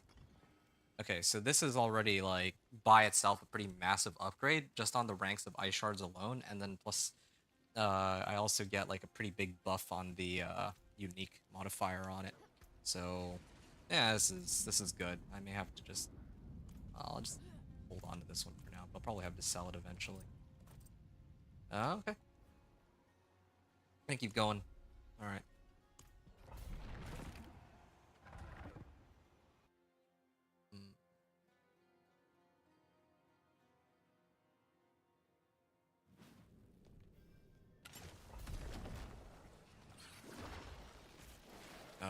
Right. Forgot how to play for a second. Okay. Wow. Even just the raw damage on this is more than enough to clear everything. I don't even need Overpower. I mean, I guess I do need Overpower for the boss specifically, but yeah, I can very clearly tell there has been a very big increase in my damage output so far.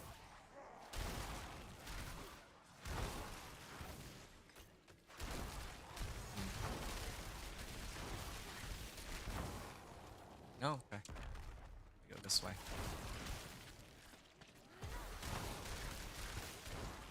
Was that 58 million? Crit overpower? 20.7 million. Okay, I see like 67 million, but those ones are the yellow, like big yellow numbers, like that one, 58 million. That was my boss power. Look for the oranges specifically. Yeah, I see 57 million there. And I still have quite a ways to go. Keep buffing up this this build and all that. At this rate, I might have to make 2 sorcerers. One that I'm using to like hit push, and another one that I use for if I wanted to show like just regular gameplay. Regular gameplay is in like, oh, if somebody was trying to make, I don't know, a fireball sorcerer, they wouldn't have like high level glyphs like what I have here. Alright. Yeah, not bad. Not bad. Enjoying the setup so far. Yeah, this and Whirlwind Barb are the are my 2 passion projects for this season, but it's just unfortunate because I really don't think that Whirlwind Barb has this level of power going for it. Because I can't scale life like on Whirlwind like I can with this build. Actually, wait, where's my elixir? My elixir wear off? Hold on a second. If I don't have an elixir, then boom. I'm gonna throw that on. Now suddenly I'm hitting for... I should be able to hit for like even harder now because... Yeah, the more life, the better, right? 30.1 million now. Okay, well, yeah, let me continue to start buffing up my... Well, buffing up everything, really.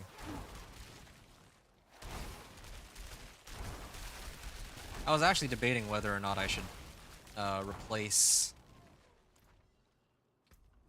my health, or no, my chest armor right now is Raiment. Maybe I just replace it for life. I think I might actually get more damage out of that than a Raiment.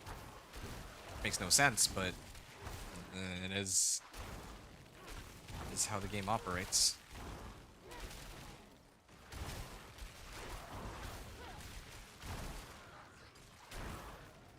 Alright. I could probably start pushing like pit 60 and onward with this pretty soon. Ooh, but they don't pierce. It's a bit of a problem. It's okay.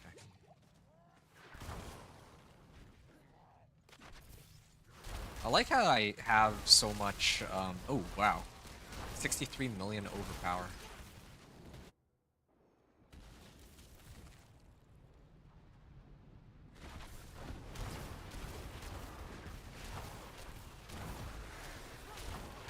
Ooh, there's my barrier. There's my big damage numbers. I don't know if I have any... Oh, no, I'm doing this wrong. I should activate my ultimate when he gets staggered, because then my skills, or my frost skills, ice shards in particular, hits for 25% multiplicative, more damage. Okay. So that's good. Hail of Varglass, Raiment of the Infinite, Boneweave Gauntlets of Frozen Memories. Frozen Memories. Do I have better roll on that now? Or do I still not? Nope, I do not. Oh, that's too bad. But whatever. Still waiting for Ring of Starless Skies. Yeah.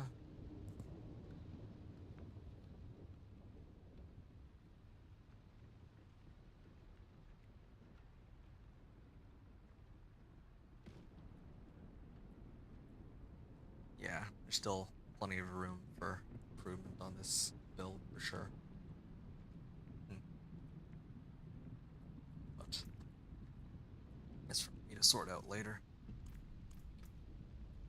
Time to level this.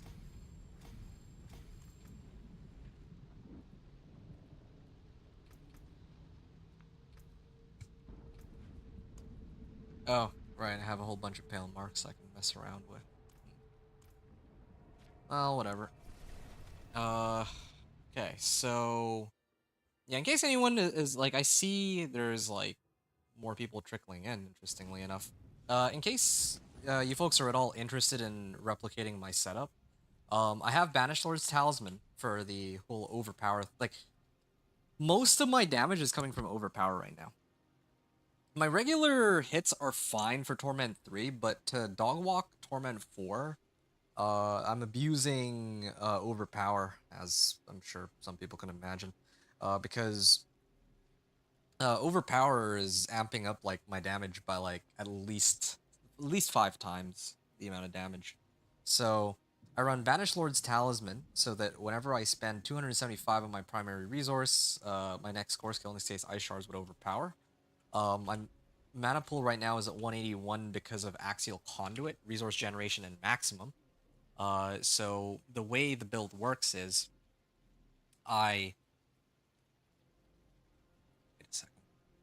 Okay, yeah.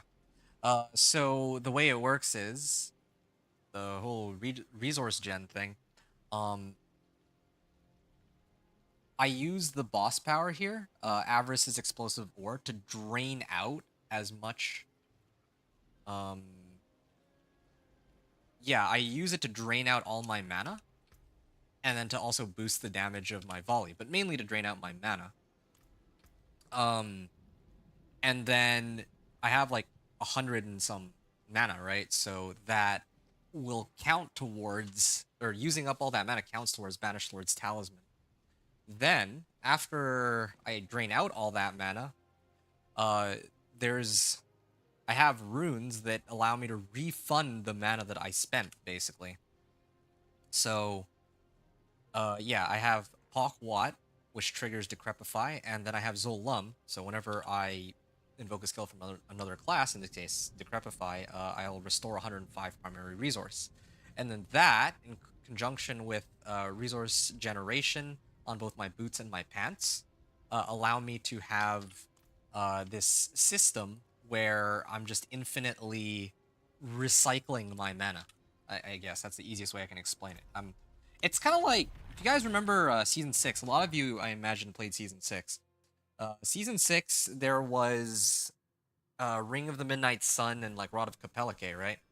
So the way that build would work, you just drain out all of your mana, or all of your vigor, and oh yeah, with Banished Lord's Talisman, and then that would and then you'd make sure that you have 275 vigor.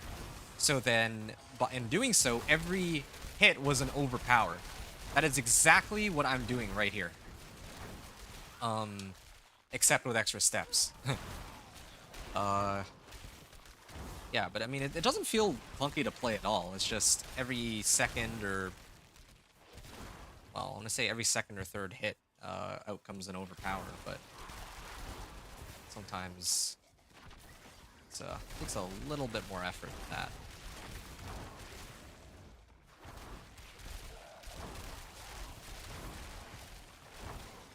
Alright.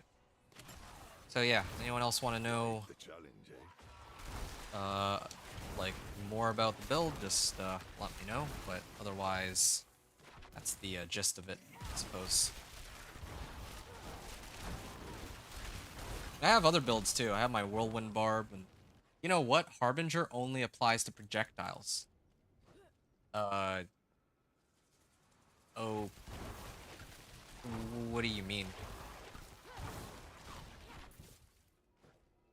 You mean like as a side power, Harbinger? You mean this one? I didn't know that. So you're telling me that if I were to play, oh, I don't know, Druid with Claw, that it wouldn't work with Harbinger Patron's Volley or something?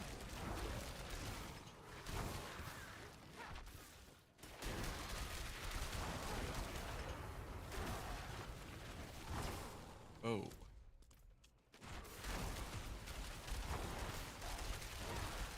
There. 189 million, wow.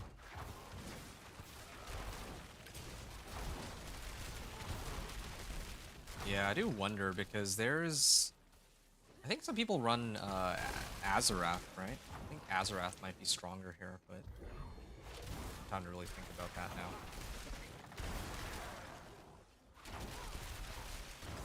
Azarath.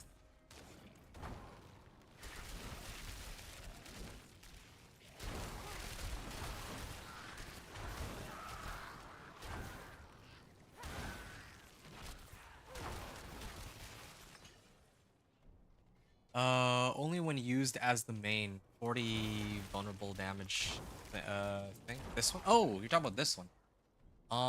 After damaging a vulnerable enemy.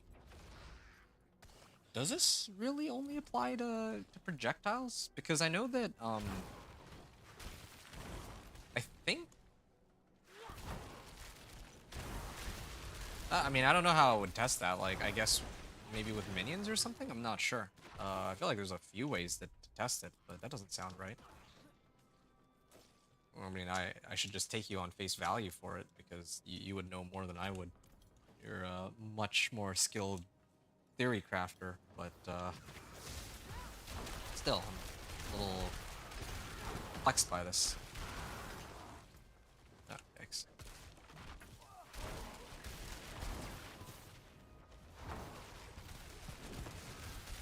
Okay. Part of me is tempted to run Inferno. Or on Inferno, I can actually group them up. But then again, with Ice Shards, that shouldn't matter. Oh, there. Did I just crash? Ugh, okay, well, good to know that the crashing issue is still there. Well, at least I'm not doing anything of substantial value, but it's still annoying that this is still an ongoing problem in the game. Like, I was talking about this with other people earlier, that, like, yeah, there's still these stupid memory leaks and issues that cause the game to crash. And the thing is, it's like always after a couple of hours, so it's definitely not like, it's not an issue that occurs uh Well, yeah, I chalk it up to some memory leak. All right. Hmm. I'm gonna play until I get this glyph to rank 46. I think that's gonna be like my goal here, and then after I get it to rank 46, I think I'm gonna maybe take a break. Either take a break or call it until tomorrow. I'm not sure. But thanks everyone for coming out. Hope that the stream has been enjoyable so far up until this point. And yeah, just trying to put out some fun gameplay, I guess. Will it like let me in even? If it doesn't let me in, then okay. I think it's fine. All right, ice shards.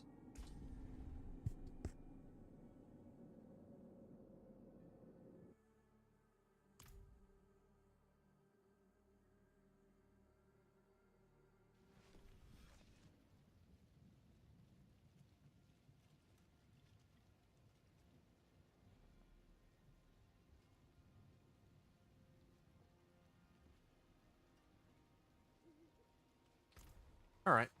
Uh, let's see. What's my rank 23? Might as well. How many? I have a pretty decent number of herbs. But I don't understand why I have so few. I mean, I actually ran like a fair number of whispers before. Oh well, whatever.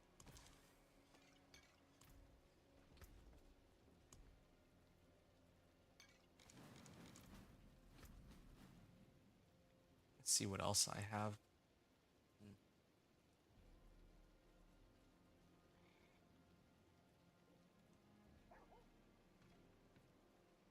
Like what other options I have to boost.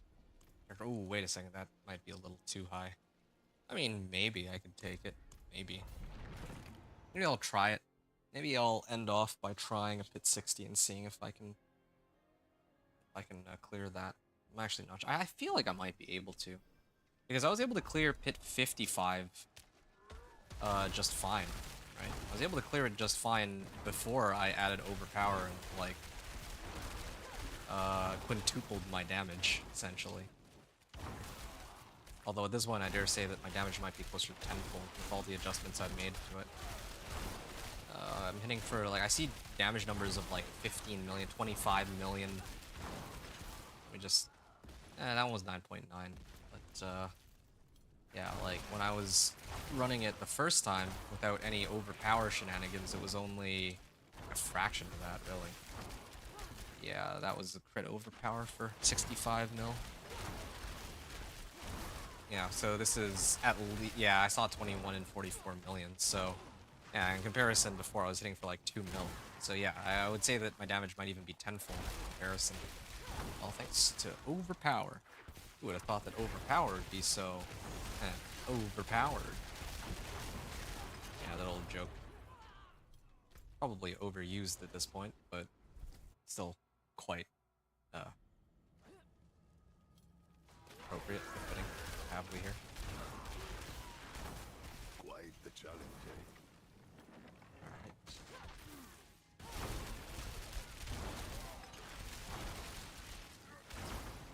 Okay.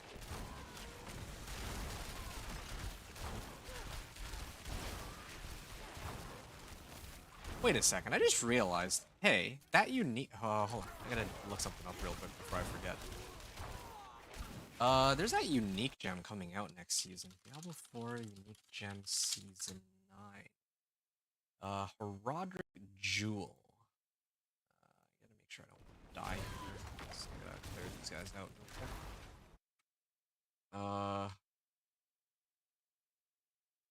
You're kidding me, right?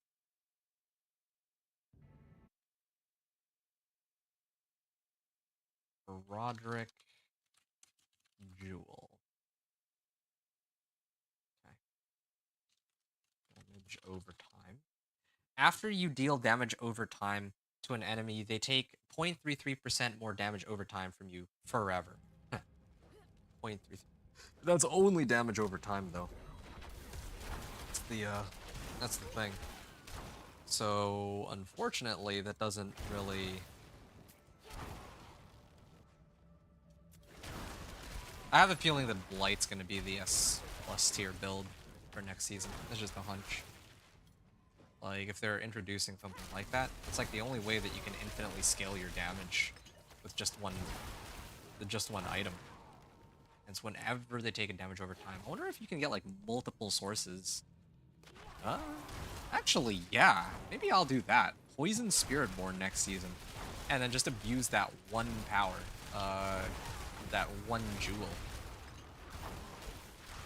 That'd be kind of nuts. Because I can stack poison from like multiple different sources. But I think that they each proc individually. I don't know. It's not like bleed which stacks. Like I have Touch of Death. I have Withering Fist. I have Centipede. Forever Law will be capped after PTR. You think so? I genuinely don't know, man. Think so? I'm not sure. Maybe.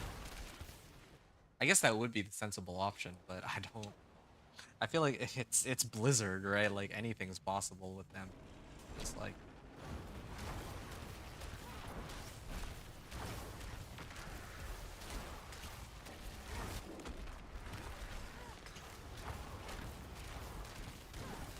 Oh, there we go. Sure. Almost managed to kill him, like, before he ran out of stagger. Yeah, that's funny, though. Like, Forever is kind of crazy. I actually don't think that Forever would have been as big a deal if other classes... I don't know if it means each hit or each dot damage takes. Yeah. Yeah, same. That's exactly what I'm trying to figure out right now. Like, the thought had just popped into my head, like, while I'm mindlessly running these, my mind kind of wandered, and I was, like, thinking for a second, like, I wonder if there's a way to abuse that, right? Not a bad pull, that. It's fun. I mean, there's got to be plenty of ways to abuse it, but whatever. I'm just gonna salvage all. Yeah, there's got to be a way to abuse that. Like, people have to.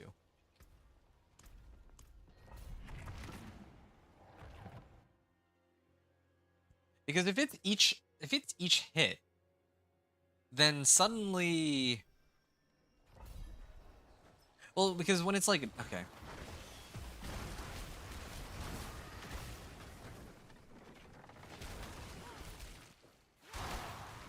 I noticed that when I use, like, Lord Zir's Pool this season, Lord Zir's Pool, like, I stack, even if I put, like, 3 pools on top of each other, it still counts as, like, one instance of damage, it seems. Or at least as far as I can tell, because the numbers just merge together. Like, it goes from, let's say, like, my pool does, like, 30k damage. It goes from doing 30k damage to, like, 60k damage. Right? And if I put down a second pool. And then if I put down a third pool, it becomes 90k damage. Like, alright. It means each hit, I'm sure it will be capped. Well, even if it's not, right? Like, it would be the only thing that allows you to scale infinitely. Like, I'm just trying to run the math on this in my head, right? Like, imagine, like, it's like the ticks are like once per second. It would be like, what, 0.33%, and 0.33% again, and 0.33% again. I don't know. I like, math is really not my strong suit. But that just sounds like pretty insane. Here, I'm gonna check this real quick. Let's say 0.33 to the power of 60. Oh, no, it should be 1.0033. Okay, so, well, I guess that's only 60 seconds. Yeah, if it's only by seconds, then it's like 22% after 60 seconds, which actually isn't really that crazy. I mean, unless I mean, I guess if you're fighting a boss, it makes like a really big difference. It would be specifically for bosses because there's no way you're gonna be spending 60 seconds on like an elite pack, right? That's just for bosses. So at that point, I don't know.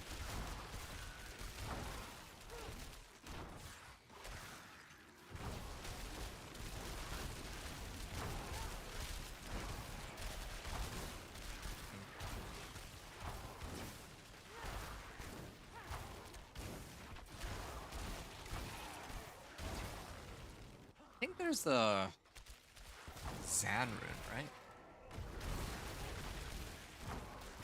I gotta think about that one too. I wonder if I can get multiple sources of crit on this build. Like I have Banished Lords, yeah, but what if I could make it so that I could get crit on... What if I could like alternate hits where I get Overpower or something? I wonder if that's possible at all. With that Zan rune, the one that gives crit Overpower. Anyway, yeah, my mind's just wandering, like thinking about different things, thinking about how to abuse this Overpower while it still lasts this season. And then next season when things get nerfed into the ground and then there's this new Roderick Jewel. How that's gonna go. I'm excited to show my Pure Whirlwind Barb for next season. I genuinely think that my Pure Whirlwind Barb is gonna be one that is relatively easy to make and can get you into Torment 4 just fine. So yeah, that'll be something that I get to discuss for next season. But yeah, let's wait and find out.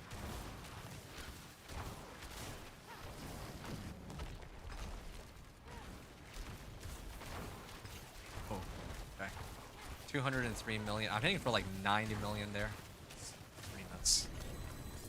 Okay, there.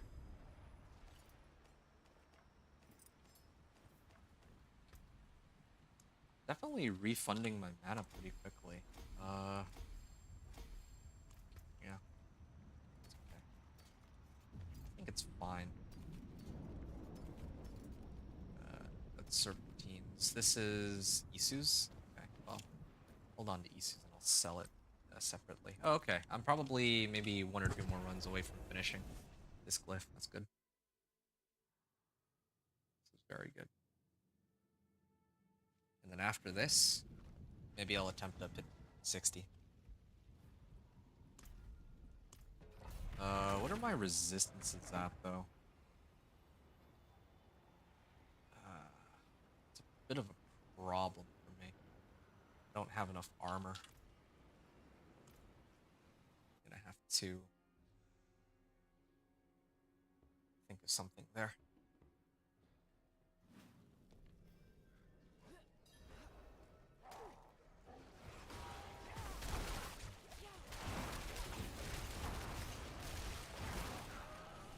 Okay.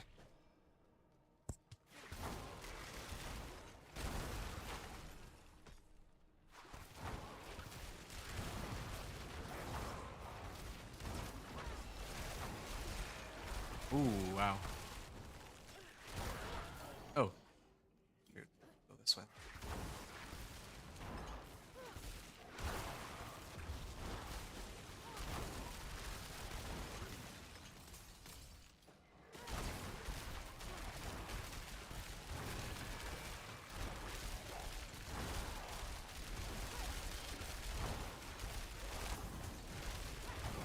All right.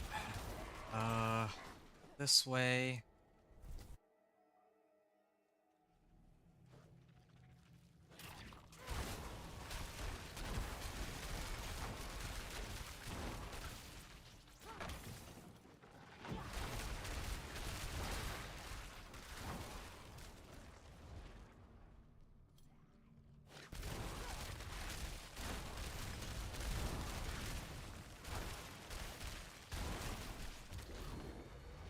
Here we are.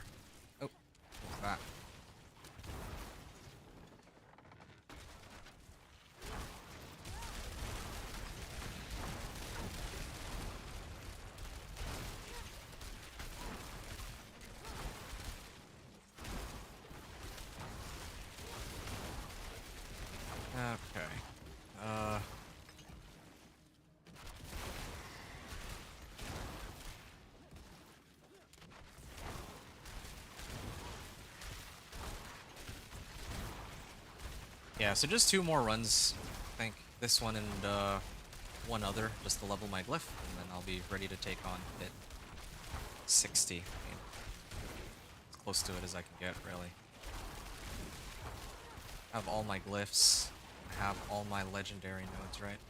I think I prioritize the legendary nodes first, usually, since they come inherently with like 40% scaling.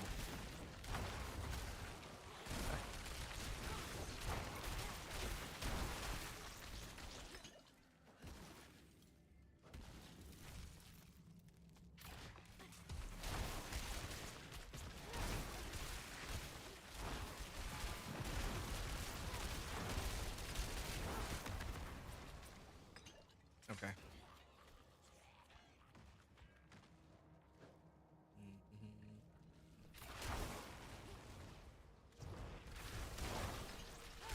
110 million. Oh yeah, that was the boss power. Okay, I gotta make sure that I maintain my power here. Ooh, yep. Got some big damage. Was that 104 million? Where is 104 million coming from? Like, what? Where is that damage coming from? I don't get it. I don't get it at all.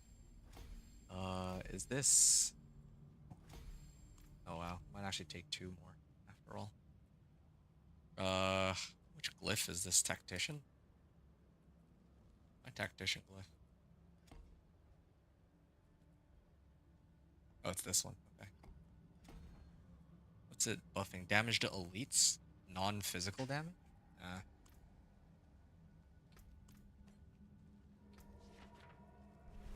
Yeah, it's so tempting to, like, buff up my... Like, I can actually increase my damage even more if I wanted. There's, like, a couple ways I can do it. Like, this is still only, Masterwork 4, or no, this is a 750 item power. I could look for a ring. Wait a second. Hold on, I just realized. Don't I have some rings that are ancestral already? Here, I know I... Oh, yeah, here. Here's a good example. This one's got dexterity, max life, and poison resist.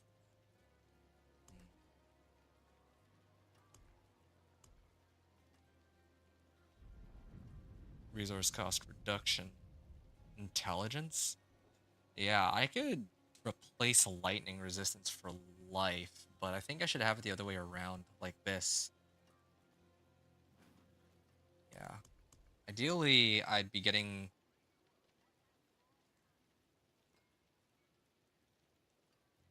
I know I have a ring somewhere. Maybe it's actually on my barb. Probably just stacking like a bunch of rings on my barb. Similar situation here too. Like, I need gloves that have... Oh. Max life could be pretty decent. But...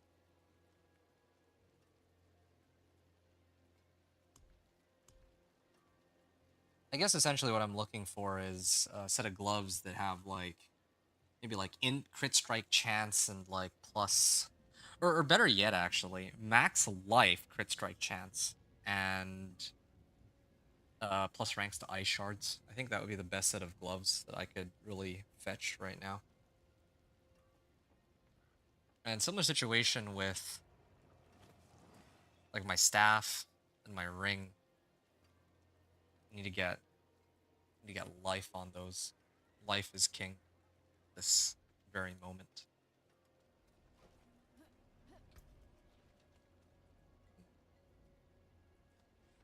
And another thing too. What if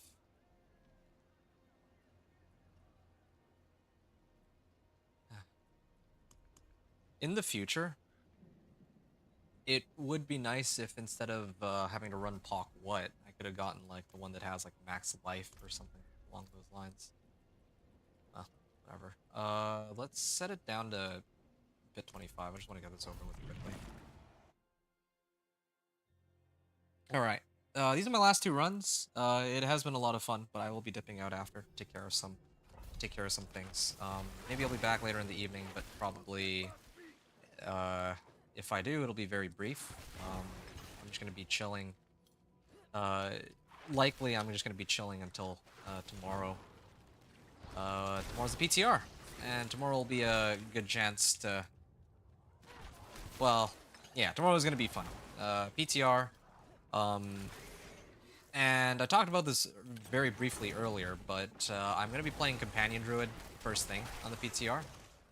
After Companion Druid, I'm just trying to recall here, Thorns Barb, I think, will be next. It's either going to be Thorns Barb or a Sorcerer build. I'm not sure yet. I still haven't hashed that. It's one of the errands I have to do after tonight's stream, actually. Or after this stream ends. I'm actually trying to... I have to go and check out which builds I would consider to run Torment.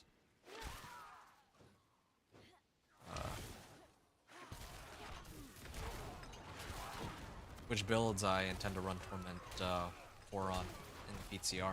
And then also in the live season. Like, for example, like, yeah, I kind of want to run Pure Whirlwind, but I think I'll probably end up doing that on the live server rather than the PTR. I'm not entirely sure. I think it'll be something like that. I have the... Yeah, I'll think about it. And then... So yeah, it's gonna be, as far as I know, Companion Druid. Like on right now, tentatively, it's Companion Druid, then Thorns Barb, then Hydra Sorcerer, then Minion Necro, Dance of Knives Rogue, and then Poison Spiritborn. Yeah, I think those are the 5 that I'm coming up with right now. Whoa. Okay. Just well, yeah. I guess that would make sense. Okay. Oh. Oh shoot. I didn't. Oh, that's awkward. I thought that I'd already leveled this up to 45. Oops, that's kind of embarrassing. That's gonna take me a little bit longer. Oops. Ah, GA gloves. Lucky hit chance. You know something? Maybe instead of running these gloves and this conceited loop, I can move this over to my ring and then I run Fists of Fate. I don't know. But then I wouldn't be able to get plus ranks on my gloves if I do that. My hammer sings on your return. There's power in the stone. But do I need to get plus ranks? I already have like a bunch of plus ranks from my helm and also my amulet. Kind of tempting, actually. Hold on, let me check out my Fists of Fate. Well, I don't even have a 300% roll on Fists of Fate, do I? Yeah, I got 2 Fists of Fate. And one of them is 285. That's decent. Attack speed, crit strike chance, lucky hit chance. That could be sort of fun. Yeah, what the heck, why not? Sure. I don't really see myself, I could have sworn I had a 300% Fist of Fate. Hold on. I'm gonna wait until I run out of these before I throw on the Fist of Fate. But I want to mess around with Fist of Fate. That could be sort of silly, I think. See some steel you need?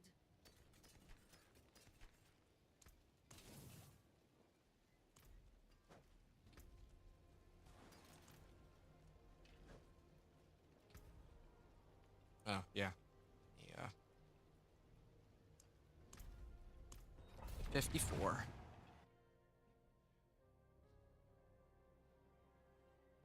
And again. Well, yeah, no, that's about as much extra damage as I can get. Of course, my average damage will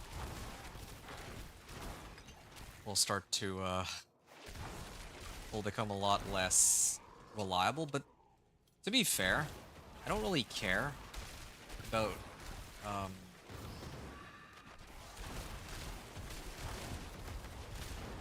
like, I think that even if my average damage will be a little more inconsistent, I'm firing off like 10 ice shards and they always pierce, so I just can't really see this being a downgrade. My current set up 63.3 million. Maybe I should roll for more max life.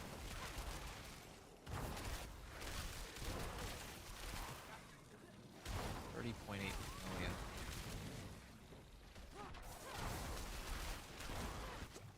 Oh yeah, should make sure my life is good here. Just realized there's like a 4 out of 12 Masterwork staff. I wonder if I can get a staff that has like max life, and then Masterwork it. I wonder how high I can get into if I start pit pushing.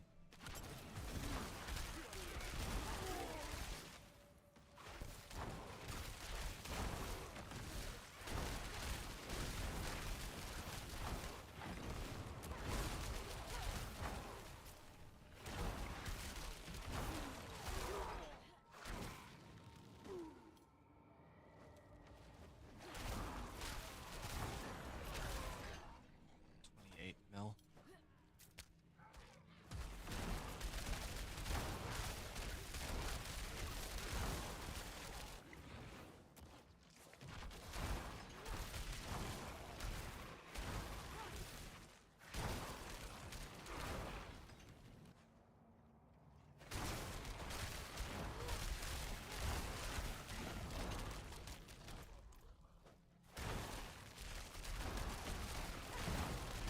$30.5 million.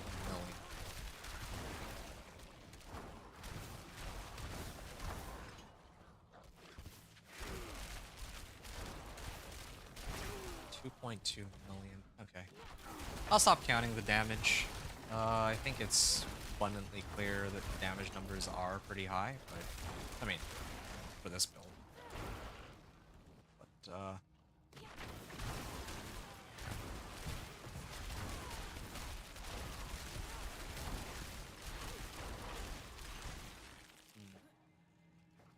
I don't even think that my Druid has this level of damage right now.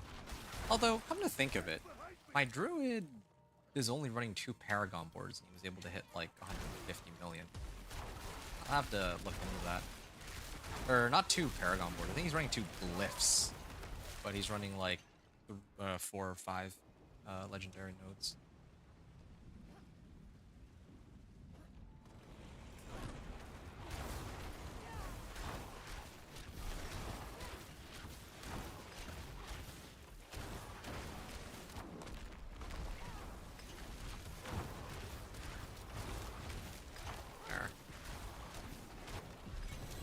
Done. Chest armor, intelligence and healing received. Wow. I'll sort that out later too. And the rest of these I can just salvage for the time being. Yeah, alright. And the next one will get me up to 46. Okay, now I'm gonna run a 42. Or, not a 42. I'm gonna run a, like a pit 20 or something. Something small. Just to get this one glyph up, and then I can actually begin my... I can do another pit 50. I'll do another pit 50. I can push... Or I can level up this one glyph, and then I'll start leveling some of my other glyphs too. That should be okay.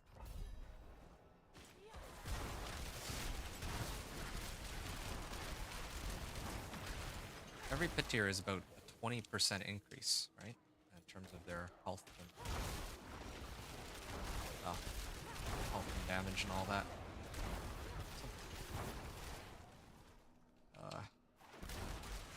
What? That?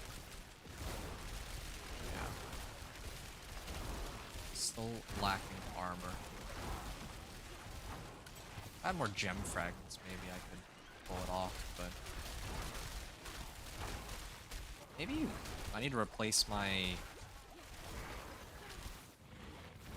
Yeah, maybe I need those gloves that have armor stat on them. That might have me covered. Or... no. Like, these Yen's Blessing are actually what's giving me enough resistances to survive the elemental damage.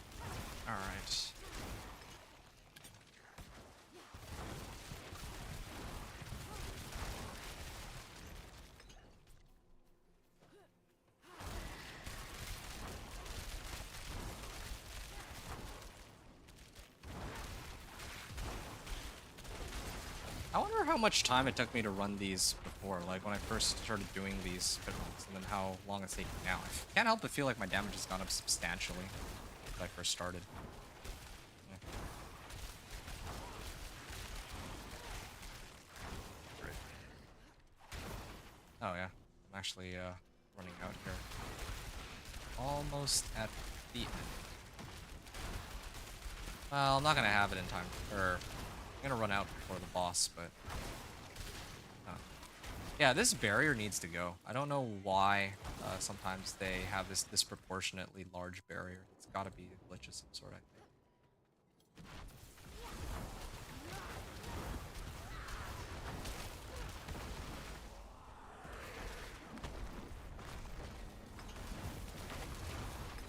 Oh, there it is.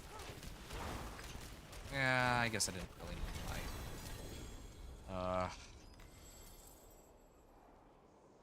I ran out of my elixirs and incense, but it didn't make too much of a difference in the end. Alright, there. Malignant Hearts, Amulet. What am I working with here?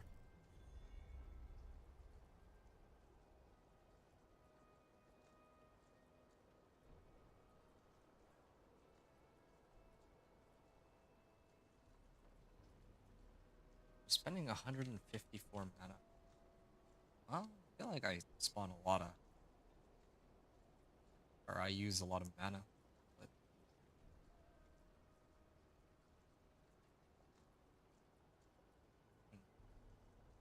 Oh, whatever. Ooh, Ranks of Glass Cannon. I'll salvage it because I just don't think I'm ever going to be using that. Well, actually, there's a chance I use it in the event of if I have Incinerate. Yeah. Alright, I'm gonna upgrade this for a running low on Emerald Gem Fragments, but whatever.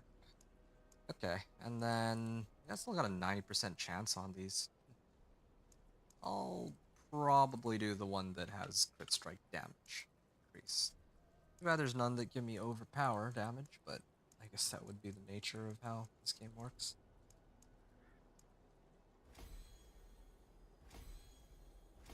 Alright, there we are. 49. Starting to get my first glyph up to close to level 50. Alright, I'm gonna attempt pit 60 here. I do think that I would be able to take it with my current level of equipment. Yeah, since the last time I ran the pit, I think I had like 3 million damage. I have 10 times that, right? And every pit tier is like 20% more, so I feel like I can make it all the way to pit 65 would be my guess. I feel like pit 65 is a pretty reasonable guess, but Better than starting from the other nothing. thing I'm kind of curious about is, again, these gloves. I could replace these with Fists of Fate, get more overall average damage, but I don't know if I'm quite ready for that yet. And I still haven't even bothered to masterwork anything else. There's still so much room for this build to grow, but yeah. Do I care? Probably get in on this.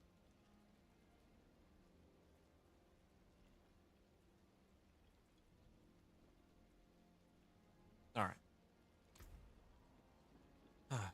Oh, yeah, I just remembered. I have an armor problem. That's the issue here. Hmm. Yeah, that is actually a pretty big armor problem.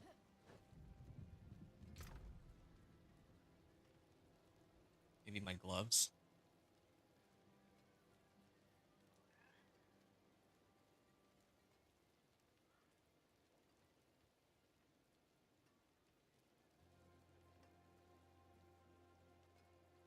Armor.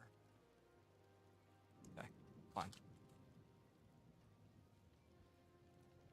Wait, these...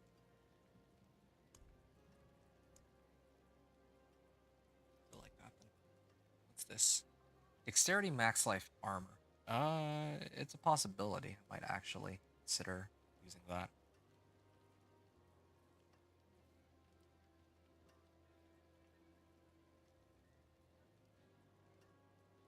16% crit strike chance. What's my crit strike chance right now? 86%. Ooh, that's actually a pretty big loss of damage.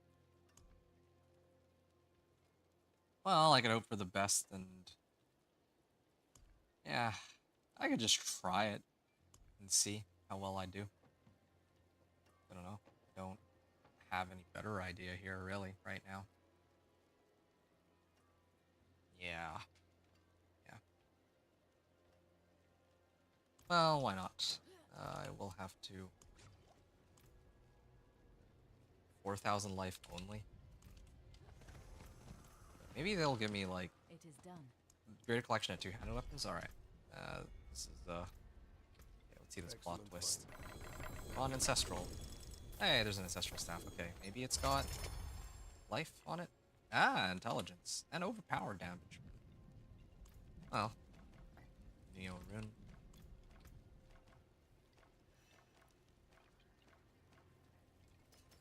Alright. Oh, this is like really rare to get those ancestral caches, but anyway, sell this one too.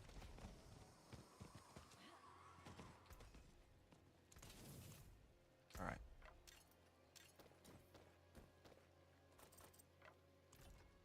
I do have that max life staff, but sure. Let's see what happens. I don't think I'll last. Like, I'll probably just get two-shotted, I bet. That's the hunch that I have. Just gonna get two-shotted. Especially against the boss. The boss is gonna be nigh impossible to deal with, I bet. Unless I come back here with extra 7,000 life and armor. Oh, yeah. Okay, yeah. It's... that was fast. Wow.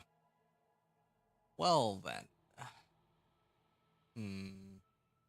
Said I guess pit 65, but I think I have a lot of survivability issues that I should probably sort out first before I attempt to start pit pushing and all that.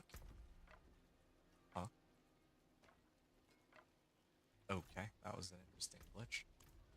My items are about to break? What? Didn't expect that. More there than I thought.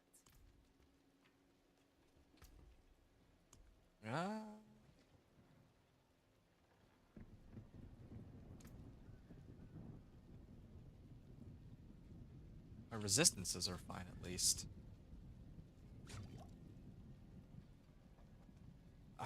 It's kind of annoying that I have to pay attention to my materials here. I'm actually gonna run out if I keep, soothing spices and all that. But maybe what I can do, I think this one's relatively cheap, so I'm gonna throw that on real quick. And one of these two. These two are pretty cheap together, so just these two alone. Oh, what? What the heck just happened? Alright. Sure. I'll drink this and I'll drink that. I think this will be a reasonable test at least. Not as much life as I could have. And there's a lot of... there's some more adjustments I need to make to my setup, but that's all I have to do for now. Also, yeah, I'm missing Ring of Starless Skies. That would be very helpful.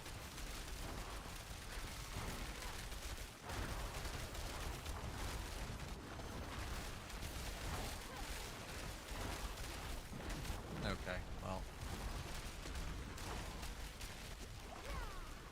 Okay. Yeah, that's a start.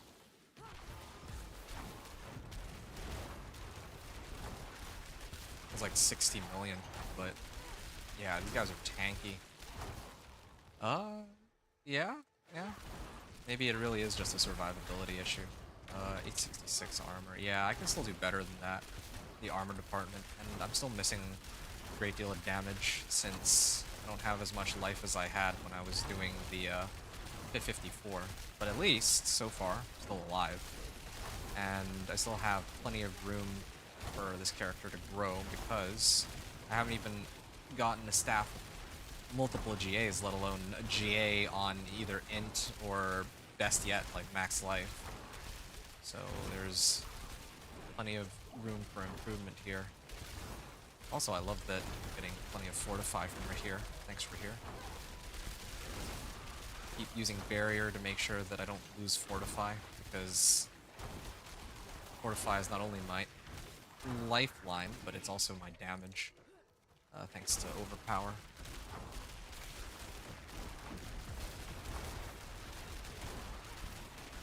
I'm glad that this pierces, but I'm not so glad that these monsters are in the way.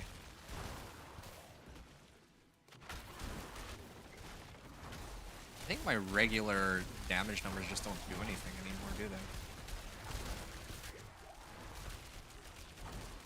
Like my yellow numbers. Well, actually, no. My yellows are...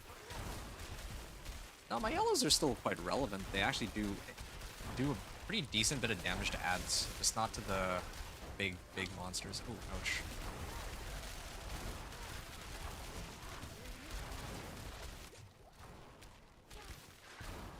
Okay.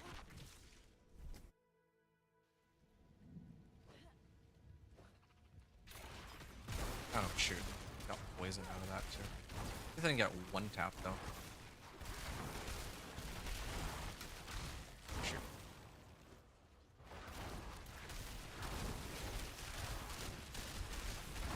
At least I can use this protection shrine for a little while. Maybe buy myself a bit of time.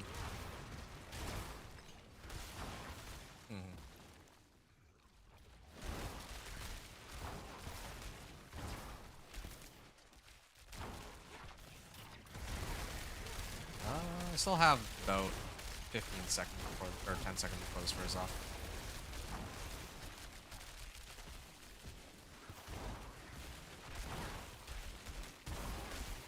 Okay. Okay.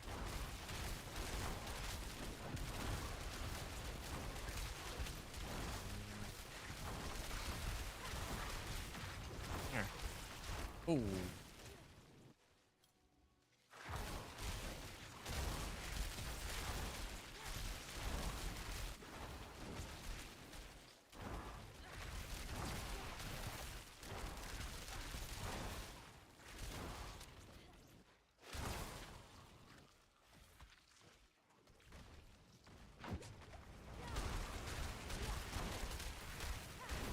Oh.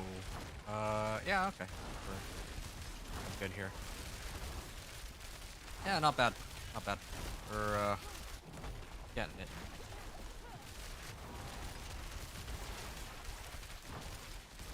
Oh, went into stoppable. That's gonna do him a bunch of good, but still. Still pretty dangerous. They can... Well, actually, my lightning resistance is pretty solid. It's everything else that's the problem. Or, resistances, generally speaking, are decent shape. Okay.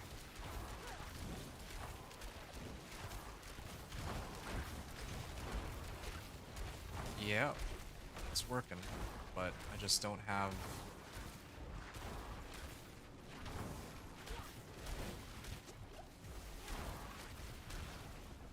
I was waiting for him to stagger real quick. Okay.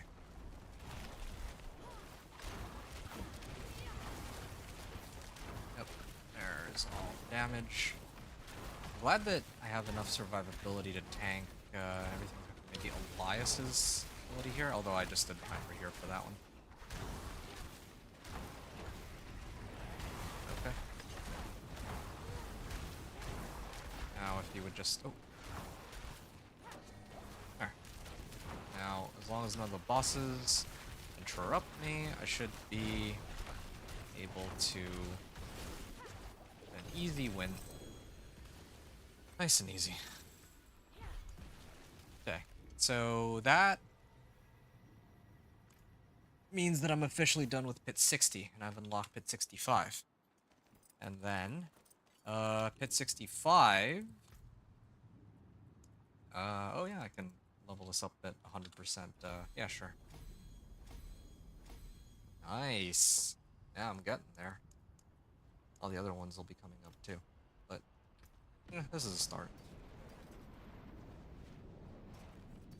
These are ancestrals, so I don't think I care.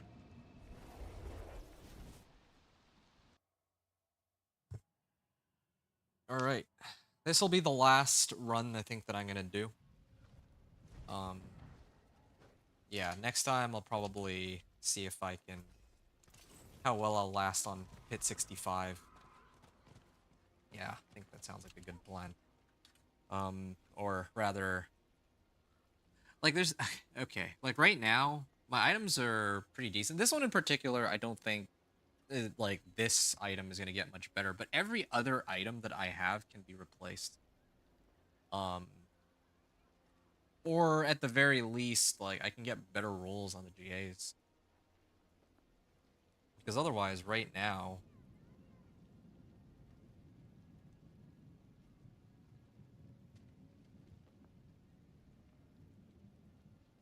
yeah, right now I'm just like I'm able to clear pit 60. I'm even able to clear pit 65, or well, I'm able to clear pit 60 on like not all of my incense and elixirs, and with like half baked equipment. But I think that I'll probably hit a hard stop at 65 here. I'll maybe barely be able to clear it, but I think that it'll be much better for me if I go and actually upgrade all my equipment with the right, with like masterworking and right rolls and all that. Oh yeah, I can see it now.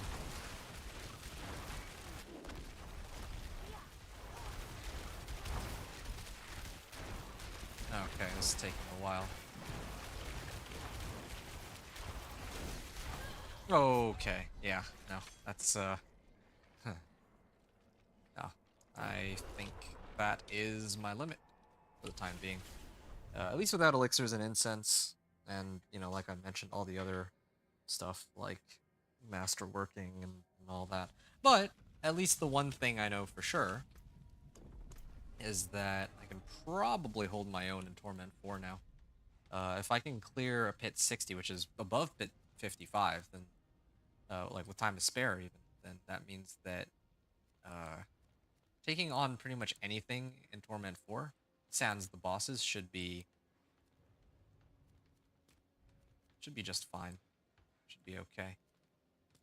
Yeah, sure. I'll go on in really quickly, and then I'll drop the stream after. I think we had a good stopping point. We've got like 4.5, or I've been playing for like, what, 4.5 hours here, give or take. And yeah, all in all, I feel like today was a very productive day. Got a lot of stuff done, helped some people out, got to show off my whirlwind barb, and now I get to put together my ice shard sorcerer, which it feels, in terms of raw damage, it feels like there's no difference between this and Torment 3. That's the funny part.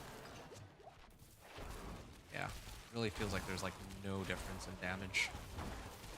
It's just that strong now. But in terms of survivability, it's a different story. I need to figure out a way to adjust my survivability so I don't just get one-tapped by these monsters.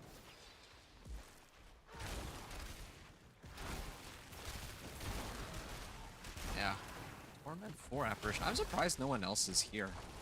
I wonder if it's because there's some other... yeah, there might have been another apparition that was available in Nahantu or something. That's my suspicion.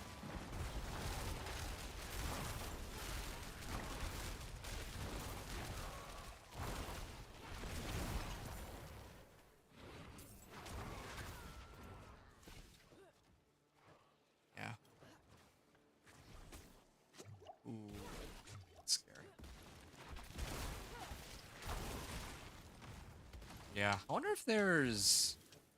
if I can get a good chain lightning setup going too. This, I feel like anything's possible, thanks to Overpower. At least for most of these builds. Ball lightning, meteor, ice shards, chain lightning, charge bolts even.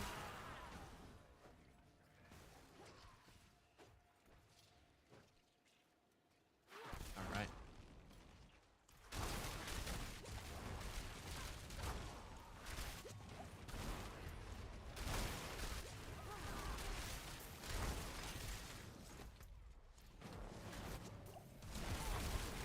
Oh. Yeah, this is taking a while to bring down, but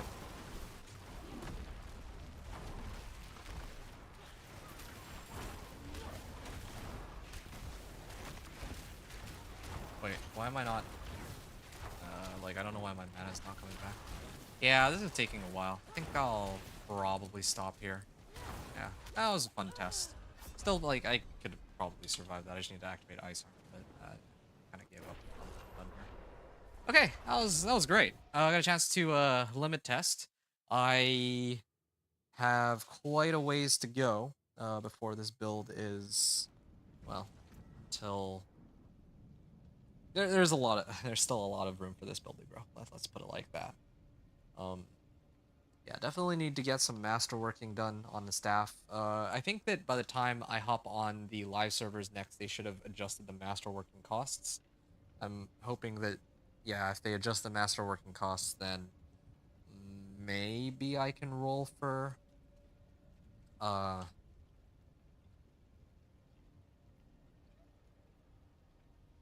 if they adjust the masterworking, then I can actually start to like properly masterwork and reset and try to get like max life. And because I have a character that's clearly Torment 4 capable, I can also start to run like Nightmare Dungeons here, as well as the Infernal Hordes, although bosses are still troublesome. So, a lot of stuff to consider. A lot of stuff to consider indeed.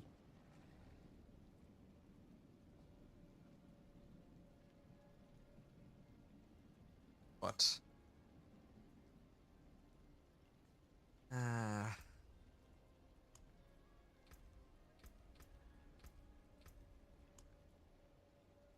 yeah, my boss powers are maxed. I think it gets much better than I'm running right now. Ooh, I could use this power.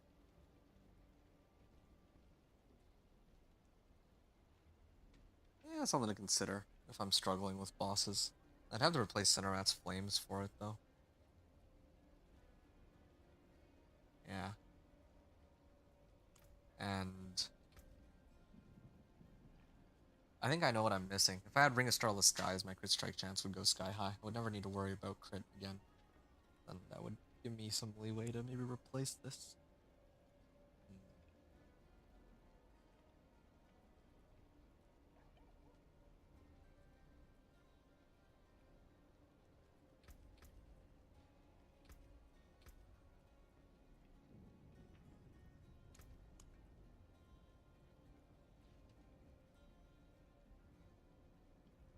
Wow. Oh, you know what? I remember what I was forgetting to do. I have had these smoldering ashes just sitting here for ages, and I should probably use them. Necromancer Summoning Druid Storm. I don't need the Tempering Manual, but type cache. Interesting.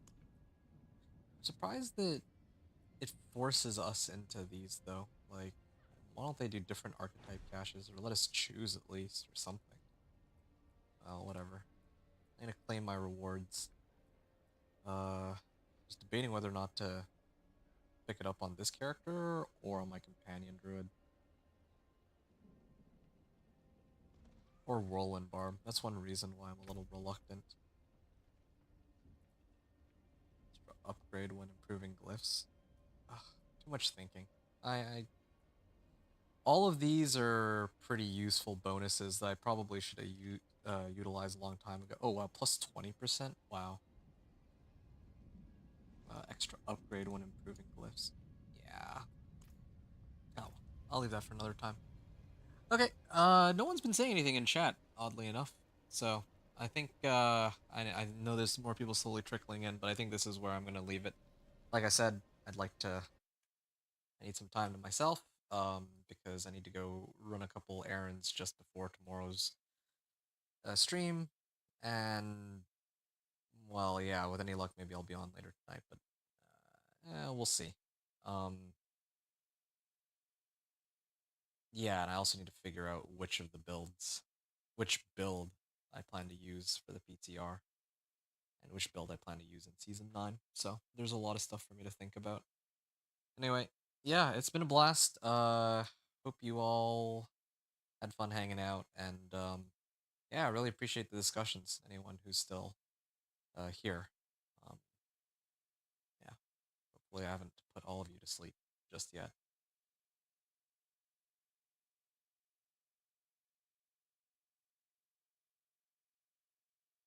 Okay, anyway, I'm gonna go...